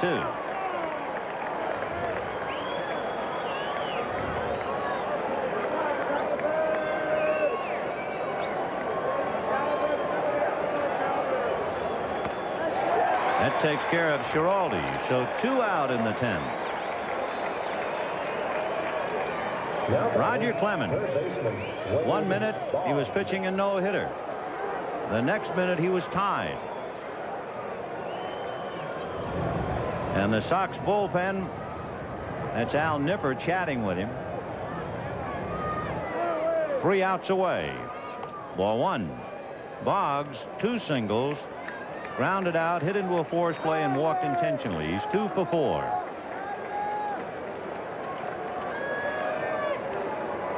Fouled away. 1 ball, 1 strike.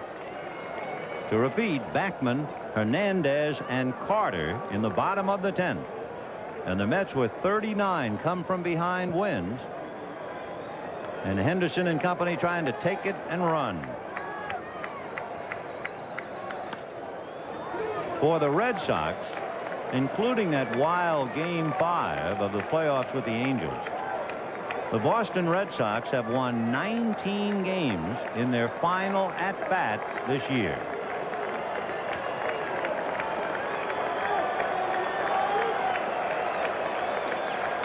And that's hit in the alley in left center, but it's slicing, and Mookie can't get it. It's going to the wall. Boggs into second base with a stand-up double.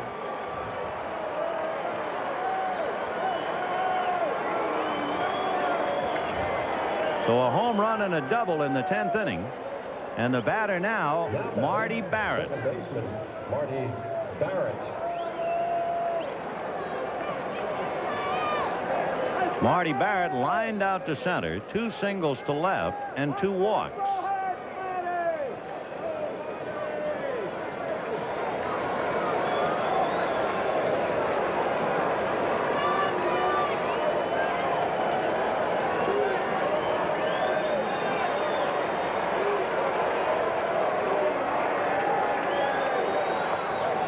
In there, 0-1.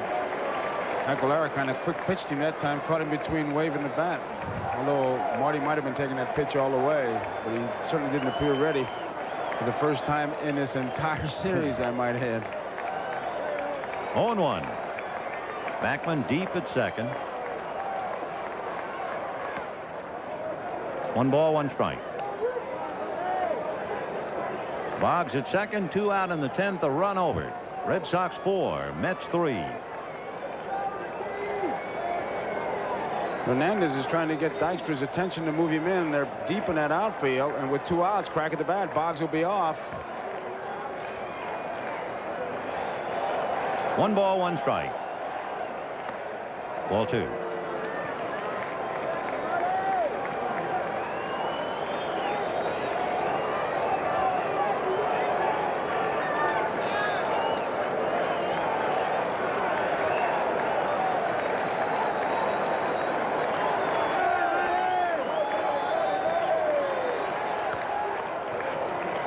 Three and 1.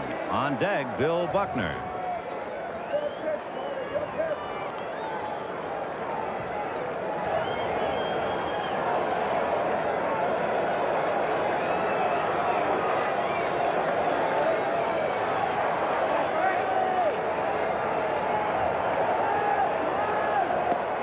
Little slider for a strike. 3 and 2.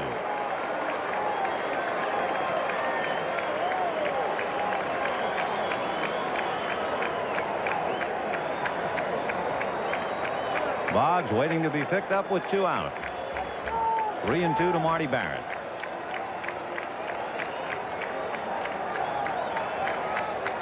And it's hit into center, base hit. Dykstra charging. Here comes Boggs. He will score. The throw backed up by Aguilera, and Barrett goes to second. And it is 5-3 Red Sox. And what a big run that was. Well, the scouting report says run on the Met outfielders, and Hernandez, as we mentioned, was trying to get Dykstra to move in, but with 2 outs, Boggs broke at the crack of the bat, and Dykstra's throw is so high, nobody can cut it off. They pick up the extra base. And there again is Barrett. That is the 5th time he's been on base tonight. So Marty Barrett puts extra weight on the Mets dugout, and here is Bill Buckner. Barrett taking second on that high throw to the plate. Buckner lined out to right, flied to center and to right, grounded out. Ball 1. Is that ever going to be a long press conference for Davy Johnson if it ends like this? In the bottom of the 9th inning, Ray Knight walked. Mookie Wilson bunted. The throw to second was high by Gedman. Jim Evans ruled that Owens was off the bag, and there was first and second, nobody out. A bunt puts the winning run at third base. But Davy Johnson opted to have Howard Johnson swing away, and he eventually struck out. Foul ball. And then, as so often happens after one decision, something immediately happens to make you rue the decision. Mazzilli, a fly ball deep to left that would have scored the winning run. But instead, the runners held at first and second. And when the Mets did not seize the opportunity, the Red Sox did in the 10th inning. Home run by Henderson, double by Boggs, single by Barrett, 2 runs over, and a 5-3 Boston lead.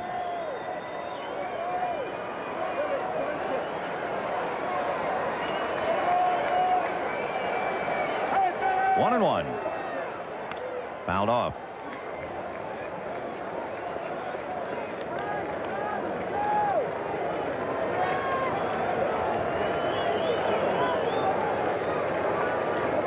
Marty Barrett with 3 singles and 2 walks. The only time they got him in the first inning, he hit one right on the button, but right at Len Dykstra in center.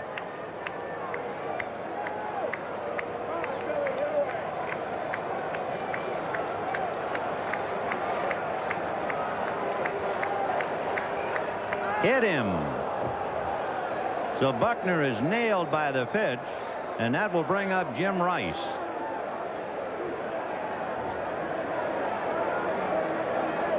There's nothing you can do when that ball is right there. Left fielder, Jim Rice. So Buckner at first, Barrett holding at second, and Jim Rice coming up. Rice walked, struck out, flied to right, reached on a bad throw by Ray Knight, only to be thrown out at the plate, and struck out. High foul, out of play. 0-1. To repeat, in case you're not keeping score, Backman, Hernandez, and Carter due up in the bottom of the 10th, and Aguilera's spot is due up 4th.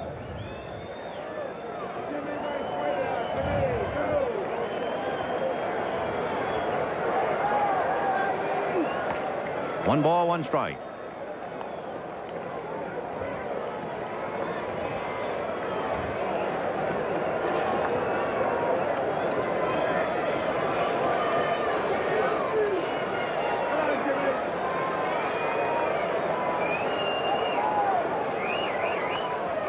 One and 2.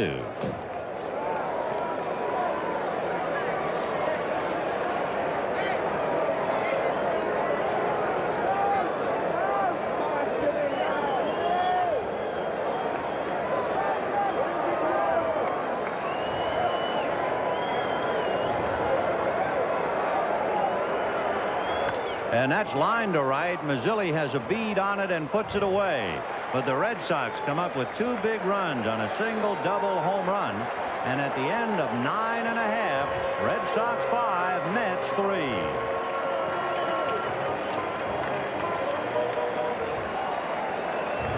You see the difference in that guy's swing against him and Ojeda? Oh, man. Howard Johnson is good enough to swing. How come he wasn't?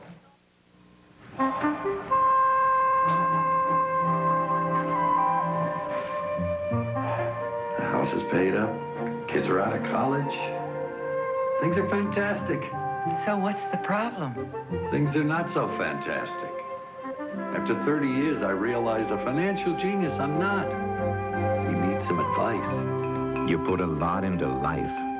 You deserve to get the most out of it. We can help.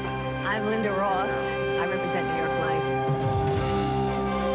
At New York Life, we have the resources to make the most of your resources. We offer a range of financial opportunities, including mutual funds, annuities, whole life plans, and limited partnerships. Sure I will. Thank you. Don't settle for less than you deserve. Get the most out of life with New York Life. You might be able to make it on your old antifreeze another year, but then again, you just might find yourself left out in the cold. Driving just 10,000 miles on weak, neglected antifreeze can cause freeze-up and make a radiator look this bad, while the Prestone radiator looks this good. So, for maximum protection, don't push your luck. Change it once a year, every year, with fresh Prestone. Tonight's game brought to you by Toyota, who offers a full line of 1987 cars and trucks. Who could ask for anything more? By Miller Lite, for great taste, there's only one light beer. By the makers of Prestone 2 Antifreeze, don't push your luck, change it with fresh Prestone. And by IBM and the growing family of IBM personal computers.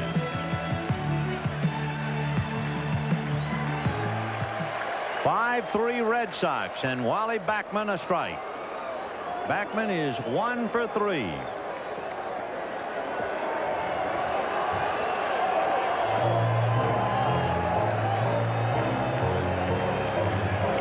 Calvin Schiraldi trying to finish off the Mets and the 1986 baseball season. Fouled away, 0-2. And it looks, Vin, with that swing that we're not going to see either Dykstra or Backman beat out a bunt, which really is a story in itself. Our particular thanks in sending you all the excitement and drama tonight to Mike Weissman, to George Finkel, Harry Coyle, and all the fellows who have worked so hard to bring you this World Series. 0-2 to Wally Backman. Little poke job to left, Rice coming over. 1 away. It is tough enough to lose. It is a long enough winter anyway. But when you have made a decision and it will stick in your craw all winter, it will make the offseason almost interminable. And that's the life of a big league manager. Here's Keith Hernandez. Fly to center, fouled out, single to center, walked intentionally. 1 for 3. Strike.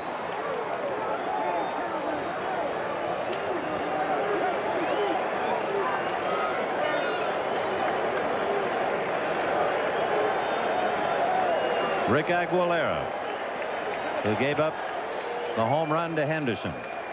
1 ball and 1 strike.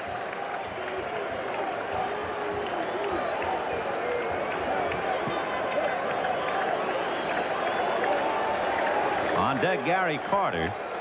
So this at bat for Keith Hernandez, very important. Trying to make Carter tying run. 1-1. Ball 2.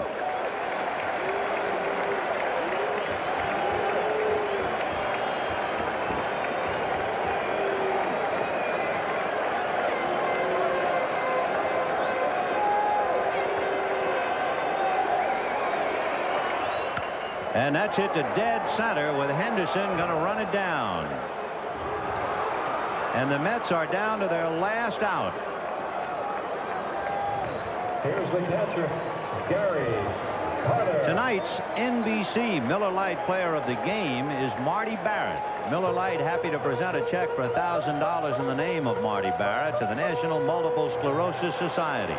Marty had 3 singles and 2 walks. Handled everything hit his way.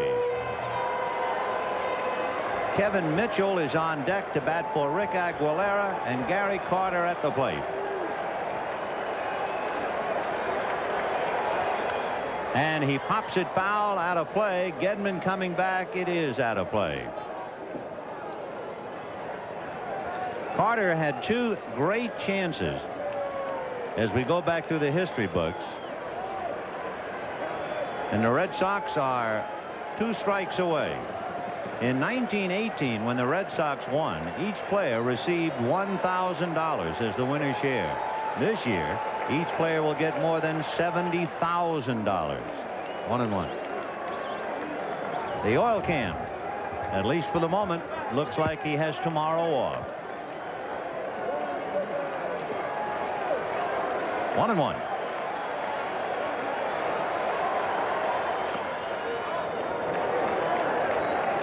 Dave Henderson joining Carlton Fisk with dramatic 6th-game home runs. And Roger Clemens hoping for that last out. Lined into left field, base hit for Carter, and the Mets are still alive. Hit number 2 off Schiraldi, number 6 for New York, and with 2 out, representing the tying run, Kevin Mitchell.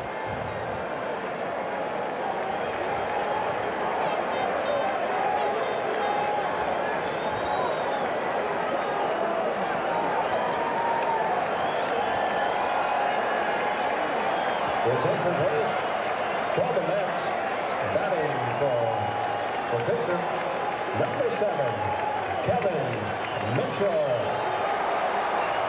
John McNamara guiding his infield and also checking his outfield for Mitchell. And the outfield deep and straight away. Barrett is on the rim, and Owen is deep at short.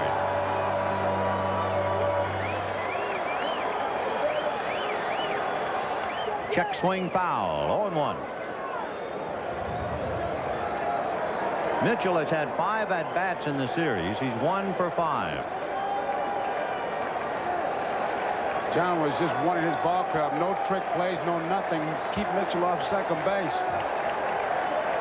Carter at first. Curveball, and that's going to be hit to center. Base hit. And now suddenly with 2 out in the 10th inning, the tying runs are aboard, and Ray Knight will be the batter.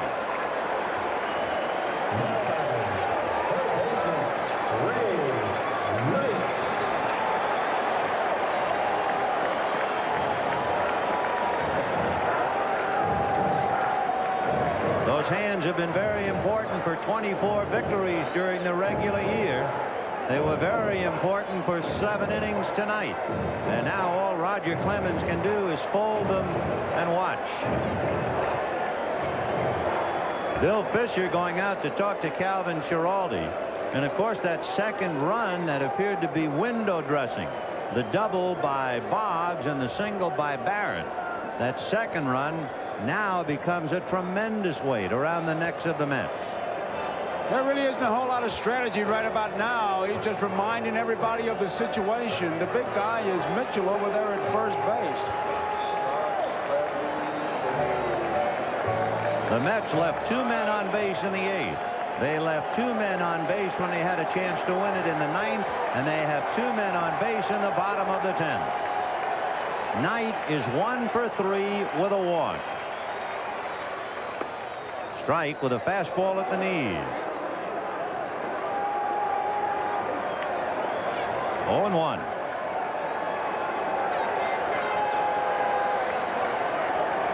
Carter and Mitchell out on the line.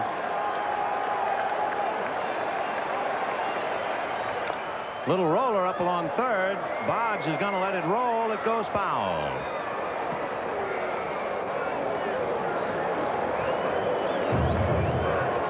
So Knight comes back to hit with the count no balls and 2 strikes. Each team playing fast and loose with the baseball, as the error column would indicate.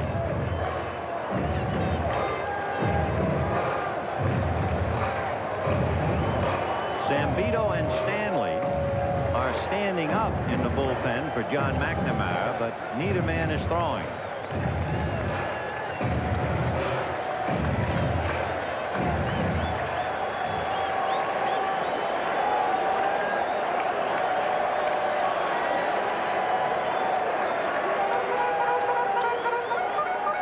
Kevin Mitchell at first, Gary Carter at second, 2 out.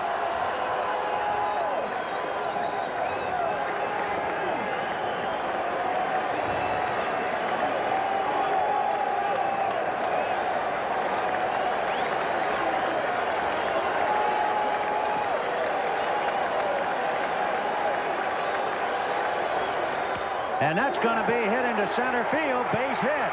Here comes Carter to score, and the tying run is at third in Kevin Mitchell.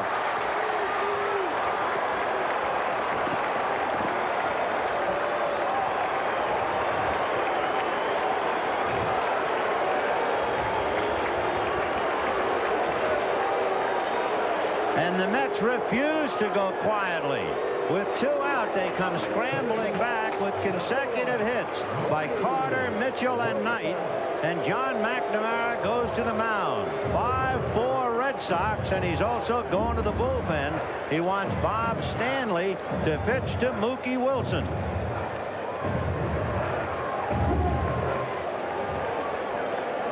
So the Mets, 39 times they came from behind to win, are battling to stay alive. Uh-oh, our new boss is here. Yeah, and look what he's driving. A Ford Bronco, too. That tell you anything? He's not your ordinary executive. Right. Or maybe he likes to be on top of all situations, like ice or snow with 4-wheel drive. Maybe he's the rugged outdoor type. Well, he's probably a powerful boss. This baby's got a V6. Yeah, and he sure likes luxury. Look at that interior. Definitely into comfort. Excuse me, gentlemen. He is a she. Definitely. Ford Bronco 2, now with new 2-wheel drive model, as well as traditional 4-wheel drive. Built fun tough. I was one of the toughest drill instructors in the U.S. Marine Corps. I marched my men through mud, snow, and rain. And after I turned those cream puffs into Marines, I treated myself to the best beer in the U.S. of A. Miller Lite. Life's less filling. And this taste makes me proud to be an American. As for you guys out there who spent 10 of the toughest weeks of your lives with me, I got one thing to say. How come you don't write? We're proud to say there's only one light beer, Miller Lite. Power your business software into a new dimension with the Tandy 3000 computer. Important data is only milliseconds away from an advanced 286 microprocessor that delivers high-speed performance and PC compatibility. You can add up to 12 million bytes of memory and expand by sharing that power with others in your office. Discover the Tandy 3000 family of value-priced business computers at Radio Shack Computer Centers. Calvin Giraldi couldn't do it, and it's up to Bob Stanley, and it's up to Mookie Wilson, and the crowd is alive again, and Rick Aguilera praying that he'll get off the hook. Mookie Wilson struck out, single to right, grounded out, and then sacrificed, and that was the bunt that Gedman fielded and threw high to Spike on at second base. Dale Ford just checked that ball, rubbing it. Now he's going out to talk to Stanley. I wonder what that's all about. Stanley throws, among other things, a palm ball. You have the tying run 90 feet away in Kevin Mitchell, and the possible winning run at first in Ray Knight. And here's Mookie. Fouled off. 55,078 here at Shea, and they have really been put through the ringer.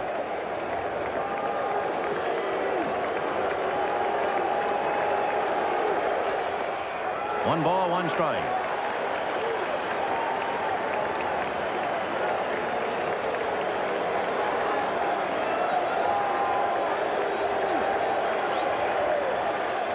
Ball 2. And on deck, Howard Johnson, who had that most important at-bat in the 9th inning.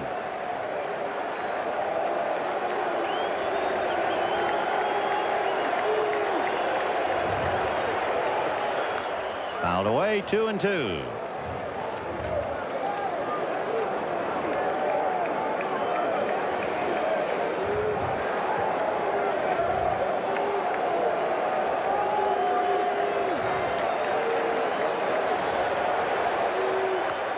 Fouled away again.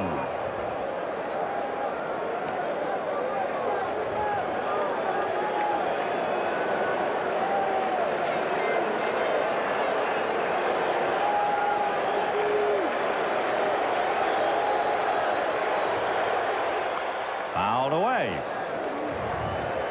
Tension mounts some more with 2 out in the 10th. 5-4 Red Sox. Ray Knight at first. Kevin Mitchell at third. 2-2 to Mookie Wilson.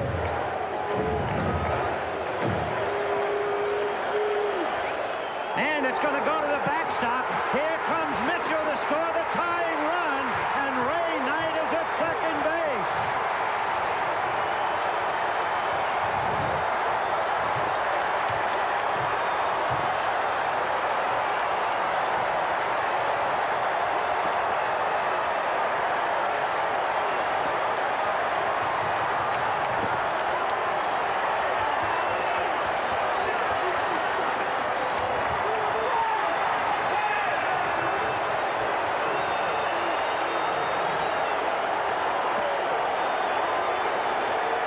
3-2 to Mookie Wilson. And he pops it in the air, foul off to the right. Gedman coming over. He will not have a play. That was a wild pitch. Way inside. Gedman reaches for it. You see he hardly moved as far as shifting, and it gets by him. A wild pitch. Apparently not near where he was looking for the pitch. 5-5 in a delirious 10th inning. Line drive foul. And Marty Barrett was out of position because they had Knight really picked off, but Stanley didn't see him. There it is again. You see, he just reaches for the ball. Down goes Mookie. It kind of sailed inside. And here comes Barrett in to talk to Stanley, because had Mookie hit just a weak ground ball, Barrett was way out of position because they had a good chance to get Knight at second base. Can you believe this ball game at Shea? Oh, brother. Woo. So the winning run is at second base with 2 out, 3-2 to Mookie Wilson. Little roller up along first, behind the bag. It gets through Buckner. Here comes Knight, and the Mets win it.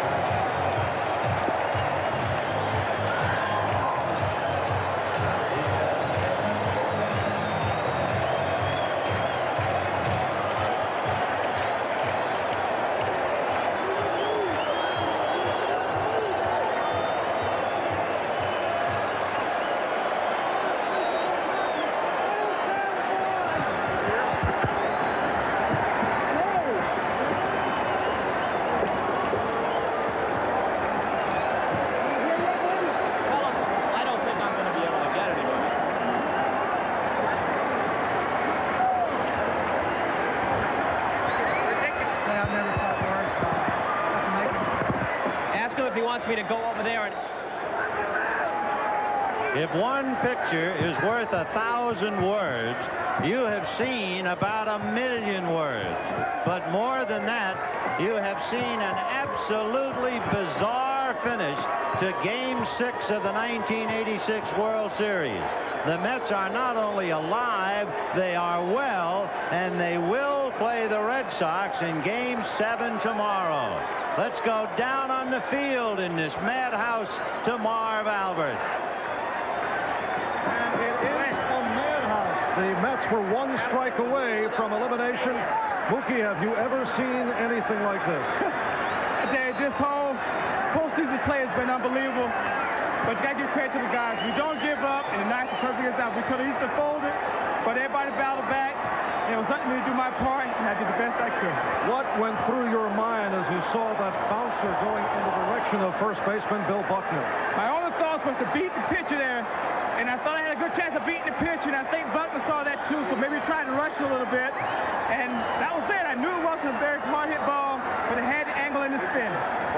All right, and off the angle and the spin, the man to my right, Ray Knight, scored the winning run. And Ray, you are totally exhausted.